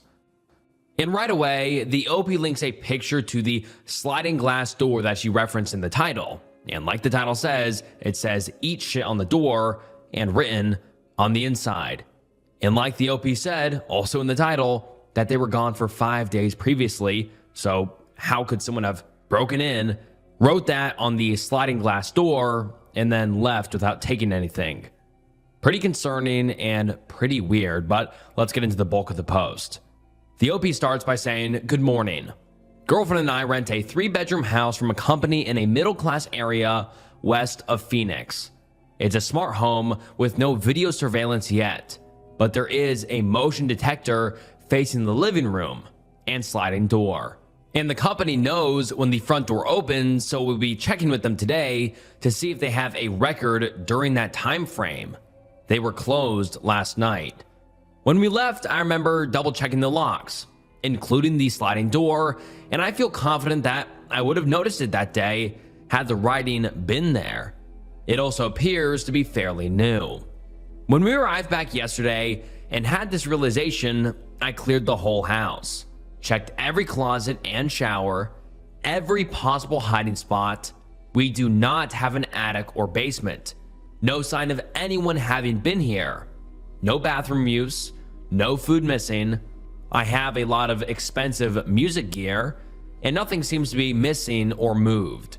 It feels like no one has been here. But here's this writing on the inside. How? We have a carbon monoxide detector as well. The locks. Front door is a code lock. Automatically locks if you just leave it. But I manually locked it when we left. Sliding back door is just that standard metal clasp, and the OP actually attached a picture of it. Windows have dual clasps all locked. The property is walled off. 6-foot brick wall around most of the property, and an iron gate on the other side. Scalable? Sure. Garage leads to a deadbolt door to the house, which we left open, so I suppose it's possible someone got the garage door open and left through the front with it locking automatically behind them. Company should have that record if that's the case. We only took my truck on the trip. Her car was in the garage. The idea that someone would get the garage open, despite seeing a car there, come in, not touch anything, write that, and leave without taking anything. I just don't see the motivation. We don't have enemies here. We know several of our neighbors, haven't checked with them either, haven't called police because we were tired. Everything seems intact and the company was closed. Want to check with them first. No, it doesn't say "and die" anywhere. I was half expecting it. I can see a joke here about how much my girlfriend hates me, and I appreciate that, but nah, she's great, but she's not a good actor. Unless being a bad actor is part of her act, she's creeped out. And let me try to eliminate myself. I draw my T's straight down, not hooked to the right like that, and I would remember writing it, and certainly remember the mildly clever use of using the same T for both. It's also just not something either of us would say, and we don't really talk like that. And we didn't have a big fight or get blackout drunk. Haven't had any visitors over recently. So that's it. It's baffling. I don't know if it's something that can be verified, but I'm not into creepypasta. This is legit. Any theories, welcome. Thanks. And then the OP provides an update about a day later saying, well, the company had no record of an entry during that window, and we actually figured out how to look at it ourselves in the app. I armed the sensor and it went off when I walked through it, so it does work. However, it was unarmed while we were gone. So the front door worked, but there was no record, so it's possible someone entered through the back. Although I did try lifting up the handle, pushing on the door as people suggested, and I could not get it to budge. I think this is a solid one. I guess we'll never know. I'm looking at camera systems. I'll update if we find out anything else. Thanks, everyone. And now let's get into some of the top comments and theories people have. Someone says, how often do you clean that glass? Could it have been there all along? And a buildup of dust and the right lighting made it stand out? And then someone replied to that saying, I'd also guess it was already there, and investigate further back, up until the last time you cleaned the glass. And then someone else says, finger oils stuck to the glass, and since no one was there to clean it off, it picked up the dust and boom, now it shows up. It's virtually impossible sometimes to see the oil until something collects on it. And then someone replies saying, bingo. Maybe the days before the vacation had high pollen and it got into the house. It settled to the door and stuck to the oil. Someone else says, I'm wondering if it was possibly there previously, but not noticeable until dust accumulated, as if someone had drawn it with a finger, possibly in frost or if the door had fogged up, and it just didn't show up until the dust didn't stick to the oils from the finger. I mentioned this as a possibility since I once exited my shower to see a smiley face on my medicine cabinet mirror. My young daughter had drawn it previously, but it wasn't until my shower fogged the glass that I saw it. And so that seems to be the general consensus in the comments, that people think the OP or someone the OP knows, like their girlfriend or whatever, wrote it on the glass beforehand or way beforehand, and it just required the high pollen or dust to eventually show up. And so it's most likely the OP that is freaking themselves out. But what do you think? Do you think possibly a robber or someone that broke into the house wrote that on the glass and left without taking anything? Or the more likely theory that the OP or someone the OP knows wrote that on the glass a long time ago, and the special conditions finally made it shine through, but the OP has not since updated this, and this was 4 years ago, so most likely people in the comments guessed correct, and the OP wrote it themselves, but I'll leave it up to you. What do you think? I, 24 female, had accidentally killed my boyfriend's 28 male bird and had said hurtful things to him. I'm afraid that he's going to hate me. I am going to say this now. In no way do I believe that my actions were justified. I hadn't meant to do what I did, and I feel incredibly guilty about the whole situation. I feel like there is no way I can ever apologize to him in a way that would be adequate enough to atone for my actions. We've been dating for 3 years, but have known each other for about 5 or so years. We had always been close friends. He's had depression/anxiety for a majority of his life due to his childhood. Our relationship was more or less perfect. I've always tried my best to be understanding due to some strange habits/attachments that he uses to cope with his illnesses. While his attachments were somewhat unhealthy, in my own opinion, as long as it helped him cope, I tried not to mind it much. One of his weird attachments was a bird. He had never been addicted to drugs/SH, but had found comfort in this cockatoo that he said he had since high school. I had never liked birds much, but he says that doing stuff like bird watching had always helped him to take his mind off of any intrusive thoughts. His bird wasn't aggressive or anything, but I wasn't a big fan of it. He had what I considered to be an unhealthy attachment to the bird, but I had never said anything to him about it. These past couple of months, our relationship had been a little rocky. I'm not sure what happened, but he started to avoid me and would clam up whenever I asked him what was wrong. For context, we lived together. This had happened before, but never to this extent/time period. I began to wonder if I'd done something wrong or hurt his feelings somehow. He had explained before that sometimes he just gets like this for no reason, and he assured me that it would always pass. It normally would, but this time I wasn't too sure. It had gone on for too long. My boyfriend works from home, and I had the day off. He was in his office doing whatever the hell he does with that damn bird. I swear, he pays more attention to the bird than he does to his own girlfriend. At one point, I went into his office and locked us both inside, demanding that he tell me what the problem is. Bad idea, probably. He hates being cornered, and I knew that and decided to use that against him. He asked for me to unlock the door and to leave, and that he'd talk to me later/in the living room. I refused, once again demanding that he tell me what's wrong, and if he didn't, I'd break up with him. I feel like it was kind of a low of me to corner him and threaten him, essentially forcing him to share something that he wasn't comfortable sharing at the time, but that thought didn't cross my mind at the time. I feel terrible, but all I wanted at the time was answers. We had gotten into a heated argument, although one-sided.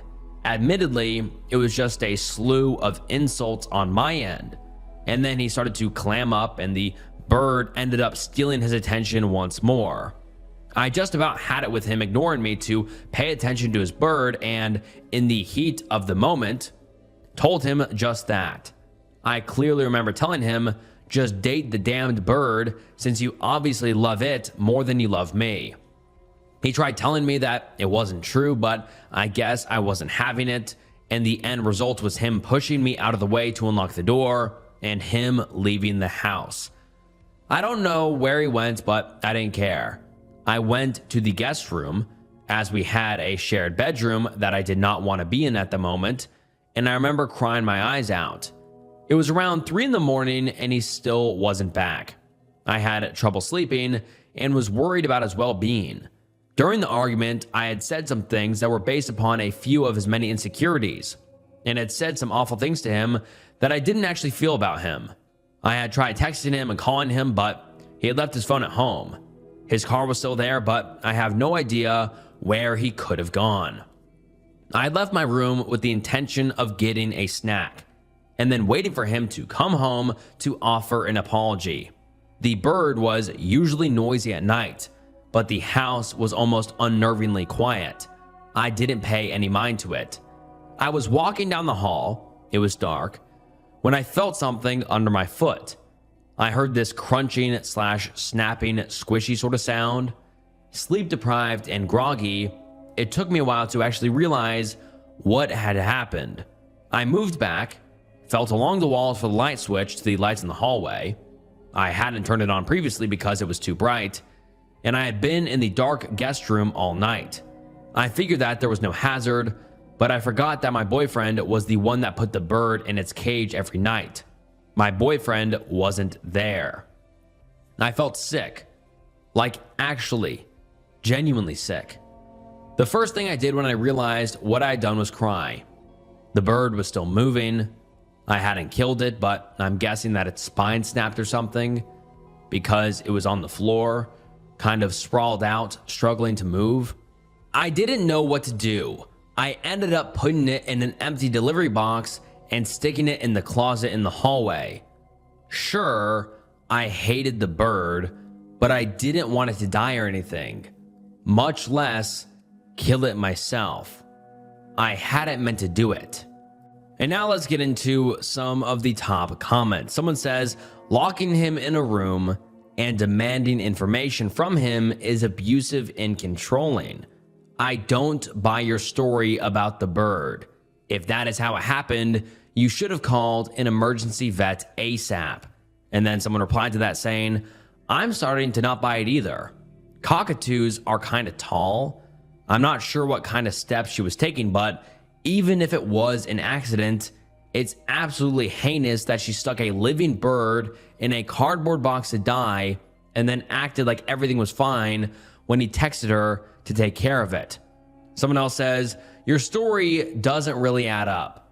Unless the bird was lying quietly on its side in a darkened hallway, not likely at all. It seems more likely you maliciously killed the poor thing. Someone else said, you are an abuser. He should hate you. You refuse to compromise with him or attempt to understand his relationship with his pet. You locked him in a room to scream abuse at him. You became so jealous of that bird, at best, you left it alone to die. You respect your boyfriend so little, you felt it's acceptable to let him believing his pet is alive. There is no way to come back from this. You need to break up immediately and get intensive therapy because you absolutely 100% have serious mental health issues to act this way. And then the OP makes a comment saying, how else was I supposed to get him to listen to me? We live together, yet I rarely see him around the house. He'd avoid me, and I don't know why. Is it wrong to want answers when he's behaving weirdly? He'd just stay cooped up in his office all day and night with the dumb bird, and I'd only see him when he left to get food. People are assuming that he'd be better off if he broke up with me. Why?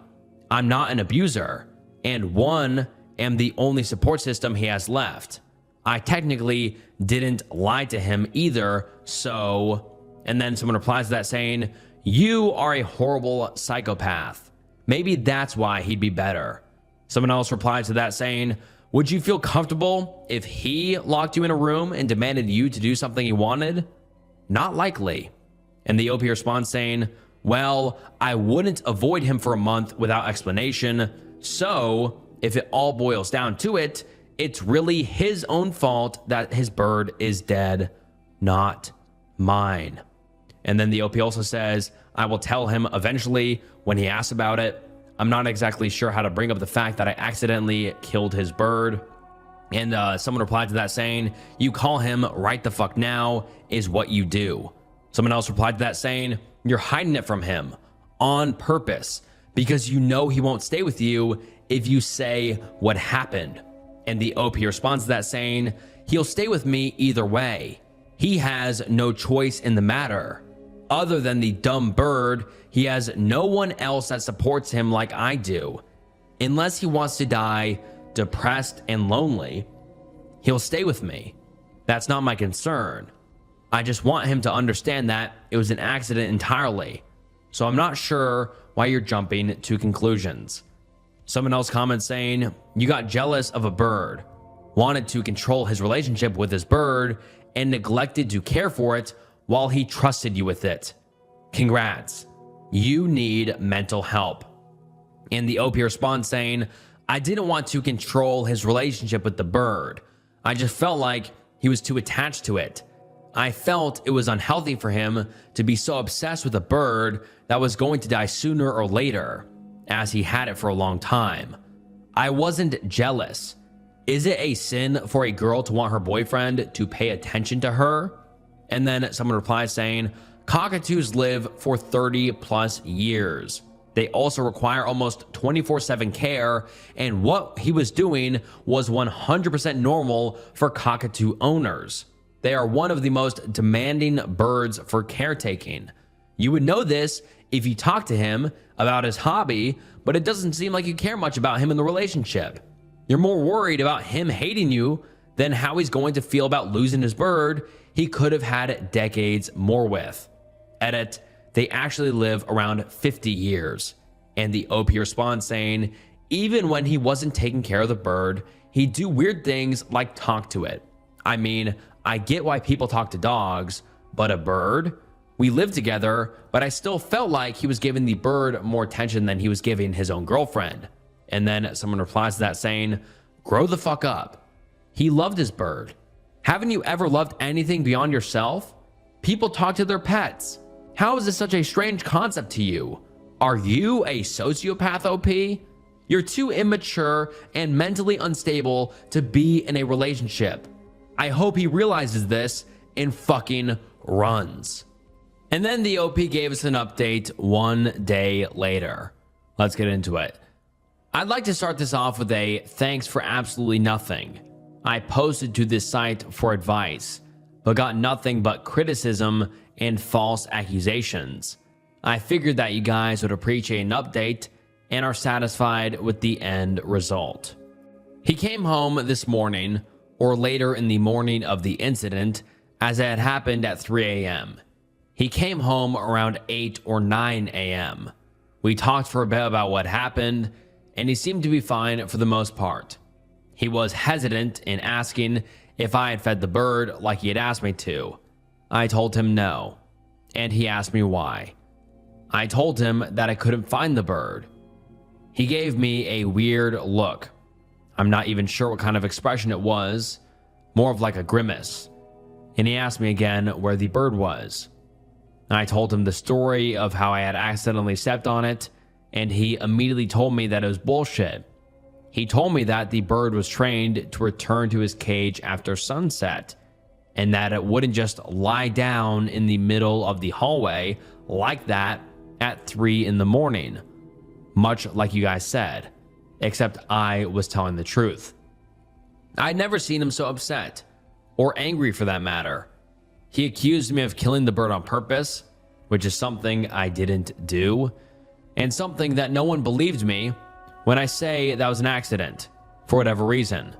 He asked me to leave the house, and I refused, as I didn't know if he was planning to SH or something if I left. He locked himself inside his office, and he won't talk to me. I fear for his well-being, and I won't be there to stop him if he tries to do anything drastic. How do I get him to listen to me? A majority of you are convinced that I killed the bird on purpose and that I'm abusive, even though that is not the case. It was an accident, and I am being misunderstood. I just don't know what to do. And now let's get into some of the top comments. Someone says, just leave him alone. Why would he listen to you or trust you when you lied to him about why you didn't feed the bird? I couldn't find it turned into, well, it's dead because I stepped on it. Leave him alone and go get the therapy you very obviously desperately need. Someone else says, poor guy, just leave. Another user comments, your relationship is toast, accident or not. He'll never look at you the same way again. He won't trust you, as this is something so traumatic for him he will never get over. You should just leave as he says. That's the best thing for both of you. No good can come from sticking around. And that is the last update we have ever received from the OP. My wife fell deep into conspiracy theories and online hate groups. Is there any saving our marriage? I, 36M, have been married to my wife, 34 female, for 6 years. We have a 4-year-old daughter, and I really don't want a divorce, but I'm starting to feel like I've run out of options. When we first met, my wife was a kind, brilliant, and outgoing person. Over the past few years, she's changed in ways that really scare me. She's become very involved in online conspiracy spaces and online hate groups and now spends hours every day scrolling and arguing online. It's like she's living in a different reality. She hasn't held a stable job in about 3 years. She'll take on part-time work but ends up quitting or getting fired after a few months. Meanwhile, I've become the sole provider and have also taken on most of the parenting. Our daughter loves her mom, but my wife often seems distracted or disengaged, and it breaks my heart to see that. Another issue is she has become more racist over time. It started as an obsessive dislike of a certain celebrity, but it's turned into outright racist comments, particularly toward women of color. She's lost several relationships because of it, and even her family has started to distance themselves. They still check in on me and our daughter, but they've made it clear they don't know how to reach her anymore. I've begged her to try therapy. She actually did for a few months. And for a little while, I saw glimpses of the person she used to be. But she quit, and everything went back to the way it was. I'm emotionally exhausted and worried about the environment our daughter is growing up in. I don't want her picking up these beliefs or thinking this level of disconnection is normal. That said, I'm also terrified of what divorce might do to her. I always believed in trying everything before walking away, and I don't want to feel like I gave up too soon.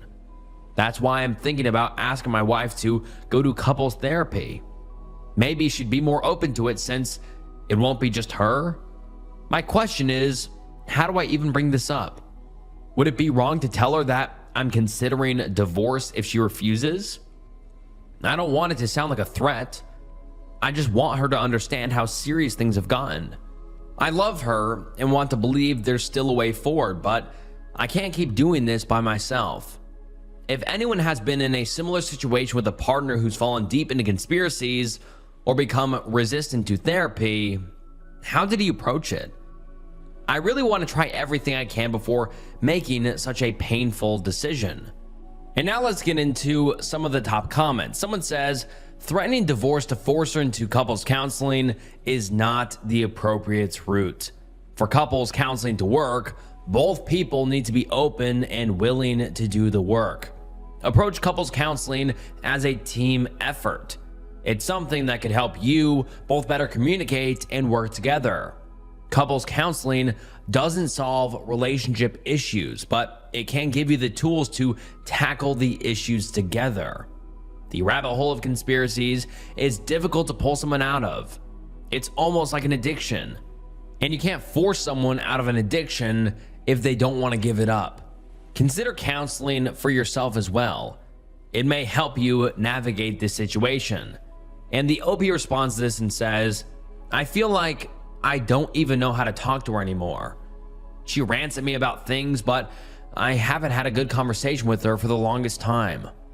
I appreciate what you said about getting counseling for myself.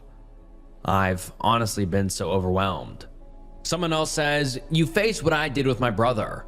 Unfortunately, the main problem with all things conspiratorial is the cult members are programmed to reject absolutely everything that refutes their positions. Counseling will only work if she realizes she has an issue, and you can't really use it as a lever because there is just no way she will respond to the stick without automatically concluding that you are a part of the cabal, deep state, libtard, them, that is out to get her and her cult members. It did not end remotely well with my brother. We are permanently estranged. And then the OP responds saying, I was afraid to hear this.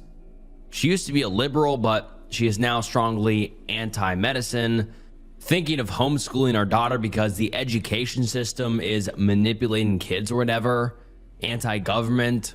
It's a long list. I'm sorry about your brother. Another commenter says, your daughter will do far better being raised in a co-parenting arrangement than being raised in a loveless home. Staying together for her is not the right choice. You need to want to stay together because that's what's best for you and your wife, and it seems like your wife isn't good for you anymore. And the OP responds saying, One of the things that really scares me about the idea of divorce is what would happen with a custody arrangement. I may not have any control over what our daughter is exposed to during her time with her mom. I'm also scared about her general attentiveness. My wife can be so wrapped up in her phone or online discussions that she tunes everything else out. If our daughter needs her or got hurt, I'm not confident she'd notice right away. Another commenter says, if it's possible, I'd try filming the moments you mentioned where your daughter is specifically trying to interact, but she's clearly not interested as she's on her phone, etc., and play them back to her. And the OP responds saying, thank you for filming suggestion. And the OP adds to that saying, she used to be a very outgoing person. She had a large supportive circle of family and friends, was involved in our community, and then the pandemic hit and she started spending so much time online and just never went back to being her old self. No matter how hard I tried, or her family or friends tried to reach her. Another commenter says, as soon as you mentioned getting obsessed with a celebrity and now is against women of color, I pegged this as a Meghan Markle thing. I'm sorry she had found her dopamine hits in hatred. Best of luck to you and your daughter. And the OP responds saying, surprisingly, her obsession with Meghan Markle has been just as detrimental as her anti-medicine or anti-education beliefs. It's been one of her strongest running online fixations and, in many ways, acted as a gateway for more extreme behaviors. What started as a constant criticism slowly bled into racist attitudes in real life. Another user comments saying, and you're perfectly okay having your children growing up to be racist too? You need to divorce her, no matter what happens to her. She's going to turn your children into hateful little bigots if they hear the pathetic vitriol their mother is spewing. And the OP responds saying, I'm not okay with my daughter growing up to be racist or mean to other women. This isn't who my wife used to be. And I kept hoping something like therapy could help her find her way back. I've been doing everything I can to protect my daughter from this, but people keep acting like divorce is some magic fix. If we split, there's a good chance we'll have shared custody, and I won't be there to protect my daughter the way I can now. Another commenter says, talk to a lawyer. Usually they offer a free consult. This will give you the information you need to make a decision. I worried for nothing, but do protect your daughter. Go for full custody and let her testify on her behalf. And the OP responds to this saying, we'll definitely start looking into a lawyer and getting full custody. And then the OP makes an update about 1 month later, but basically the OP is just reiterating what he said in the last post we just read. And so let's skip towards his next post, which was 4 months later, and let's get into it. I'll try to keep this update short. I wanted to say thank you to everyone who took the time to comment and message me. Some of you helped me accept the reality I've been avoiding for a long time. My soon-to-be ex-wife was not going to get better, and I had to act to protect my daughter. I also want to specifically thank those who pointed me to the conspiracy casualty sub. Reading other family stories and seeing how similar the patterns were was incredibly validating. It helped me understand that this wasn't something I could love or wait my way out of. I took the advice of some commenters and I started documenting my ex's neglect of our daughter, her racism and extreme beliefs, and reached out to a divorce lawyer. I checked on our joint bank accounts as advised and discovered that she had been withdrawing large sums of money from a joint account we opened early in our marriage for family vacations, etc., and that we had discussed using to eventually set up a college fund for our daughter when she was born. When I confronted her, she initially denied taking the money. When I demanded she show me where the money went, she went on a long rant about creating a better world. She admitted she had donated money to organizations like TPUSA, claiming they would create better schools and keep kids safe. She also spent a significant amount on designer handbags, shoes, and clothing that she had hidden from me. The craziest thing is she was also being scammed by someone she met through some royal gossip subreddit who claimed to have hired a private investigator to expose Meghan Markle. Apparently, this person would send her negative articles about Meghan Markle and claim that the private investigator had discovered this information and sent it to the press, and my wife would send more money. She told me all of this as if it were completely reasonable and saw nothing wrong with it.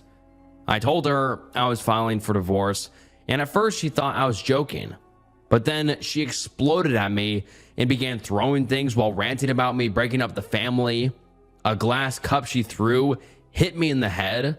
I left the house bleeding and went to my neighbors, who called the police. She had trashed the kitchen by the time the police showed up, and they arrested her after I explained what happened. I applied for and was granted a domestic violence restraining order, along with temporary custody of my daughter. My wife currently has supervised visitation only. She is facing a misdemeanor criminal charge related to the domestic battery incident, which is being handled in criminal court alongside the ongoing divorce proceedings. She is currently living with a former coworker, and her family has reached out to express support for me and my daughter. I am in the middle of divorce proceedings, and my lawyer believes I have a strong case for sole custody. This isn't how I ever imagined things ending, but I'm grateful I listened to the advice here when I did. My priority now is my daughter's safety, stability, and emotional well-being. Thank you to everyone who helped push me to act.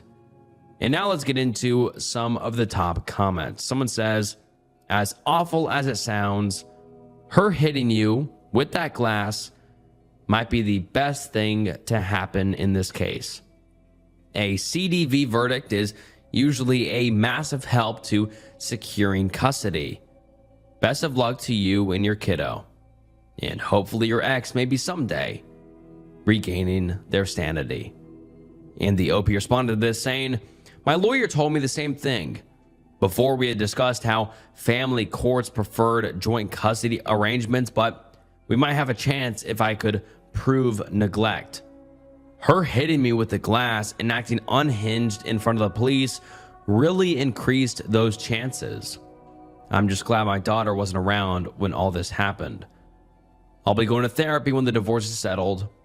I'm currently just focused on making sure my daughter is okay. Thank you for the concern.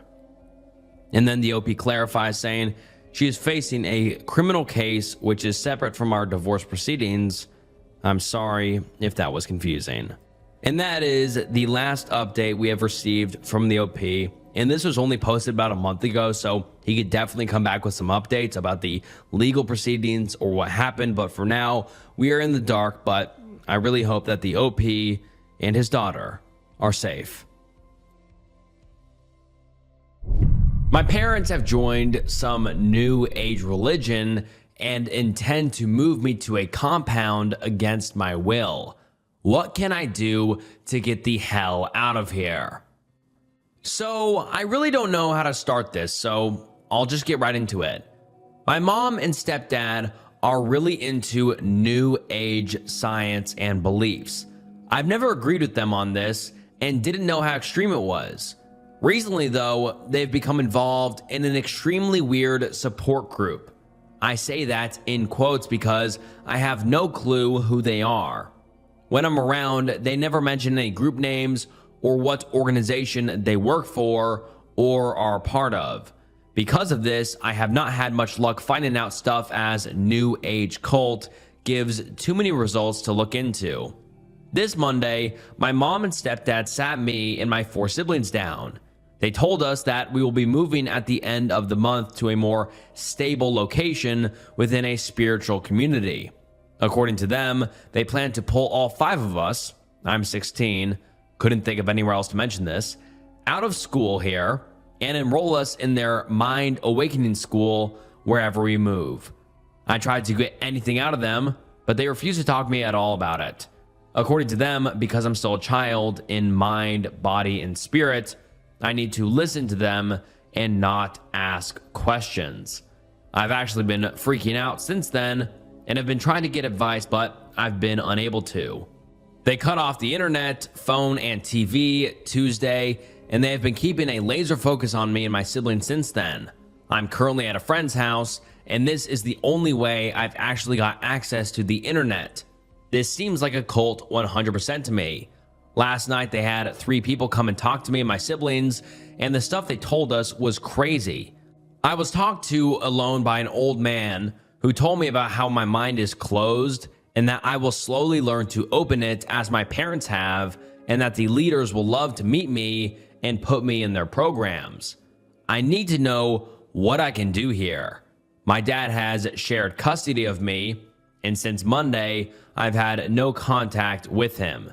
He is supposed to have a call with me every night, but my mom claims he's been informed and supports this 100%. I tried calling him this morning, but he didn't answer. He lives in another state, so it's kind of hard to get into contact with him outside of phone and email. I'm at a friend's house because I was able to leave the house for the first time in a week this morning after I told my parents I wanted to go to the park, but came here and told my friend everything. Her parents are not home, but she's trying to call them, and I plan to stay here tonight if I can. My parents have forbid me from using the internet because it's, quote, full of lies from them. I'm so lost right now, it makes me sick. I do not want to go with them to this obvious compound, and I need to know what I can do here. Can I just run away? And if my parents harbor me, can they get in trouble? If my mom has been lying about my dad, can he do anything? Thanks. And then the OP makes a quick edit to the post saying, I talked to my mom and told her because I would be moving soon, and this might be one of the last times I could see my friend, I would like to stay the night, and she said it was okay, and that this family was trustworthy not to try and corrupt my view. I got into contact with my dad, and he's pissed.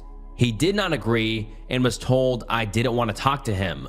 My 15-year-old sister's dad was told the same, despite the fact he has primary custody and she only spends the summers with us. My sister's dad is going to call CPS too, and I just got done with my call to them, but I won't repeat what they said here. I will be spending the night here, and when my mom asked me to come back tomorrow, my dad has told me not to go back and tell her that he'll be flying down here to Florida immediately if I don't check in with him or he hears I went back to her. He says that he is already looking into emergency custody. I want to thank my friend's parents real quick because holy fuck, they have been great. They both have been great and are working with my dad right now to help me.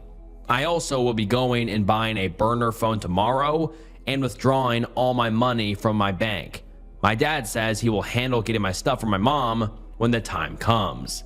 Thanks guys for the advice. And then the OP makes an edit about 1 month later. Let's get into it. Since my last post got popular and people still seem interested in my situation, I thought I would give you guys an update on everything. It's been over a month and I'm sorry I kept you guys waiting.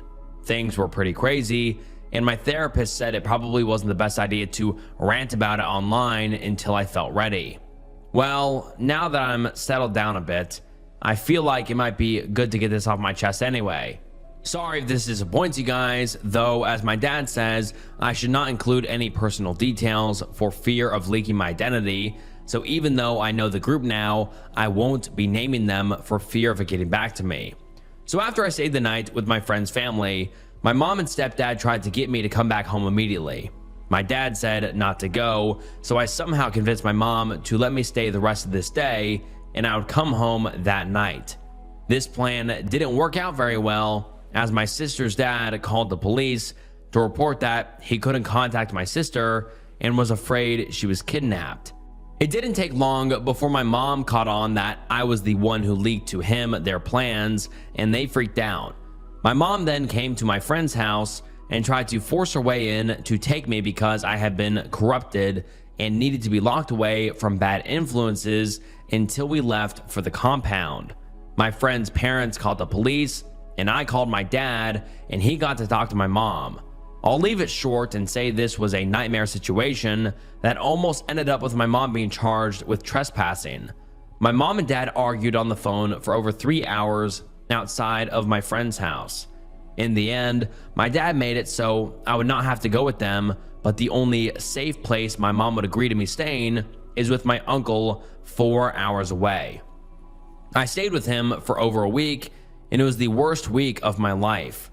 My mom called me constantly to try to talk to me and, quote, save me from the evil energies my father had possessed me with. My stepfather also began to send me various threats and told me that at the end of the month, I was coming no matter what. After a week of this, everything changed. My mom stopped calling me. My stepdad stopped texting, and they went quiet for 4 days. Me, my uncle, my dad, all of them couldn't reach them. My sister's dad also stopped being able to reach them. During this time, my mom bought my sister a plane ticket home, and my sister's dad only learned of this when he got a call after my parents dropped my sister off at the airport. After this, my mom called me one last time. She proceeded to tell me that she had been meditating, praying to my guardian spirits daily, and talking to the leaders, all to help me open my third eye to see the truth and understand I was being used by evil. During these sessions, apparently she finally realized the truth and saw me for the, quote, evil spawn I was. According to her, I am a evil seed, and that I not only was brought here to bring evil spirits onto her and her good children, I also infected the womb and corrupted my sister. She told me to send my uncle down and pick up all of my worldly possessions that were infected and to not come with him or ever contact her or her family again. She ended up telling me that I was never her child and that she hopes the universe deals with me. The last contact I know about was her telling my dad she wants to revoke her parental rights. At the end of last month, they moved to the compound with my 3 step-siblings. I moved out to live with my dad and have been in therapy since then. Things are still pretty raw right now, and I really don't feel like getting into the emotions I feel towards this, but I feel like at least updating this may be a start. Thank you for everyone who gave advice and sent me messages on here offering help. I really do appreciate it. People acting strange at my door. Originally posted to r/RBI, and the post reads as follows. At around 8:15 in the morning, my doorbell rang. Pretty early to be ringing a doorbell, and I wasn't expecting anyone, so I walked quietly to the peephole and looked. There was a man in a hoodie and a baseball cap walking around on my porch. I watched him for a little bit, and then he rang the bell again. I went over to the front door and peeked out.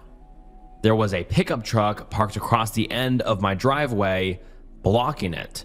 My car was parked in the driveway.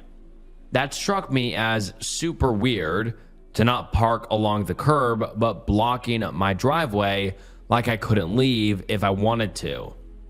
I go back to the peephole and watch, and I see another man, also in a hoodie and baseball cap, poke his head out from around the corner of my walkway and then quickly go back behind the wall where I can't see him from the door.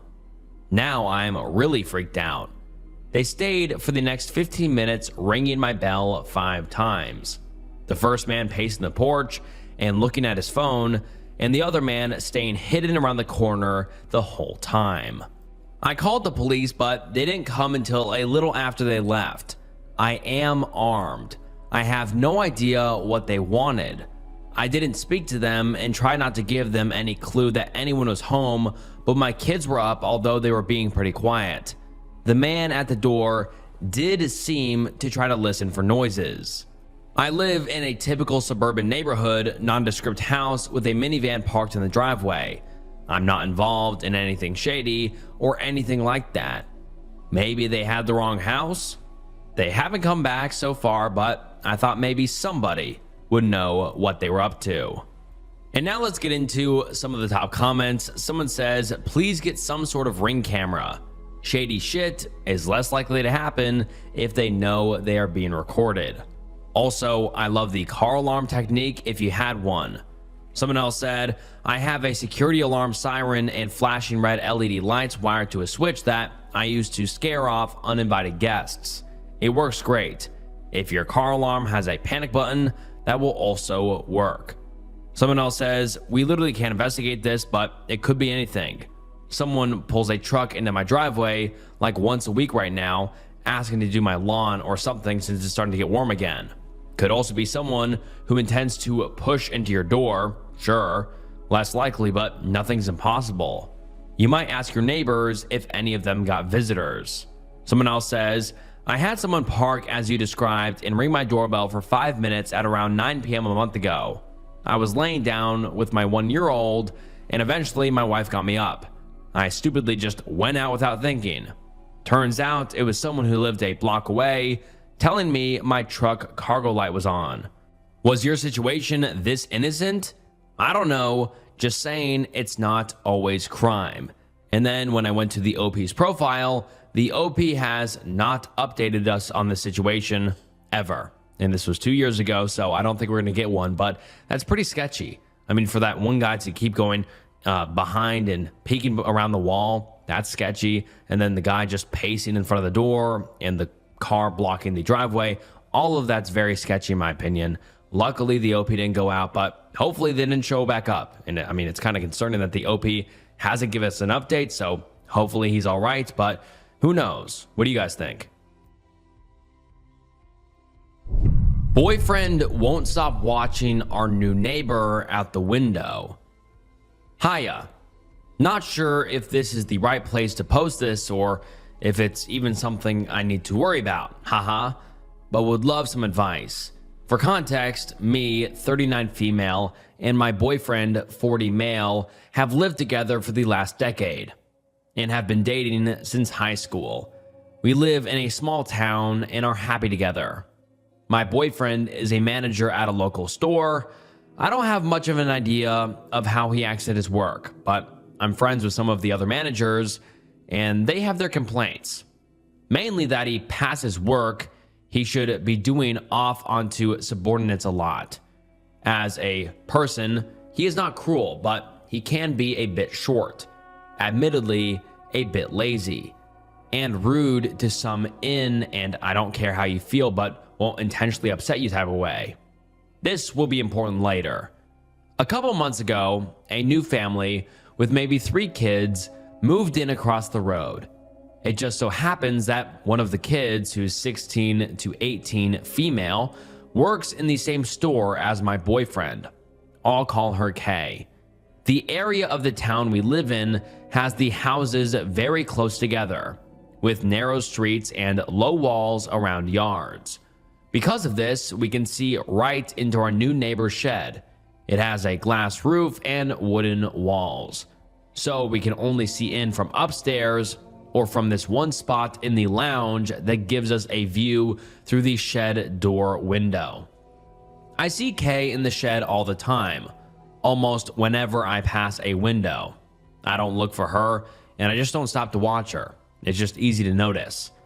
I've seen her play instruments in there before, and if you listen carefully, you can hear it. Sometimes it looks like she's just sitting in there chilling, but I don't know. In any case, she's in there often. I don't know what else she does in there because I don't look on purpose. My problem is that I think my boyfriend is intentionally watching her through our windows. I'll go upstairs to the bathroom and catch him looking out the window in that direction. He's even started sitting on the sofa besides the window in the lounge, which he normally doesn't like to sit in, which is the only spot in the lounge you can see into the shed from. I realize this doesn't sound like much, which is why I'm posting, but it's happening multiple times a day. Initially, I thought that maybe he was just listening to her play instruments, but then I'm catching him look myself, and she'll just be chilling, not making any music. Adding fuel to the fire, my friends who work at the store with him have mentioned to me how he helps her out, even when she doesn't need it, and is very patient and kind to her. This is a bit weird. Please refer to start of post. I told myself that it's because she's a new start, been there about 3 months I think, or because she's young. But if I'm being truthful with myself, they have new starts all the time, and the majority are young, and I've never heard of him acting like this before. What do I do? Does he just have a crush, or do I need to say something? Maybe this isn't something I need to worry about. Thank you for the advice. And now let's get into some of the top comments. Someone says, no matter what his intentions are, I definitely would not be comfortable with this. Even if they did not work closely together, he's quite literally spying on a underage girl. Kind of unsettling, even if he was single. I would ask him about it and hope for a truthful answer, but I doubt you're getting one. Someone else says, you've been together since high school, and I've noticed that a couple, after a long time together, will often have one or both people stuck at the age they were mentally when they first met. I agree with you and think your boyfriend has a crush on this girl, and I can't say if it's healthy or not, but it is fucking creepy that he is spying on and constantly helping an 18-year-old girl who actually works for him too. I would be very concerned if I were you and would bring this up and see what he says. Side note, you did not list one positive attribute of your boyfriend in this post, and I'm curious as to how the rest of your relationship is. Are you two both satisfied with your relationship? You've been together a long time too. As you said, do either of you want to get married? Or is that not of interest to you two? And the OP responds saying, we have a good relationship, yes, which is part of the reason we aren't married. We are happy as we are, and neither of us see a need for it. Also, I'm not sure about her age.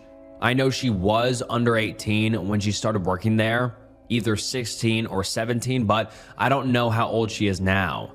She's been there 3 or 4 months, but I can't be positive. Someone else says, OP, come on. He is 40 years old and spying on a young girl. Gross. Just gross. You need to let her parents know that people can see down into the shed that this girl is seeking privacy in. Sheesh. Put yourself in her shoes at that age. How on earth would you feel? Also, he obviously thinks highly of you, OP, doesn't he? Spying on this young girl right in front of you? Tell her parents, please. Keep this girl away from this bent, lazy dude going through a midlife crisis and spying on a young girl.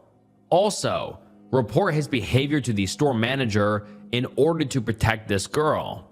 And OP, as you enter your 40s, they can be awesome with the right guy or on your own, but certainly not with this dude. And then the OP actually made an edit to their original post saying, okay, I'm getting an awful lot of very not helpful comments. It's creepy. I get that. Why else would I be posting here? I'm asking, what do I do? Do I talk to him? Do I go across the road and talk to her or her parents? Do I talk to my friends who work with him? Counseling? Do I break up with him? I'm looking for advice. That's creepy is not advice. And sadly, none of the comments did give the OP the advice she was looking for, but many people in the comments, like the one I read, were just saying that it is extremely concerning, which is true. No doubt it is creepy that this guy is staring into a private area where a young girl is hanging out, and also how he works with her. That adds another layer of creepiness to it. But then the OP provides an update 2 days later. Let's get into it. Thank you to everyone who offered advice. This update could be a good or a bad one, depending on how you look at it. So when my boyfriend got home from work, I sat him down and told him I wanted to speak to him. I said that I wasn't accusing him of anything, but he needed to give me an explanation for why he kept watching Kay and why he was treating her the way he was at work. He said he was sorry, that he hadn't thought about what he was doing would look from my point of view. One of the people boyfriend works with, Lee, is Kay's uncle. I don't know Lee well, but he's best friends with boyfriend. My boyfriend told me that Kay had been on temporary sick leave from work because Lee caught her with evidence of SH on her arms. Lee spoke to her about it and found out that she is a lesbian and is struggling because her parents don't support that type of thing. Her parents have been told that Kay is on holiday from work rather than sick leave because they can't be told about the SH without telling them about her preferences sexually, which could be dangerous for her. This leave is temporary until Lee figures out how to help her. But because they can't tell her parents, Lee has asked a boyfriend to keep an eye on her as much as he can since we live next to each other. Boyfriend then told me that part of the reason he has been taking this so seriously is because 10 years ago, his cousin committed S-word because he was gay. I was a bit upset that he hadn't told me this before. I knew that he had died, and I attended his funeral, but I thought it had been because of depression that he committed S-word. He explained to me that it was because he wasn't sure if I was homophobic or not. I come from a very conservative Christian family, and while I admittedly was homophobic when I was younger, I am ashamed of myself for that and would like to think I've grown as a person since then. He then told me that this situation had made him realize there was faults in our relationship. This was partially because he didn't know that I was a safe person to speak to about what Kay was going through, and also because watching Kay reminded him of how I used to be. Kay plays instruments in her shed, as I mentioned in the original post, and he said that seeing her so passionate about music reminded him of when we were teenagers, when music had been my greatest passion, and I had wanted to pursue a career in it. He said that he thinks we both have lost our way a bit since we were young, and I have to agree. I have no passions and no hobbies anymore. I work in a job I hate, and I see now that having both lost ourselves so badly has had more of an effect on our relationship than I thought. We have decided that we will be going to couples counseling. I will be signing myself up to some music classes, and boyfriend is thinking about going to individual therapy to help him work through some of the guilt he has over his cousin's S-word. In terms of Kay, I have suggested to my boyfriend that we put some money towards helping Lee in paying for therapy for her. We are comfortable with money and should be able to afford to help her. Now that boyfriend and Lee know I am not homophobic, we can work together to figure out the best way to help her without putting her in danger with her parents. Thank you for everyone's advice. I hope this update will do. Haha. P.S. Before anyone says anything about it, I have confirmed that what my boyfriend said to me is true with both Lee and a friend who works with them. So I know this is not just some excuse he's made up. Thank you. And now let's get into some of the top comments. Someone says, wow, that was a twist I didn't think I was going to see. I'm very touched by your boyfriend's caring nature and your openness to talking to him and understanding what is going on without judgment. Both of you are very mature, and I really do respect that as someone who is now in a 5.5-year relationship and working hard toward a long-term commitment. I really do hope you can both help rekindle each other's passions, and also that you'll both be able to help Kay in her struggle with her sexuality, along with providing her with any support that you can. And then someone responds to that saying, right? I was expecting something sort of horrendous, and it is, but in a sad way, not a creepy way. I'm glad that this young kid has people who care about her though, and I'm glad your boyfriend has been extra kind to her. It's probably making a world of difference right now, and you don't even know it. I hope everything works out in therapy with you two and your bond grows stronger. I also hope that girl gets the help that she needs. And then someone else responds saying, good luck with everything. And as a small, safe gesture, if you feel safe doing it, you could pop a small rainbow flag or poster in a window, so if Kay or anyone else like her in your neighborhood walks past, they know there's a safe friend. And the OP responds saying, I might speak to my boyfriend about doing that. Thank you for the idea. And then someone else says, what a fantastic update. I am so happy for you both. and the OP responds saying, "Thank you so much."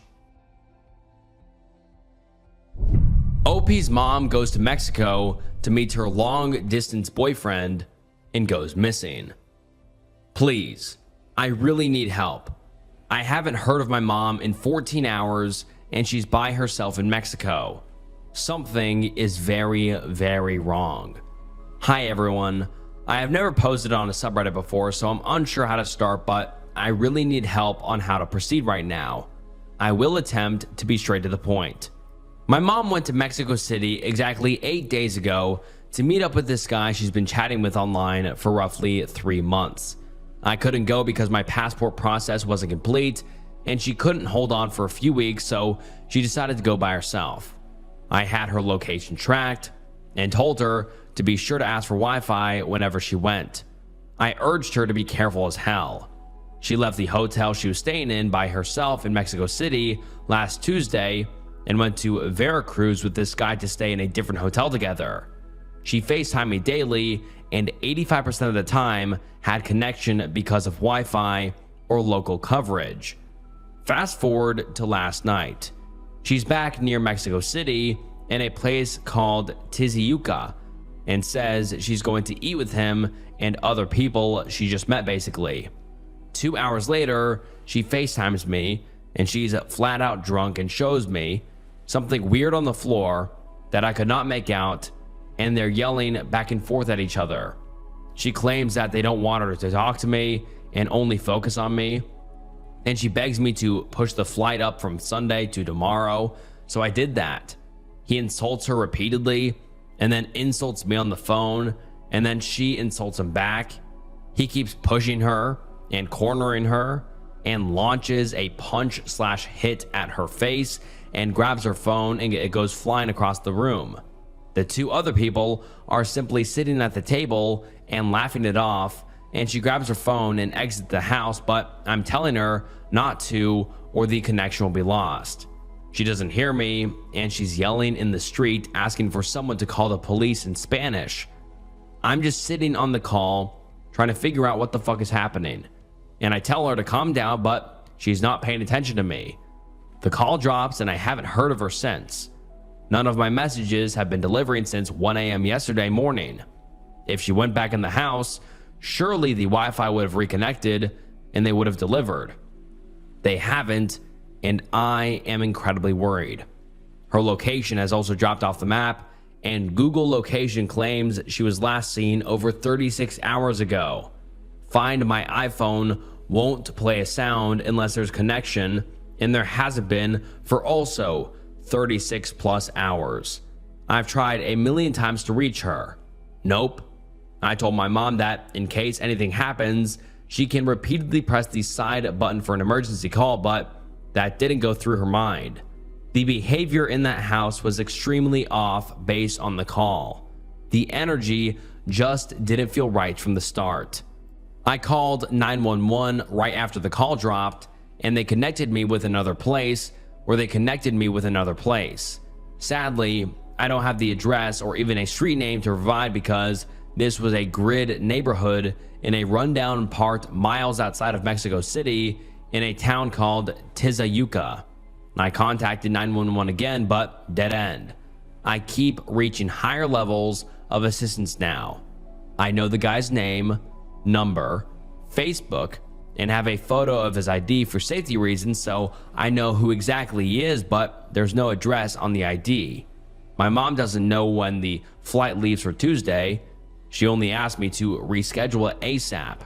I did, but she won't be able to see any Delta notifications since her phone has been unreachable for a while now. She has no idea when the new flight is set to leave. I postponed it for Thursday now in case she's found within the next day. My question is, what now? I'm a 19-year-old guy in New York, by the way. I've never been to Mexico and wouldn't know how anything works. My Spanish is generally shitty, speaking-wise, but I understand it perfectly. There's too many scenarios that are racing through my head. Please, if someone can give me advice on what to do next. And then the OP gives us an update, saying, I did contact the embassy and they were very, very helpful. asked me for a lot of info, and they got a hold of the police near the town she was in after a few hours. They called me just now and claim that my mom and that guy left the house a few minutes after everything happened, and he, quote, drove her to the airport. The police and others on the four-way call questioned this because they were all drinking. They told me they'll contact back in 15 minutes because they want to confirm the plates to the car or something. I'm happy the woman who spoke with the officer said some small tip, but it adds more questions in my head because that's them alone in one car. And then the OP makes a second update saying, the team of 2 people and the officer on the phone who've been helping me most of the way told me they have the car's plate numbers because of a CCTV screenshot and put a tab on it so they can be on the lookout for it. They also are contacting all the nearby hotels in Mexico City and are looking for either her or his name at check-ins, I believe. But he explained to me it's now a waiting game and have to hope that news shows up at this point. The lucky thing is they have plate numbers, but it wasn't a cab, and her phone hasn't synced for almost a day. Surely she'd have a Wi-Fi and a charger with her if she had arrived at a hotel already. Update 3. I just checked with Delta on the phone even after checking online and seeing that she hasn't checked in for her flight due in a few hours. I probably have to push the flight further down in another day or two because Delta didn't help me much. Also, I did find this guy's Facebook, which seems kind of sketchy. His number was on it, so I got his WhatsApp and noticed he was online much recently. I forwarded all of this and the picture of his ID I asked my mom to send me earlier in the day to the man helping me from the embassy. It's mostly a waiting game now. No signs showing my mom's phone as turned on or had service since the call dropped last night. I have to sleep and I have work, but now I don't know if I should go in case I miss any call. Update 4. 36 hours later. Long story short, I filled out a missing persons questionnaire for review and I got the license plate number, make and model, etc. I think I'm doing a good thing right now. My mom's coworker took me to my local precinct, but that was a very big dead end. They are considering I should hire a PI for this now, but the man who's been in touch with me hourly from the Mexican embassy is telling me they're looking and will get in touch with me on an update by midday. Right now, it's 11:30 a.m. I hate to say it, but there's no positive updates right now. The hole is deepening and no signs of any activity on Find My iPhone. Gmail tracking. Cannot play an emergency noise because the phone isn't connected to internet and no calls go through. I really hope the day ends with some positivity because right now I've almost exhausted most of my abilities to move forward. And oh my God, I can't even imagine how he feels right now. I mean, I would be beyond terrified. And the OP is exhausting all of his efforts, contacting the embassy, contacting the police, etc., and they can't give him any answers. God, I would be a wreck. I mean, this is like a nightmare situation. But then the OP provides a 5th update. Let's get into it. Guys, my mom is okay. Good news, but also basic news. She FaceTimed me and said she had no service, etc., etc. The embassy personnel were in the house as well as the officers checking once again and found her in the same spot she was in 2 days ago. They interviewed her privately and pressured her to spill whatever truth there was, but she stuck with the idea that it was a drunk fight and a misunderstanding, but I'm not happy one bit. They questioned why does she have connection now, but she didn't yesterday, and she couldn't even respond to that. I'm honestly so exhausted with her, and even her coworker and I spoke about the fact that she needs to grow up because she still insists on her flight departing on Sunday. I'm not sure how to feel with her staying over there for the original 5 extra days, and if I have now canceled my report and something does happen within the next 5 days, it's going to look like I'm just a crying wolf. This was exhausting, and I don't think she understands the amount of stress she put people in, but she insisted she's fine. She told me she's fine. I keep trying to convince her, and even made up an excuse that I can't switch the fight anymore, or I'll have to pay out-of-pocket money, and it's like she doesn't seem to care. She told me she wants to come home and just forget everything ever happened, as well as this guy, and I'm not convinced that's going to be the case, and it annoys me because I know what I saw. I'm just happy she's okay, I guess. Everything seems to be okay. Officers took a photo of her for verification, even made her show her body to make sure there's no bruising, etc. And I even had to speak to them in Spanish, which somehow my Spanish sounded fluent for once. By the way, my mom is Mexican, so she communicated with them perfectly, but she doesn't know any direct family there since she's been in the US for the past 20 plus years. Final few notes.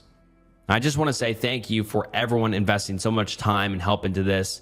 I used Reddit as a last resort after a few hours, and it ended up giving me multiple ideas that turned out to be so useful.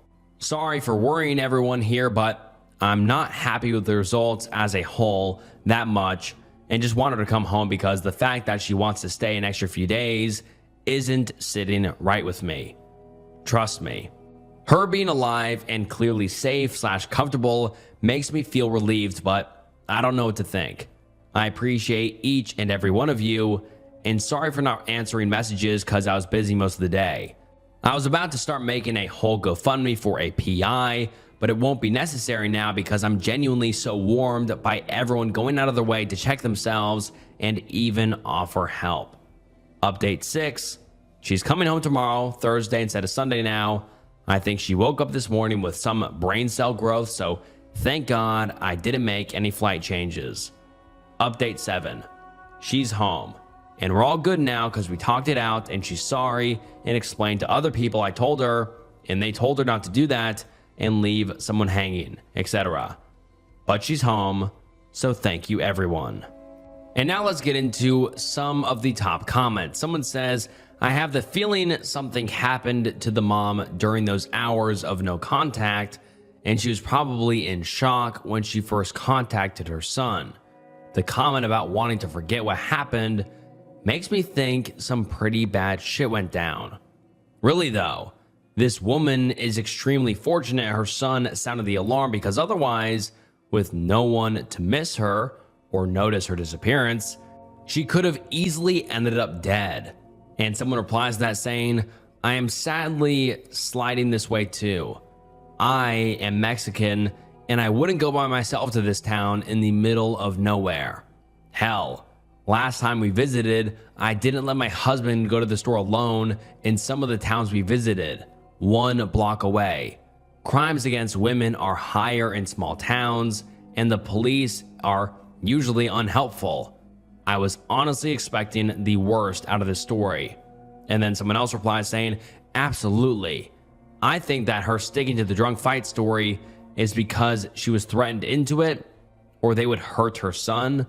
The fact that he was up and down for 5 days and he didn't contact him till after it is super sketchy. Edit. Also, the fact that she doesn't care about the cost, she just wants to go home, says something. And then someone else comments saying, I would bet hard cash that she got herself mixed up in the drug trade somehow. Another user comments saying she was probably drugged and very nearly trafficked, but they dumped her when embassy and cops came sniffing around. Another person says, gosh, I felt like I was watching Dateline reading this. I was fully expecting the update to be that she was never found. What a shitty mom putting her son through this. Another commenter says, I was horrified reading this. I'm glad the mother is back in the US. I'm convinced something horrible happened to her. And I don't know. What do you guys think? I mean, such a horrifying situation. I mean, just up until that final update, I was just waiting for the OP to say, they can't find my mom. I was waiting for that horrible and sad update where he couldn't find his mom, or his mom was found in a horrific condition or something like that. But thank God she's safe and home. That's great. But what do you think happened during those few days of no contact? Because she said she was fine, but why would she not reach out to her son, who is frantically looking for her? I find it very, very odd, and I guess you can subscribe to any of the theories in the comments that these people had. But what do you guys think? I'm very curious as to what you guys think that the user or the mom was caught up in and why she wouldn't want to contact her son. But luckily, the mom has such a great son, the OP, who wanted to help her out and acted quick and acted fast. And luckily, the embassy and the cops found her before who knows what happened. Such a scary situation, though, and this